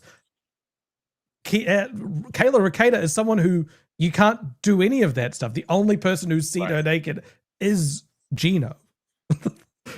He hates that his wife's nudes are all over the internet, and he lashes out at Kayla to make up for it. Right. But the funny thing is he surrounds himself with sex workers while he's calling Kayla Ricada a whore. Right. which is insane. No, it shows this real disconnect and misplacement of what he's truly mad about. Right. Like we see with Aaron. Moody drops a Hassan Piker reference into every episode. He's a commie. Yes. Like, have you not? I've said this before. I'm very left wing.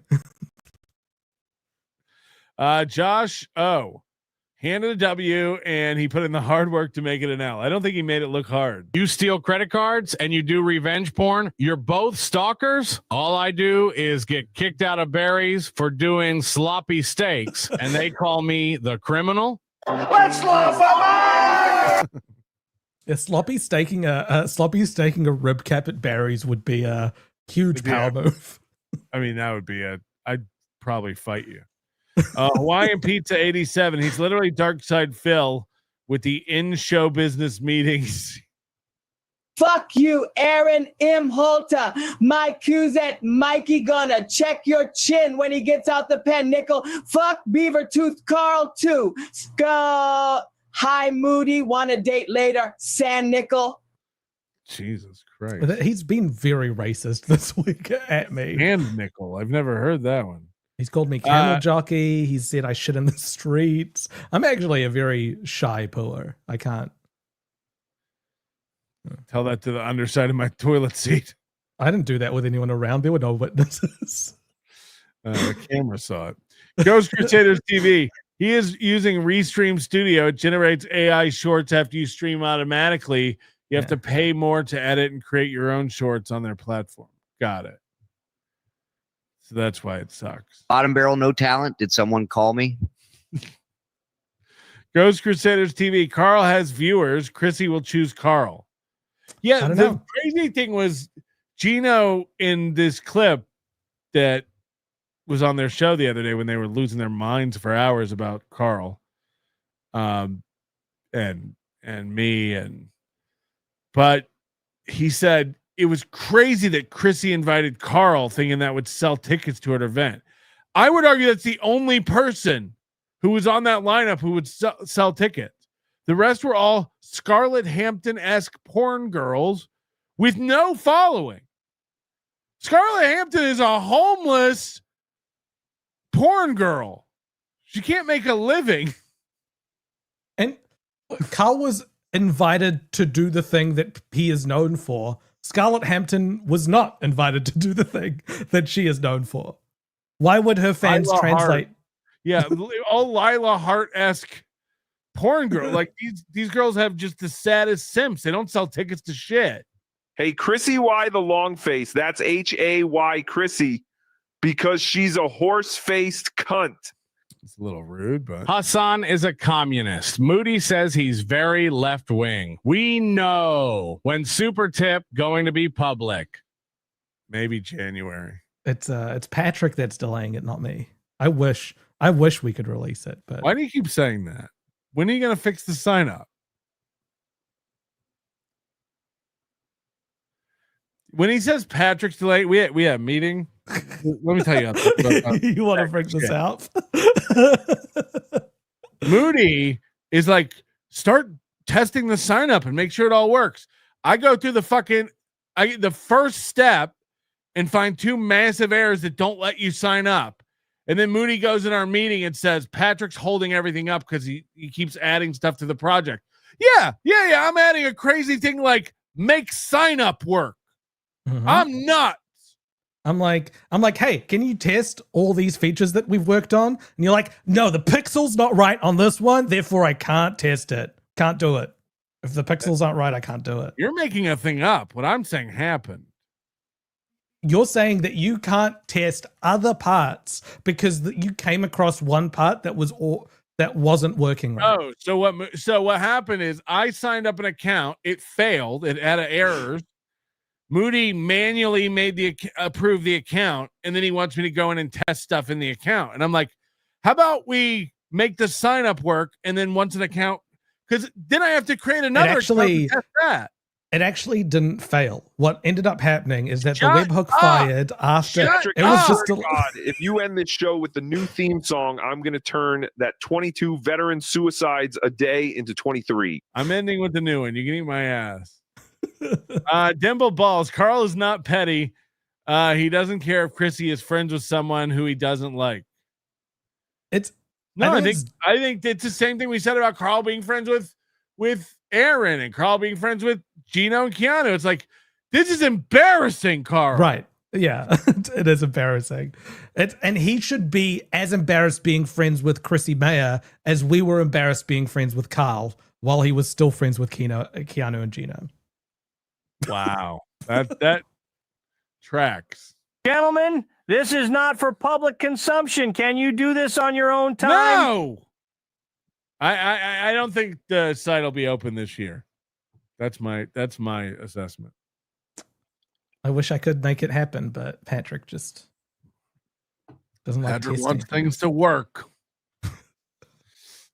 Aquascape A to Z. Infight. Screw the Kiwi. Yes. In a city of nobodies, she was a somebody, but everyone knows Aaron runs this town, from Stonies to pasta buckets down to Coach Scott's. St. Cloud was toe territory. He had just finished a bid. Took 6 days like he was sipping cocktails on a beach. Easy stretch. You could have said he came out with accolades. The fuck? Night Karma, new member. Thank you very much for being a new member. All right, you want to defend yourself from being a pedophile? Yeah, let's do it. Moody has a good point there. I don't know where you're talking about. I couldn't identify a good point he made if I tried. Evergreen. That's an evergreen super. Shut up. So this is that weird story that he was talking about, like boys at high schools swimming naked and their coaches watching them. He goes on for a really long time about it, but I'm just gonna skip that, and we'll start with about grooming and molestation in the gym classes. Obsessed with the ideas, often made up wool at the time. It was this. wool. Yeah, but everyone walking around back in those days. Jesus. Here we go. I mean, that was so clearly. It was 1,000% grooming behavior. McBuster says Moody wants to move to the USA and become a gym teacher now. Actually, you don't understand. I'm just very autistic and intelligent. I'm outsmarting everyone as they all stare at him like he's a rapist. And they're like, actually, I drilled the hole into the girls' locker room so I could actually check on their safety. I can't believe you don't know that. And meanwhile, he's like in his head, he's going, I tricked everyone. Meanwhile, all the rest of us are staring at him going, should we burn him at the stake? Like he's a monster, right? I mean, this is a full-on fan fiction. He's writing. Yeah. I'm telling you, like he created a whole scenario about me being a rapist who drills holes in walls and looks at people changing. But he does. It is weird that he wants to become a gym teacher. Like historically white says, yeah. That was the story. That was really worth it. Yeah. Oh, before that, I want to show you some of these shorts. So these are the automatically generated shorts. We'll go through a few of these. Guys, you're going to shit your pants when you find out what side of the H-1B visa debate. And the New York Times, and what happened to him? Did they just take his phone? The shutdown is over. It's ending. It's wrapping up. God bless the 8 or so Democrats who just. It doesn't even show up. But the New York Times decided There's one where he's moving side to that side. they finally had to this one. Interview Greg Gutfeld because he's been the king of late night long enough that they can't ignore him. You know, you see all these people like Colbert's firing, and Kimmel's suspension, and that's getting all of this news. You can't really justify it because Greg Gutfeld's the highest rated. It's just unsettling how They much. Can't do some like keyframe smoothing or right. A simple like panning?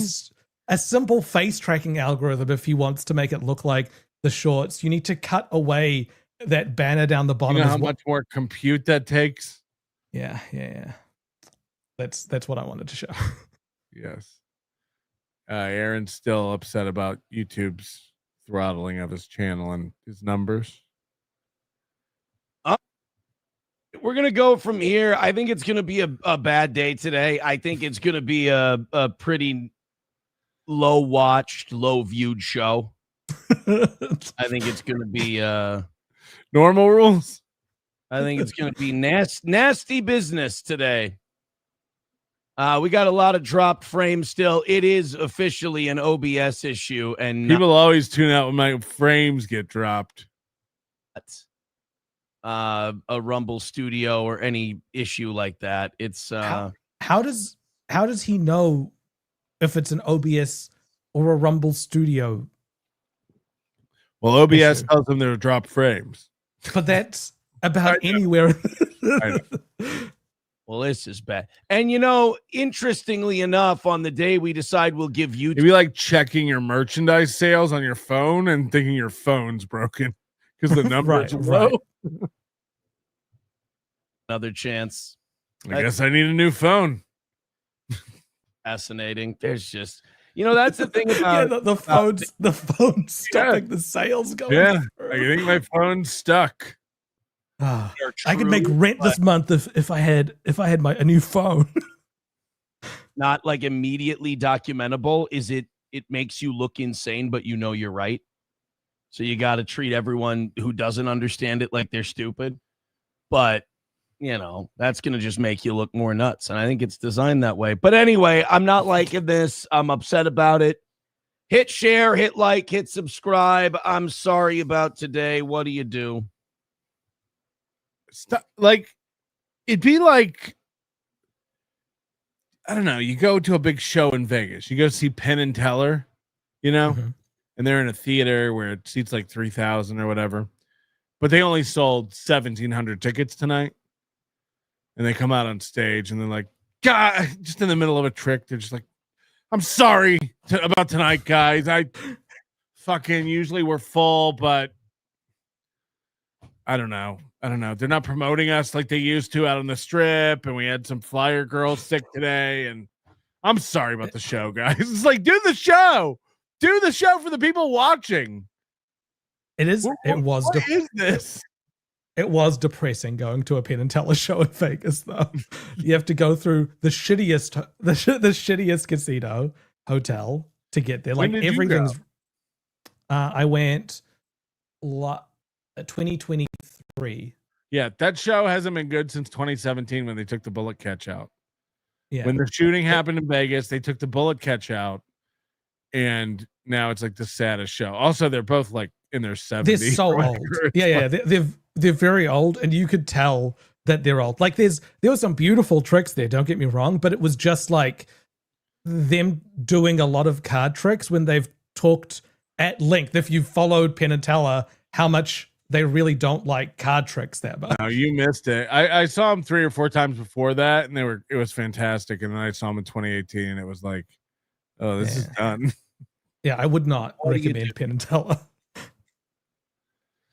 Please buy a new real computer. OBS plus media is too much strain. No, it had nothing to do with our CPU. It had nothing to do with our memory. Nothing to do like that. All of that. How do you know? It's fine. This is 1,000% just OBS being Bucky. These are technical terms, Moody. You don't need to worry. Yeah. It's troubleshooting. Like go through the index is like Bucky OBS. Fuck him. It's every couple of months. Nothing you can do. It's good now. So as long as it's good now, let's be happy. Let's rejoice and be merry. And we'll do ourselves. Let's do a steel toe show. Nobody wants that.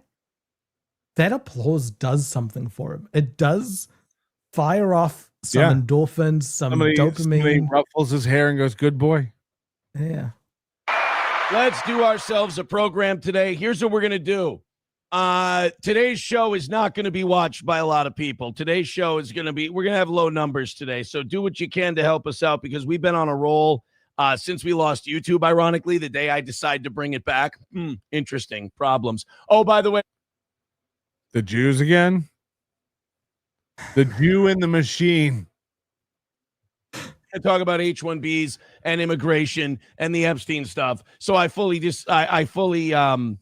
expect to get struck or limited or have my reach strangled or whatever. So watch on Rumble, enjoy on Rumble. Go ahead and hit like, hit subscribe, hit follow. I don't like it. I'm having a bad time. Cheeto says, I was getting ready to start listening to the Ox and Gary Z. Might as well. Nefarious says, no, I'm here for Epstein. You're going to get Epstein. You're going to get all of it. All of it. Hit like, hit subscribe, hit follow. Get us in the algorithm on whatever platform we're on. We need your help today. Streamlabs, PayPal, Venmo, Super Chats, and Rumble Rants. 250 is the number. You guys have had a lower goal all week because you've been so incredible. Thank you so much for that. One more to knock out. You know what? I think. How does it work? You guys have given so much. We have a lower goal. Mm-hmm. But because if you go over one goal, it makes the next goal go down. 20 membership drop on Rumble or YouTube might really calm my nerves. Guys, I'm a wreck. If you want to make me feel better, how about 20 gifted memberships? That would really pacify me. Remember when originally when we found him, he had this weird thing that made sense. It's when someone buys a membership, he would say that every month he takes the number of memberships and divides them by the number of shows that he does in a month, and he subtracts that from every goal. Monthly goal, yeah. But He doesn't do that anymore. He's just, we're 50 away from 400. Yeah. As a I don't side think that works anymore. thing. You're not supposed to be paying this close of attention. Right. We call this movie math. Yeah, but I'm a mentally ill autistic with a parasocial relationship with him. So. 5 or 6 years. Fair enough. On the internet, that guilt trip doesn't work anymore. You got to have the dumbest fans alive to have that work. Guys, if you're dumb, throw in money right now. I want to know who our dumb fans are. So 20 gifteds, 50 gifteds. The dumber you are, the more I want you to give right now. If you're smart, if you're a genius, you'll give nothing. If you're smart, you'll give 2. But if you're the dumbest piece of shit on the planet, you'll give 20 gifted memberships. If you're fucking retarded as fuck, you'll throw 50. How fucking dumb are you? That's what I need to know. That's what I need to know. This is the return of movie math.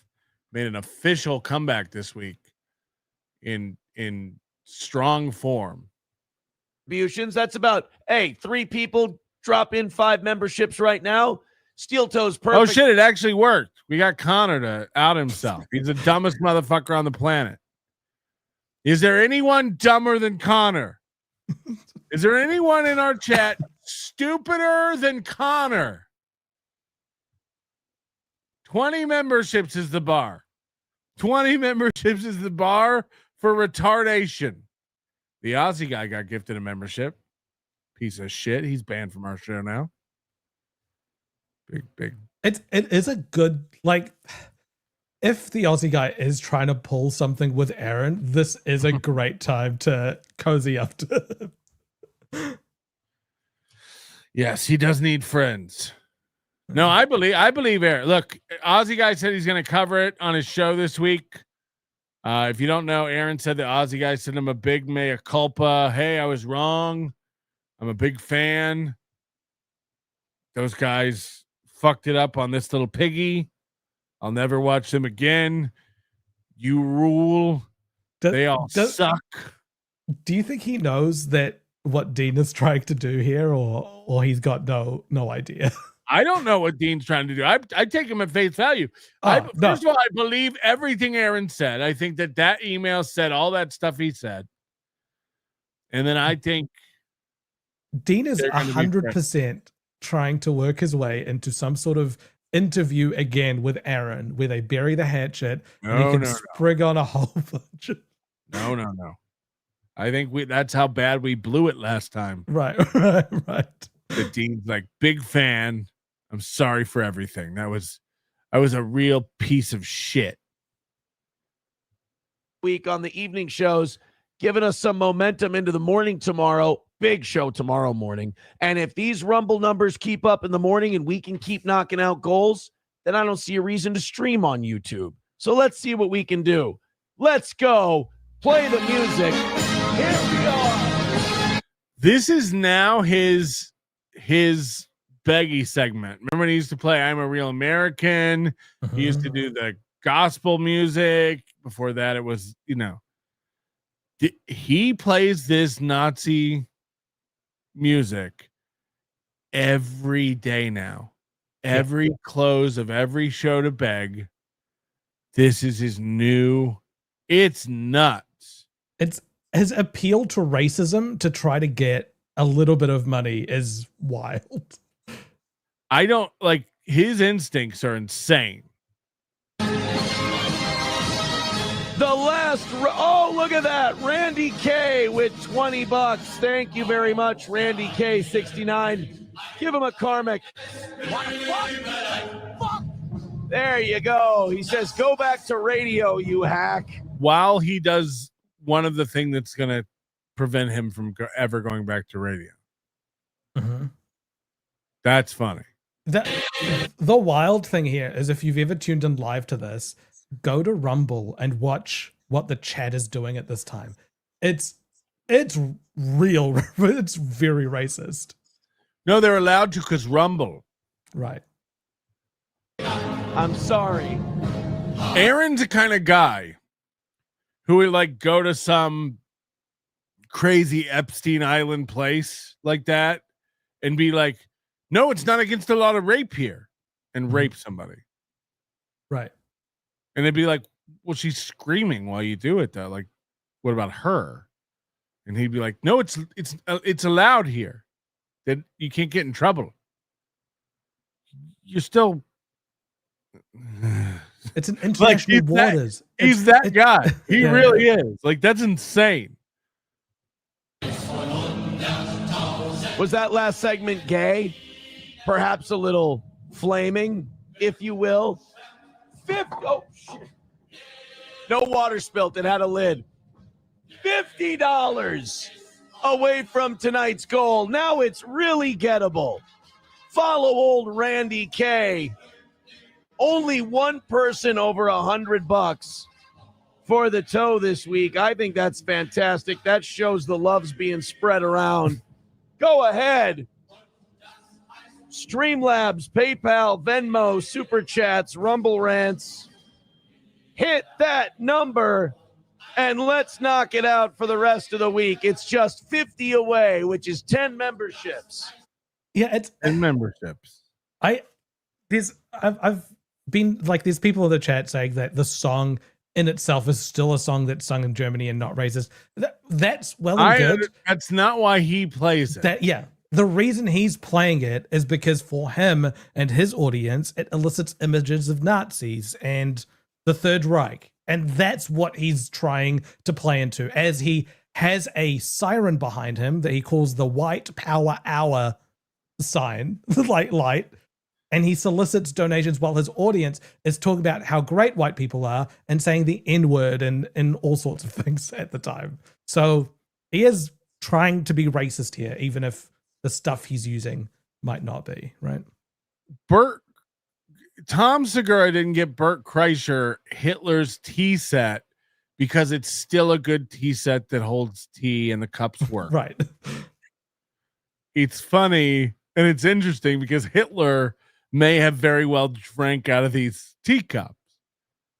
And by the way, I'm not even saying you shouldn't have stuff like that. A lot of people say you shouldn't have stuff like that. It's like, I don't know. That's like, I have no use or interest in it, but like there are people who collect Nazi uniforms and Nazi flags. It's an interesting part of history. It's I guess your relationship with it. Aaron has a winter harvest coin or whatever it is. Why he likes that is because it's a time he giggles about and obsessed. Like if Aaron could be, Aaron wants to go back and get a time machine to go back in time to meet Hitler and hang out with him.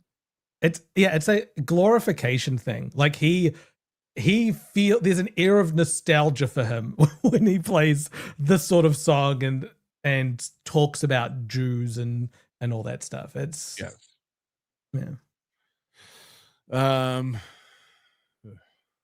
which would be 2 more 5 gifts.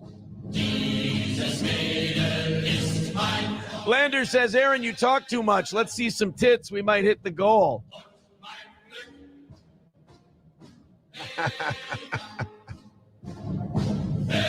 All right.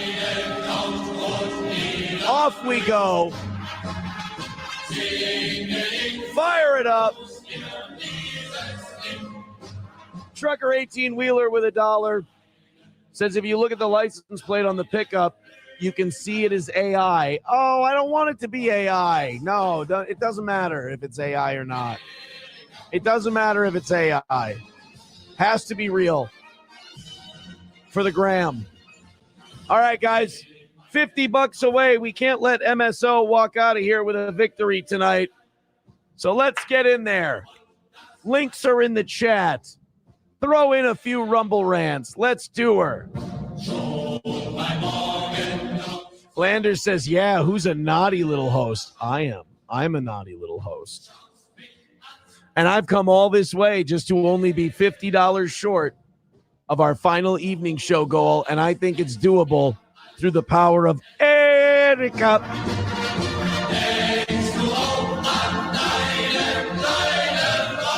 You got it.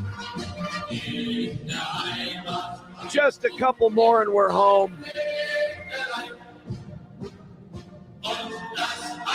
Hey! OG Anonymous. So what does your dad do for a living? Listen, career day is coming up. Can you bring the green siren with you? Fuck. Dono with $5 says, do it for Hitler's micro penis. There we go. $5 more.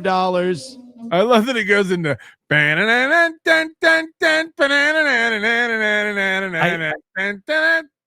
I could tell you the reason why I think that happens is is on some playlist. Yeah, he'll be on YouTube music. and he's got autoplay toggled to on. Yes. And that's the next thing that comes up after. Yeah, of course. And he just download the song. Genius that you figured that out. Play it on. He's got a roadcaster. He can load the song onto his roadcaster and press a button, and it will play. Say button again. Button. Say Fuentes. Fuentes. Go and we are done for the night. $45 away from tonight's goal.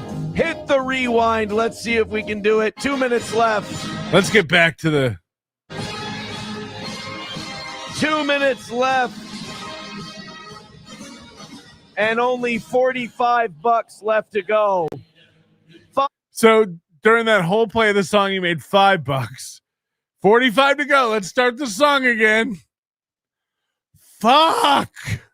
Gifted memberships over here, 5 gifted memberships over here, and then if you're on a work site wearing your steel toe boots, tuning into the Steel Toe Morning Show to get the news, and this plays, like Granny's right.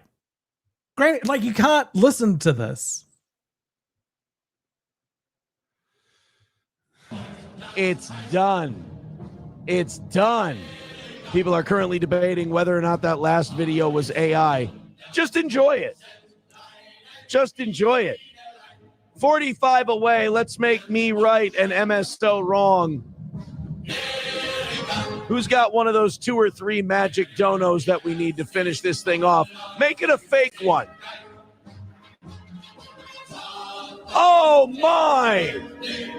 Randy K with $50 says, please not the cuck chair. We get 40 of that, guys. $5 left. Throw that man a $50 drop and somebody gift a membership. How does he get? Randy K.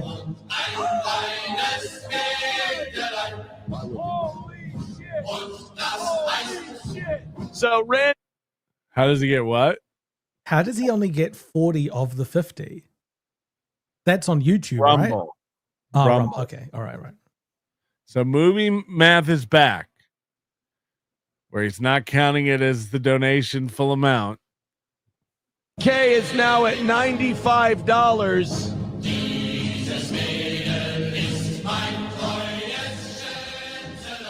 And now Walter falls out of central booking.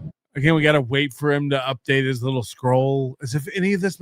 The craziest part is he thinks he does a show. That's the craziest part. If you removed begging, updating graphics on the screen, technical difficulties, yelling about the Dabbleverse, yelling at chatters, banning people, checking his phone, it'd be like a 28-minute show. There we go. And on a wall with a gifted membership, and that's going to be the win for the toe tonight. Sanford's son gifting a membership. Yeah, Sanford's son. Randy K's getting right up that ass. He's only $10 away from you. All right, guys. Oh, sometimes he catch her. He loves pitting people against each other. Yeah, it's going to work. For the toe. Again, is there anyone dumber than Connor? Very much. Right at 8:30. Thank you so much. I don't know if I can get to the last two clips. We have one more white power hour begging session. They're tough to get through. What do you mean? It's funny. Racism is funny. It's interesting because his whole begging segment used to be around black people, you know, Shaka and the offering plate.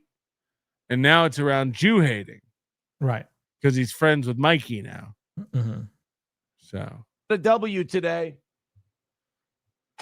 I'm going to light the lamp. Just a bit of percussive maintenance. I'm going to light the lamp. I'm going to fire up the music. I'm going to be positive. This is something I've been noticing as well. Sorry? Light the lamp. It's like a tea torch with batteries. I'm just saying that every time he's been pointing out and like doing this a lot, and his bingo wings are flapping. Can you go back and just bit by bit go through I don't know if this? you and I are allowed to call people fat.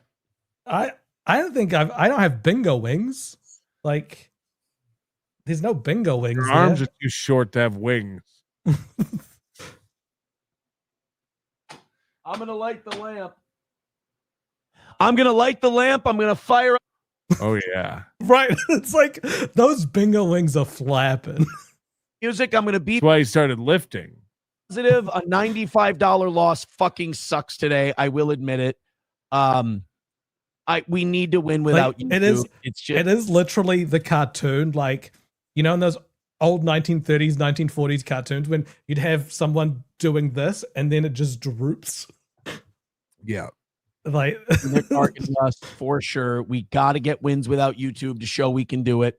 $95, a bunch of you throwing in a little bit at a time. It's going to get it done, but we've only got 5 minutes left. We might have a half hour left if 24 gifted memberships come in. So this is interesting. If everyone remembers Classic Toe, he used to do 4-hour show. If they hit the goal, he would do 30 minutes of overtime. That went out the window this year, and he now does a 4.5-hour show. And now he's got a new idea. If you guys hit the goal in 4.5 hours, I'll do another half hour. Oh, he reinvented it. This is crazy. This is literally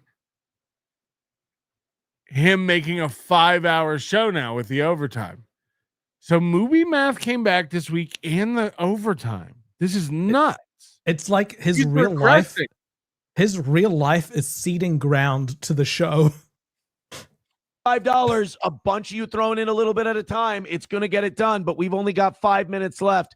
We might have a half hour left if 24 gifted memberships come in, because I said if we hit 400, we would go until 11. So now, again, it used to be go to 10, 10:30 if we hit the goal. Now we go to 10:30, 11 if I hit the goal. This is going to be a 24/7 channel. Mark my word. It would actually be fascinating watching him cook and do all this stuff around his house. Oh, God. The music, the light is lit. Let's hit that 95. Let's call it a win for the toe, guys. What do you say? Yes. Literally begging and praying. Streamlabs, PayPal, Venmo, Super Chats. We haven't had a miss in a really, really long time. It's been a really, really long time since we've had a miss. I'd rather not start now. If you feel like it was a good show, if we kept you entertained for 4.5 hours, this is, where you pass the basket around. Throw a 10 in, throw a 20 in, throw in a gifted membership, throw in whatever you think it's worth. Can you think of any other pro show that has a segment like this? Mega churches. I was gonna say, even on like a telethon, they like have people on and have entertainment and have segments. Like, there's no segment where they stop and go, we need this much to go on. Well, we're not going to do anything else unless you wealth gospel. absolutely do. So they at the end of the service, they'll be like, the more money you give us, the more money you'll get in your own life. And so they will make a whole part of their presentation around throwing money on a stage. Or do they hold the rest of the church service hostage for pretty them? much? Yes. You just said at the end they do it. Well, you can't leave. It's there's a whole lot of peer pressure about not being able to leave during that. Do they go, we're not going to give you the sermon until we get this much money? They do it at the end after the sermon. So no. Well, he's doing it at the end of the show as well. No. There's more show if you give money. Yeah, there's also more show at the end of like prosperity gospel stuff where they talk about how good it is that they gave and give some life lessons. And this is on TV though, right? No, actual churches, and then they also broadcast it to people at home. But they're not. You're saying if people give money, they go, we're going to do more church. They'll do it regardless because people will have to give money because their entire life is part of that. It's a cult. Like if you want to actually call it that, they're in charge of all your social links and stuff with people. I guess what you're telling me all this information about church, and I think it's great that you're this religious. I'm asking a very specific question. Do they go, we're going to sing this song, but we're not going to do it until you give money. We have a lesson on today. We have a sermon on this, but we're not going to do it until you get this money. They'll do things like service. They'll be like, you've got to give money. We're going to give you this song. You need to look inside your heart and give money, everything that you can. You're going to think you're going to sing the song until the money comes in. The money always comes in, so it's not a right. Yeah. If the money came in always, he wouldn't need to stop.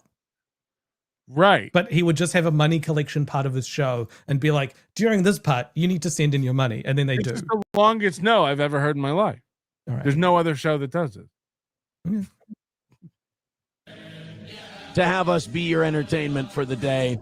And remember that every dollar you throw towards the toe goes towards. By the way, I'm not making fun of your faith. I think it's great that you watch all these shows.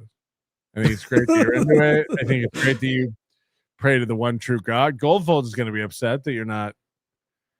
I just find the prosperity gospel fascinating. They're like all these like mega millionaire pastors who are like, oh yeah, the reason I'm rich is because God blesses me, and if you give me your money, He'll bless you too. It's just the hugest scam.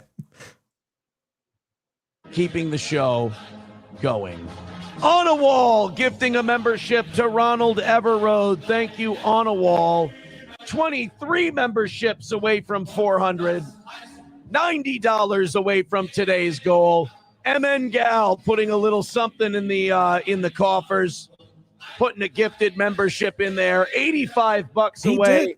I don't know if you remember, maybe like 7 or 8 months ago, he came back and did this whole like, you need to tithe, you need to give the 10% to Steel Toe, and then he felt creepy about it and stopped. But like that's where that's from.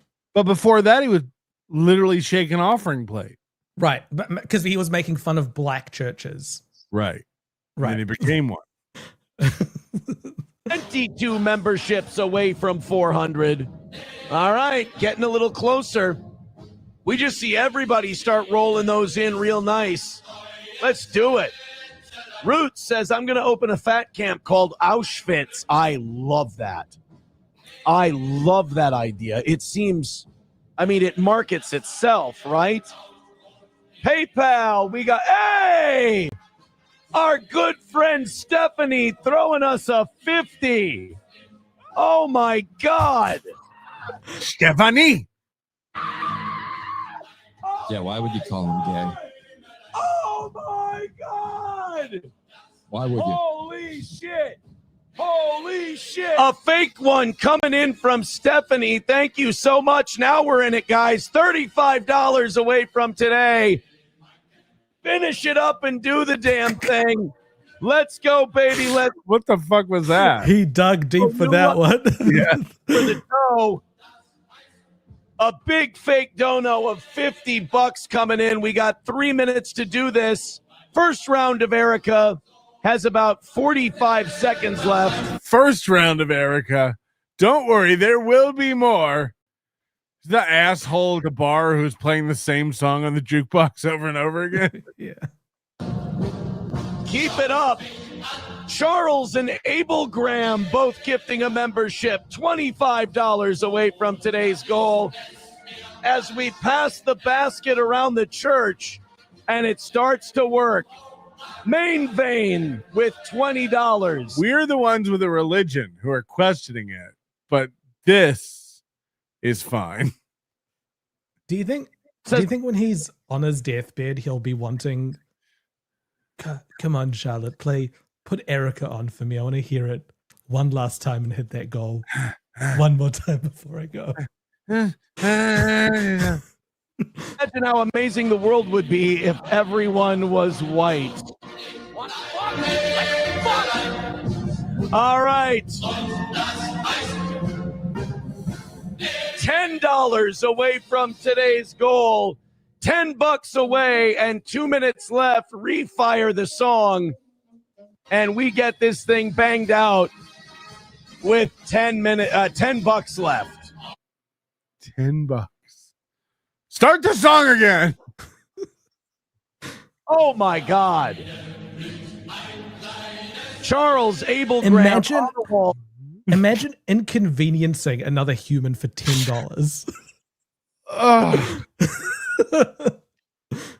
Mengal, Main Vein, and Stephanie, thank you all for your contributions. 2 gifted memberships away from a win for the toe. And now Main Vein is in second place at $80. Oh, who cares? Oh boy. Oh boy. It's getting close. $10 from a win and a big win for the toe today without YouTube. No YouTube, no problem. That's the theme of today's show. 2 minutes to go. On a Wall gifting a membership. Easy Money's wife gifting a membership. And it's over. It's over. We did it. It's done. Another win for the toe. And you guys did a minute early today. Way to go. Way to go. So I'm going to stick around. You guys didn't even let the song finish. You gave me money too early. Which is it? What are you mad about? Couple more minutes. Took 3 or 4 minutes of your time. I'm going to give you that 3 or 4 minutes back. We've also got another clip we can go to. Thanks for keeping it perfect, guys. Not only that, this really is like how my ears just opened up after that song was over.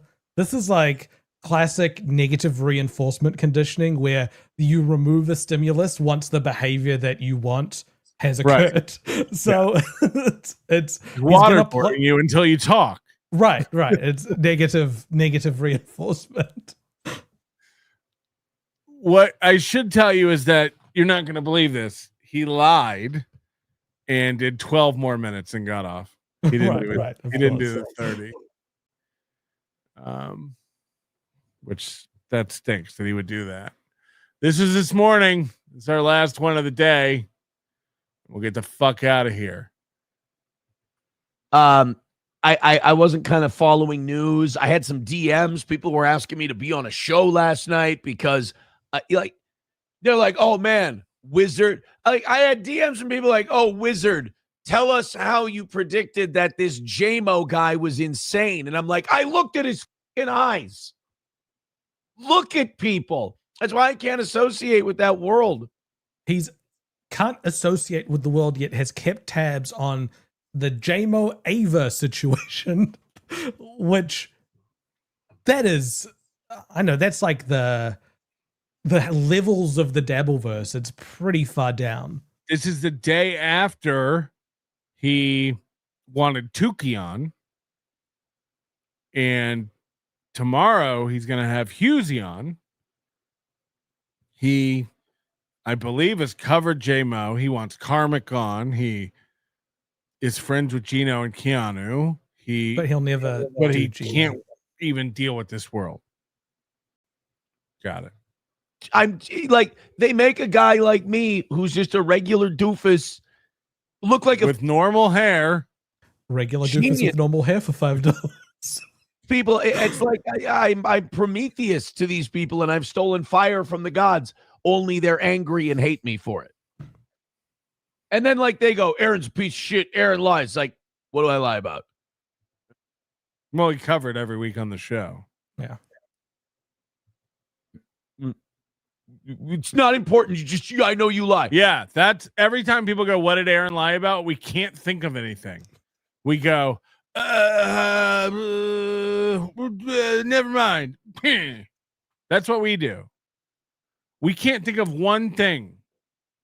That was a good reenactment of how everybody who calls you a liar acts. And every time they bring something up, it's like, oh, here's where Aaron was right about it. Or here's where Aaron told the truth, like that big nuclear disaster last Friday that ruined their show forever. Hit the like button. No credibility, none. I love that he thinks that every other show is only one bad show away from being destroyed. Yet he's able to put out bad shows. And he acts like when he misses a goal, it's the end of his life. He's the one who acts like when he has a bad show that it's over. He apologized for almost a year's worth of shows because they were bad from April.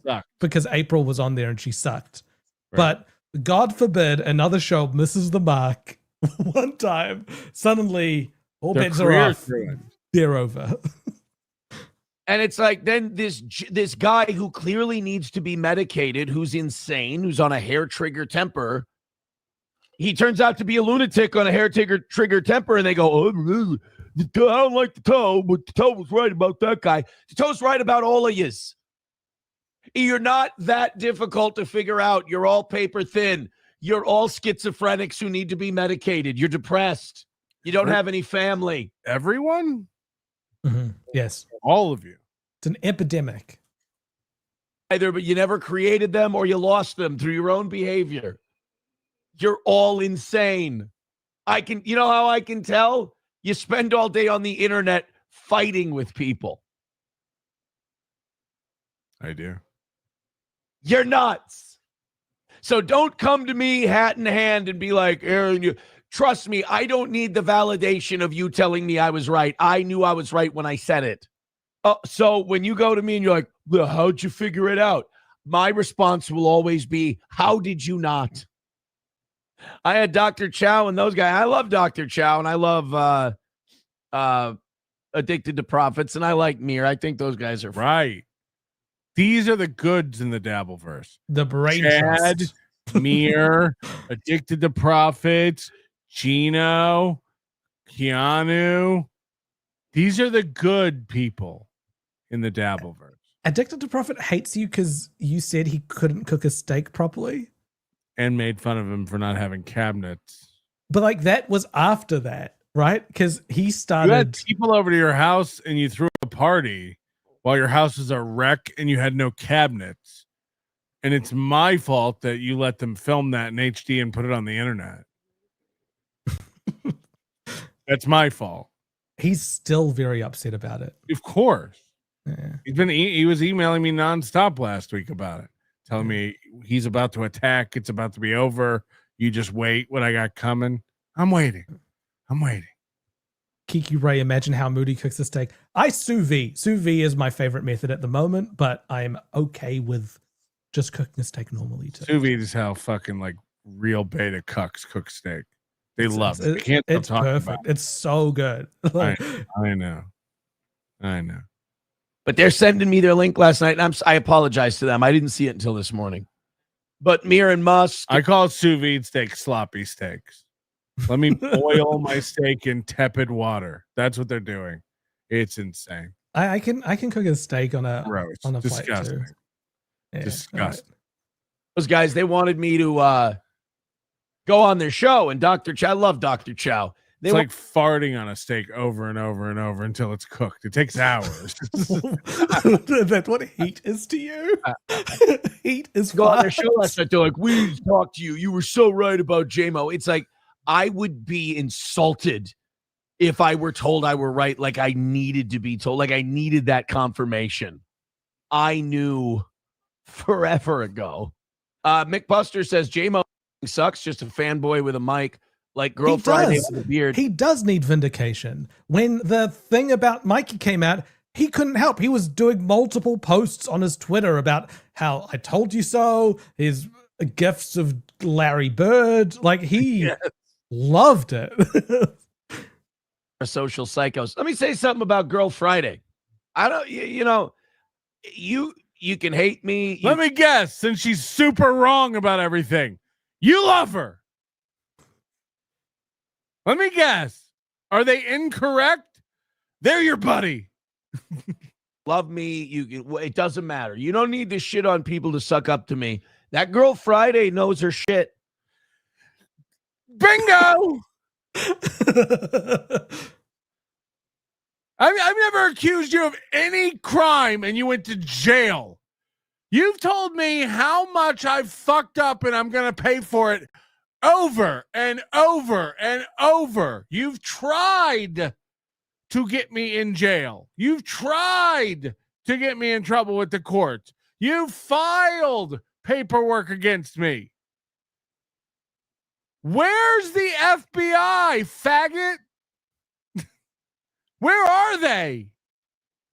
When will they be here? Fuck. You're a loser. You're a loser. No one is shooting more and taking more fire simultaneously than you. All you do is try to get everyone in trouble and then you get fucked. Right. What the fuck? When is it coming for me? You know how I know I'll be fine? I ain't break no laws. So I know you want the guy who set fire to a house and tried to murder people out because he's a good guy. I know you want to get away with revenge porn. I know you think Gino's great, even though he stole property from someone and doxed them. Chad Zumach has committed every crime that's available to commit. And these are your people. You're a fucking idiot. Right. Moody's a pedophile. Right. That's why he's in jail. That's why he's allowed to come over to our country, because of all the felonies. What are you talking about? No matter how much you wish the most heinous crimes on your enemies, guess what? All we have to do is not be what you say. All we have to do is not commit those crimes. Luckily, no one screaming you're a pedophile loud enough forever makes them a pedophile. Again, I think it has to do with fucking children, which I'm pretty in control of not doing. It's a struggle. It's a struggle. Pretty easy to not do. What the fuck is going on? Oh, but I really want him to do that. You're sick. Sorry, I interrupted you. No. That's pretty much it. Fucking hell. It is. He is. Sometimes you do step back and you're in the middle of all these accusations and you think about it, and he is the serial harasser of women. It's insane. He is the one who's got evidence about abusing his wife. He did tell someone that he didn't give a shit about his kids. Like all of that over and over again. He's the worst. Friday knows her shit. And not to mention, like, he's talking about all like us being pedophiles and stuff. Meanwhile, Matt Mead, who's on video abusing his girlfriend, did nothing wrong. That he knows that guy. They're all fine. They're fine. They're friends with my pal Keanu. Pretty much right on. She called that Friday disaster right on. She called my case right on. She didn't call it right on. None of us are in jail, and it wasn't illegal. She couldn't have been more wrong. Mhm. She was Someone right. someone, right. Someone throw that Sarah Koenig in the document in the penitentiary. She's talking to Adnan Syed over the phone. Wow. Give her the chair. And then she like tracked down his friends and interviewed them. What a piece of shit. Some points about another case of mine that's going on right now that I mean, it's sometimes it's like she's in the room. I mean, she's really, really sharp. She knows her stuff. You don't have to like me to get.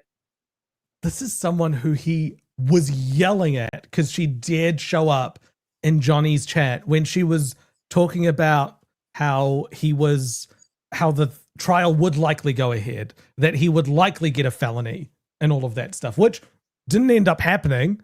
But he couldn't handle her then. Now suddenly she's on his side. It's a very fickle alliances he ends up building.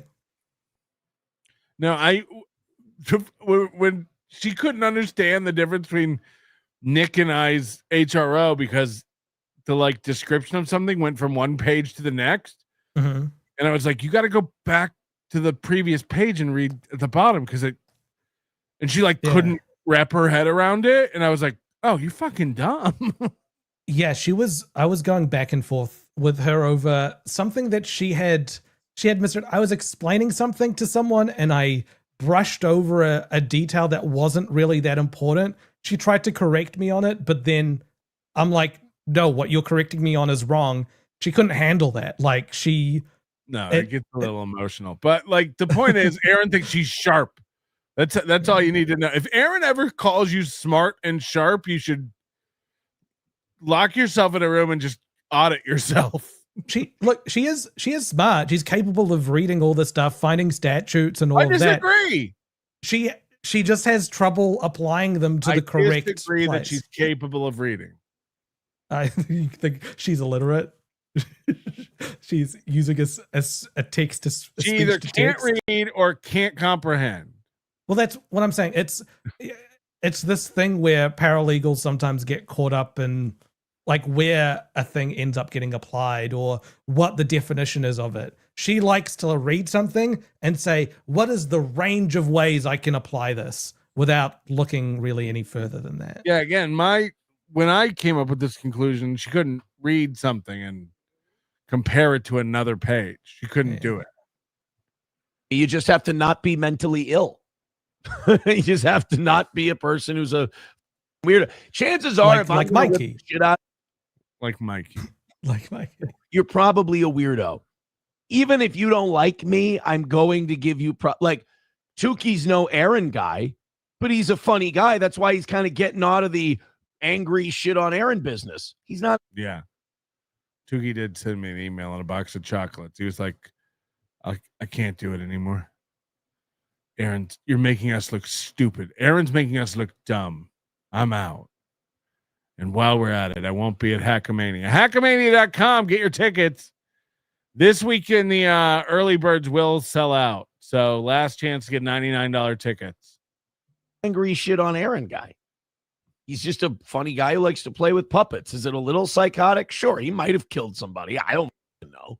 Guy who plays with puppets, you can never tell. But from all accounts, he seems to be a guy who just wants to say N-word Joe. McBuster says we told. Tukey does? Isn't it Jim? He did. He did. N-word Jim? He dropped the N. He said the N-word the other day on NJ Rangers. I was listening back to that. Yeah, but NJ stands for N-word Joe. Right. I don't know. It does. It stands for New Jersey.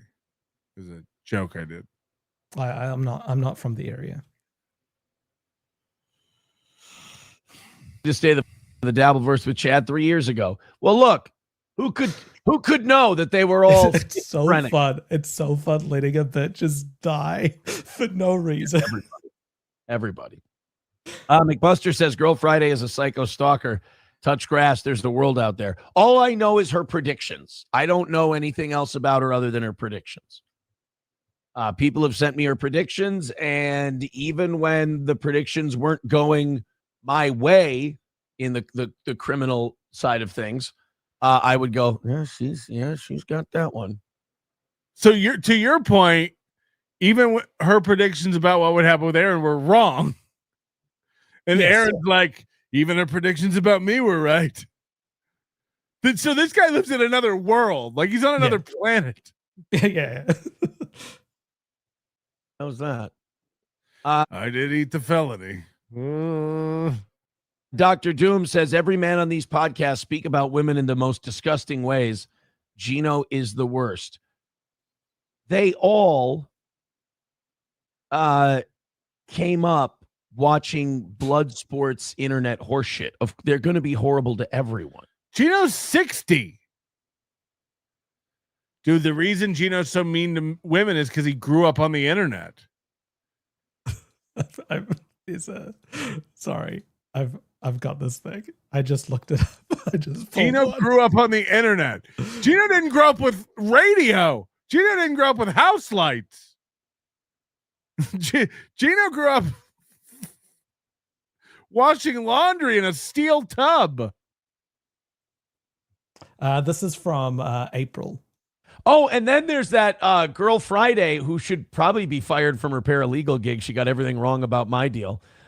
She was coping and saying that my $50 fine is a court fee, which no, retard, it's in the plea deal. Like it's so easy to look up. He needs in the moment, man. That stupid girl Friday is so wrong about everything. Cut to now. God, she's sharp. Even with my stuff, I was like, oh yeah, she gets it.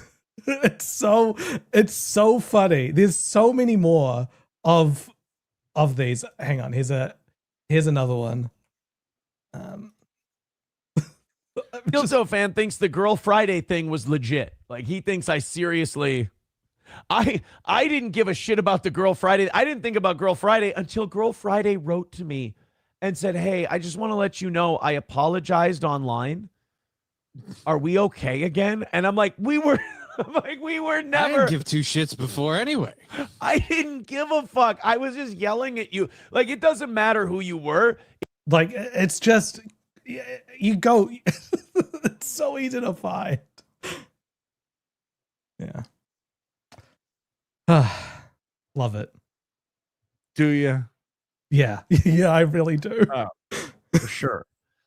Sir Franklin says everyone's crazy except Aaron. I mean, I'm the guy who does a show, does a performance, and then goes on and lives his life with his kids and his partner and has a normal life. And Sir Franklin, I'm sorry. Totally normal. I beg for money every day to Nazi music, and I just got out of jail and I'm on probation. Just chill. I'm just a chill, normal guy with normal hair. Ask the puppet. Ask the puppet if I have normal hair. These are things people would be screaming while they're hauled away in white coats. They didn't believe me that the Quick Trip had delectable treats. The puppet said I had normal hair and Quick Trip had snacks that are good. To cope through this, yeah, I'm probably the most, and I know this is going to upset them greatly. Put all of these people that are against Aaron's the most well-adjusted one. I'm fuck.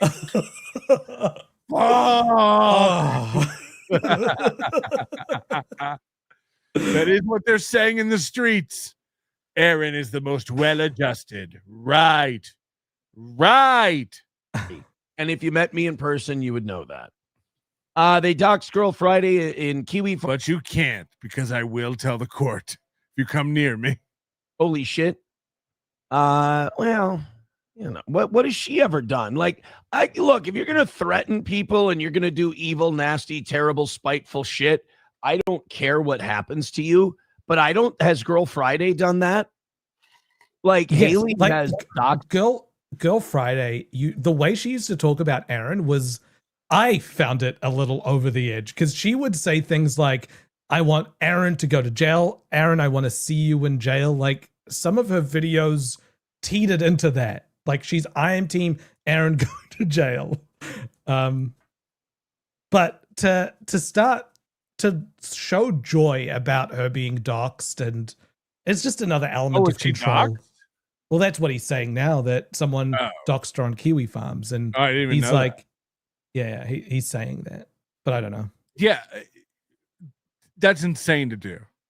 Again, her and I got in an argument, and she started lying about me, and I haven't thought about it since that day. Like, I haven't spoken. You don't have to agree with everybody on the internet about stuff. It's fine. Right. Yeah. But this, a lot of the Kiwi Farms people, I think, have run out of Nick stuff to do, and so they've started to target the Reddits and to systematically go through and try to dox each person on there. Seems like a cool life. Right. People, and Haley has like revealed personal things about private people, and those people. You go on and talk about the fathers of her children, which she says isn't even true. Bastard. By the way, I said she says and you say because I don't know and don't care. Too, sometimes in the name of we just watched you threaten a guy and say, I know where you live and I know where your wife works. We just watched that. Now this guy's going to lecture you on getting parasocial and doxing people. Girl power. Like, hey, we're both women. Why are you being shitty and evil towards women? Just please don't do that. And they don't care. It's all performative. Like their whole women. Oh, Scarlett. You were just mad you were getting yelled at because you're getting called out for your hypocrisy. No, that's Kiana.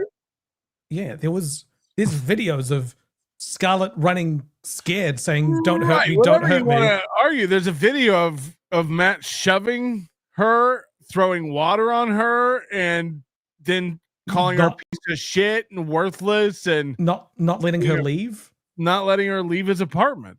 That one of the things that came out from that is he flatly denied everything, even throwing water on her. Like, it's just one of those things where, like, you have some stories where you're like, yeah, this thing can be cast in any one of those ways.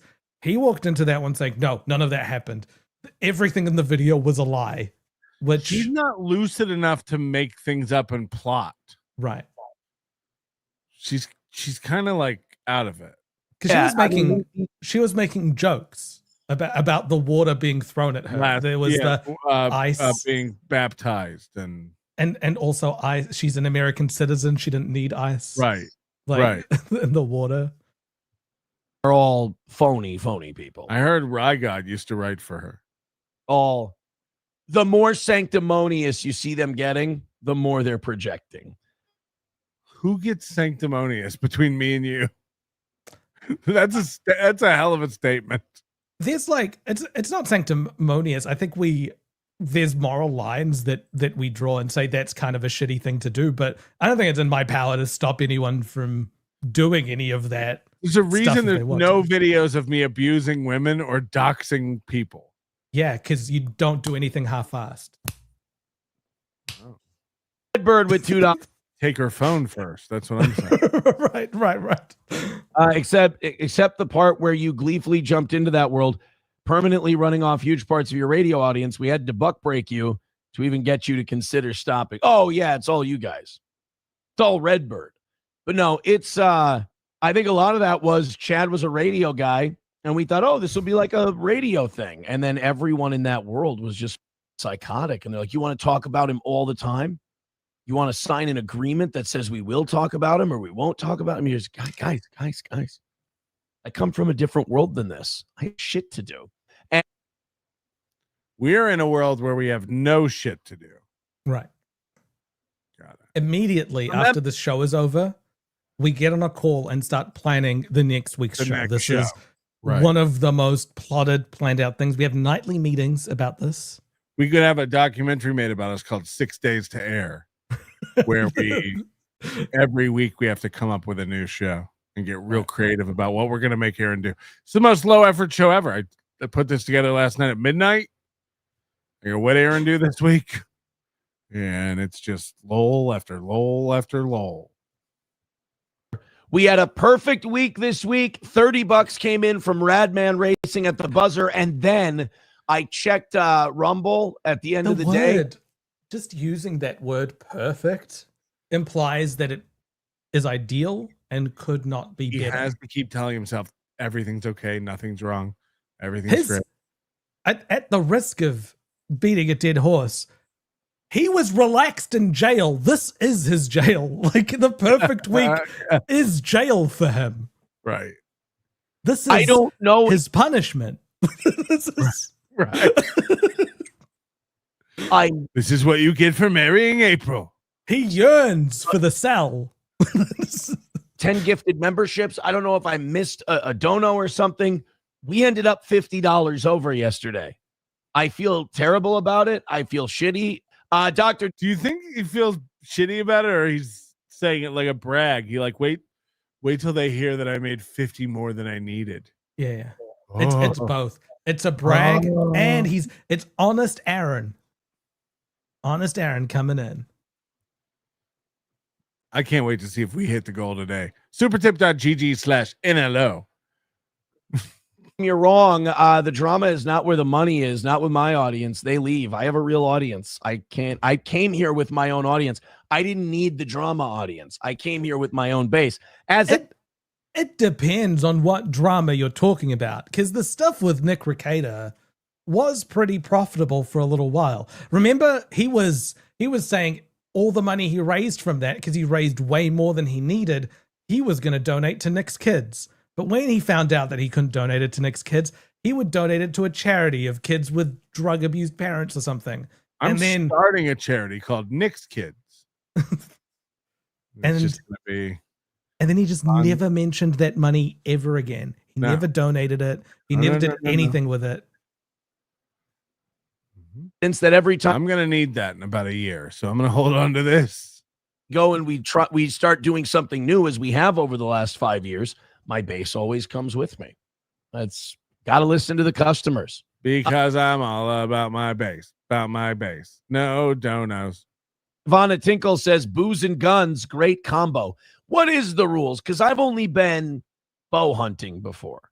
I went to a deer camp once. Deer camp? I'm picturing something totally different, I'm sure. And also wild that bow hunting is the thing. That's so much harder than hunting with a gun. For sure. I also don't think you can pull back a compound bow. I wasn't allowed back because I got too drunk, and like our neighbors at the deer camp, like I got a little obnoxious. They were all making fun of. Is deer camp a petting zoo? No, it's just a very expensive camp. Deer camp. Yeah. Slow I was. We don't use that word here. So people. Right. Okay. And then I got really drunk. So then I kept challenging everyone to a race. I was like 21, 22, maybe not even 21. I don't even know if I was legal to drink, but they were just around the fire like, hey, you're so slow. And they were strangers. Like I didn't know these other Camp Faunawana.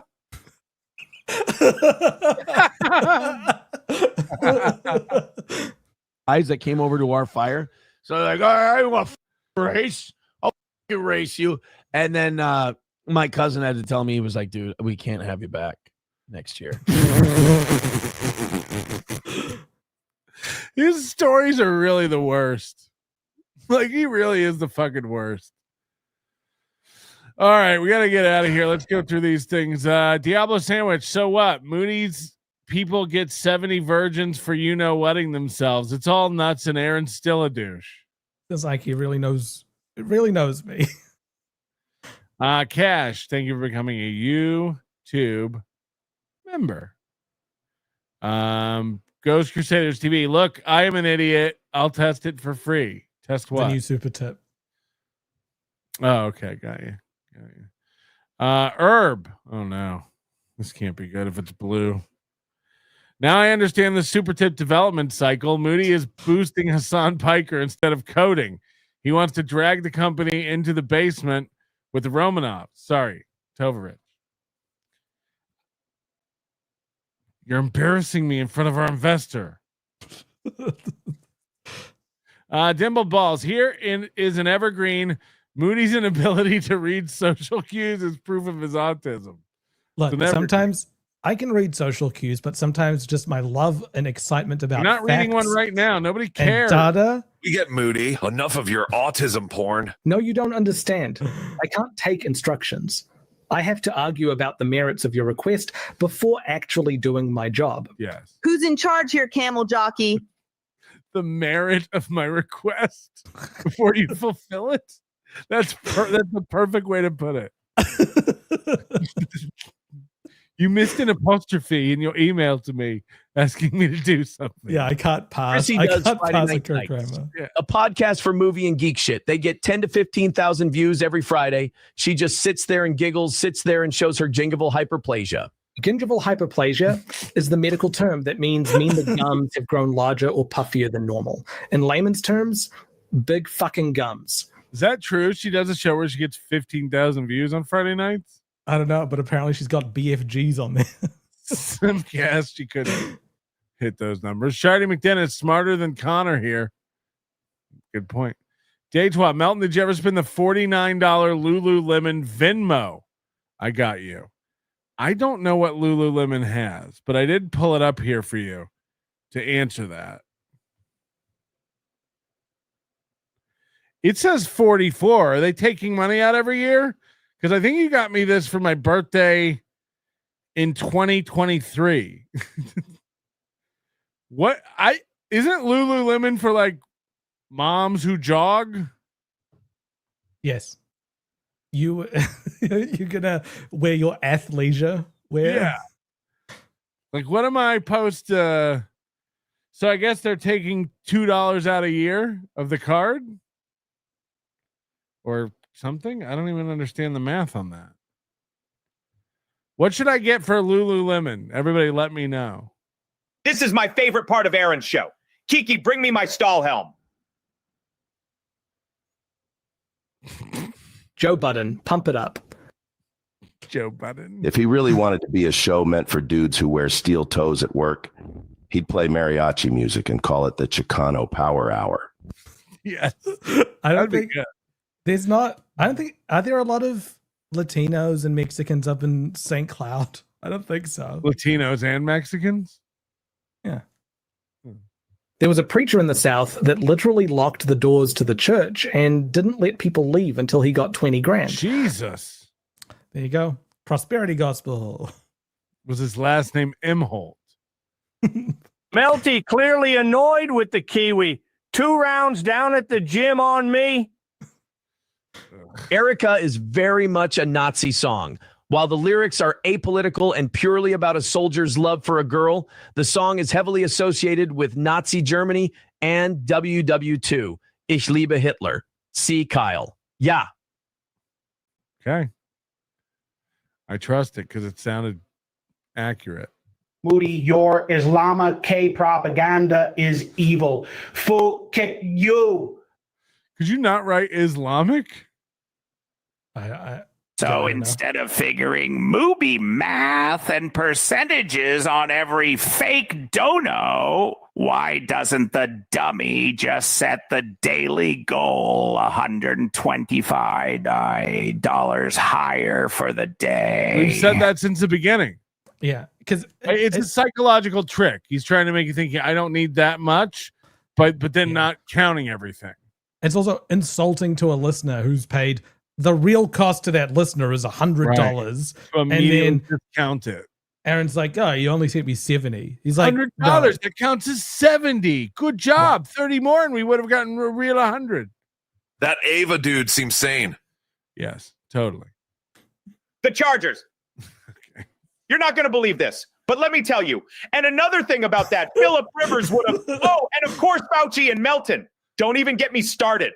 No one can get you finished. Yeah. You can get started on a million things. We're worried about the finishing part. Tech guy, steel tub.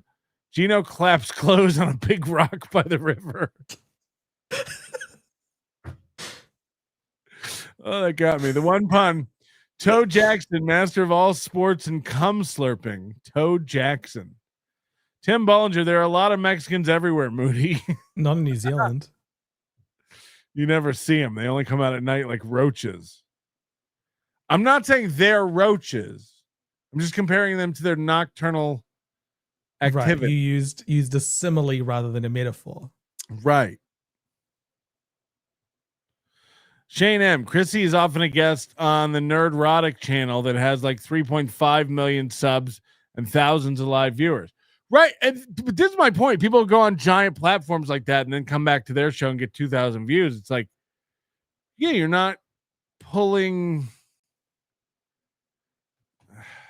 That was I think that was the. Sorry. Boiled over hard with a side of your finest jelly beans raw. Sorry, go ahead. Jelly beans. That was kind of like the fallout between Nick and some of his friends, right?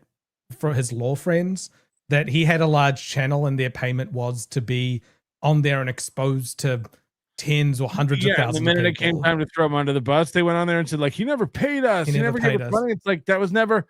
Bring it up. But also, that exposure is huge. You can't pay for that. Well, you can, but you'd be paying a lot. You can't for it. Yeah. You can't. Keel, thank you for becoming a member. We'll see you tonight on the members only show right here on this channel in an hour or two. You've spent this whole show currying favor with the audience, and now they've all forgotten, but you're going to play the new theme song that everyone hates.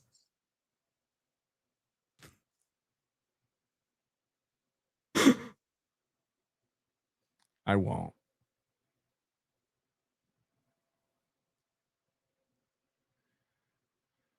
Okay, I will. Down in St. Cloud, you can hear it loud. A fake radio man who's acting proud. Steel toe trying, always lying. Fire up the gas, the bacon's frying. From a safe sport, lost to time in jail.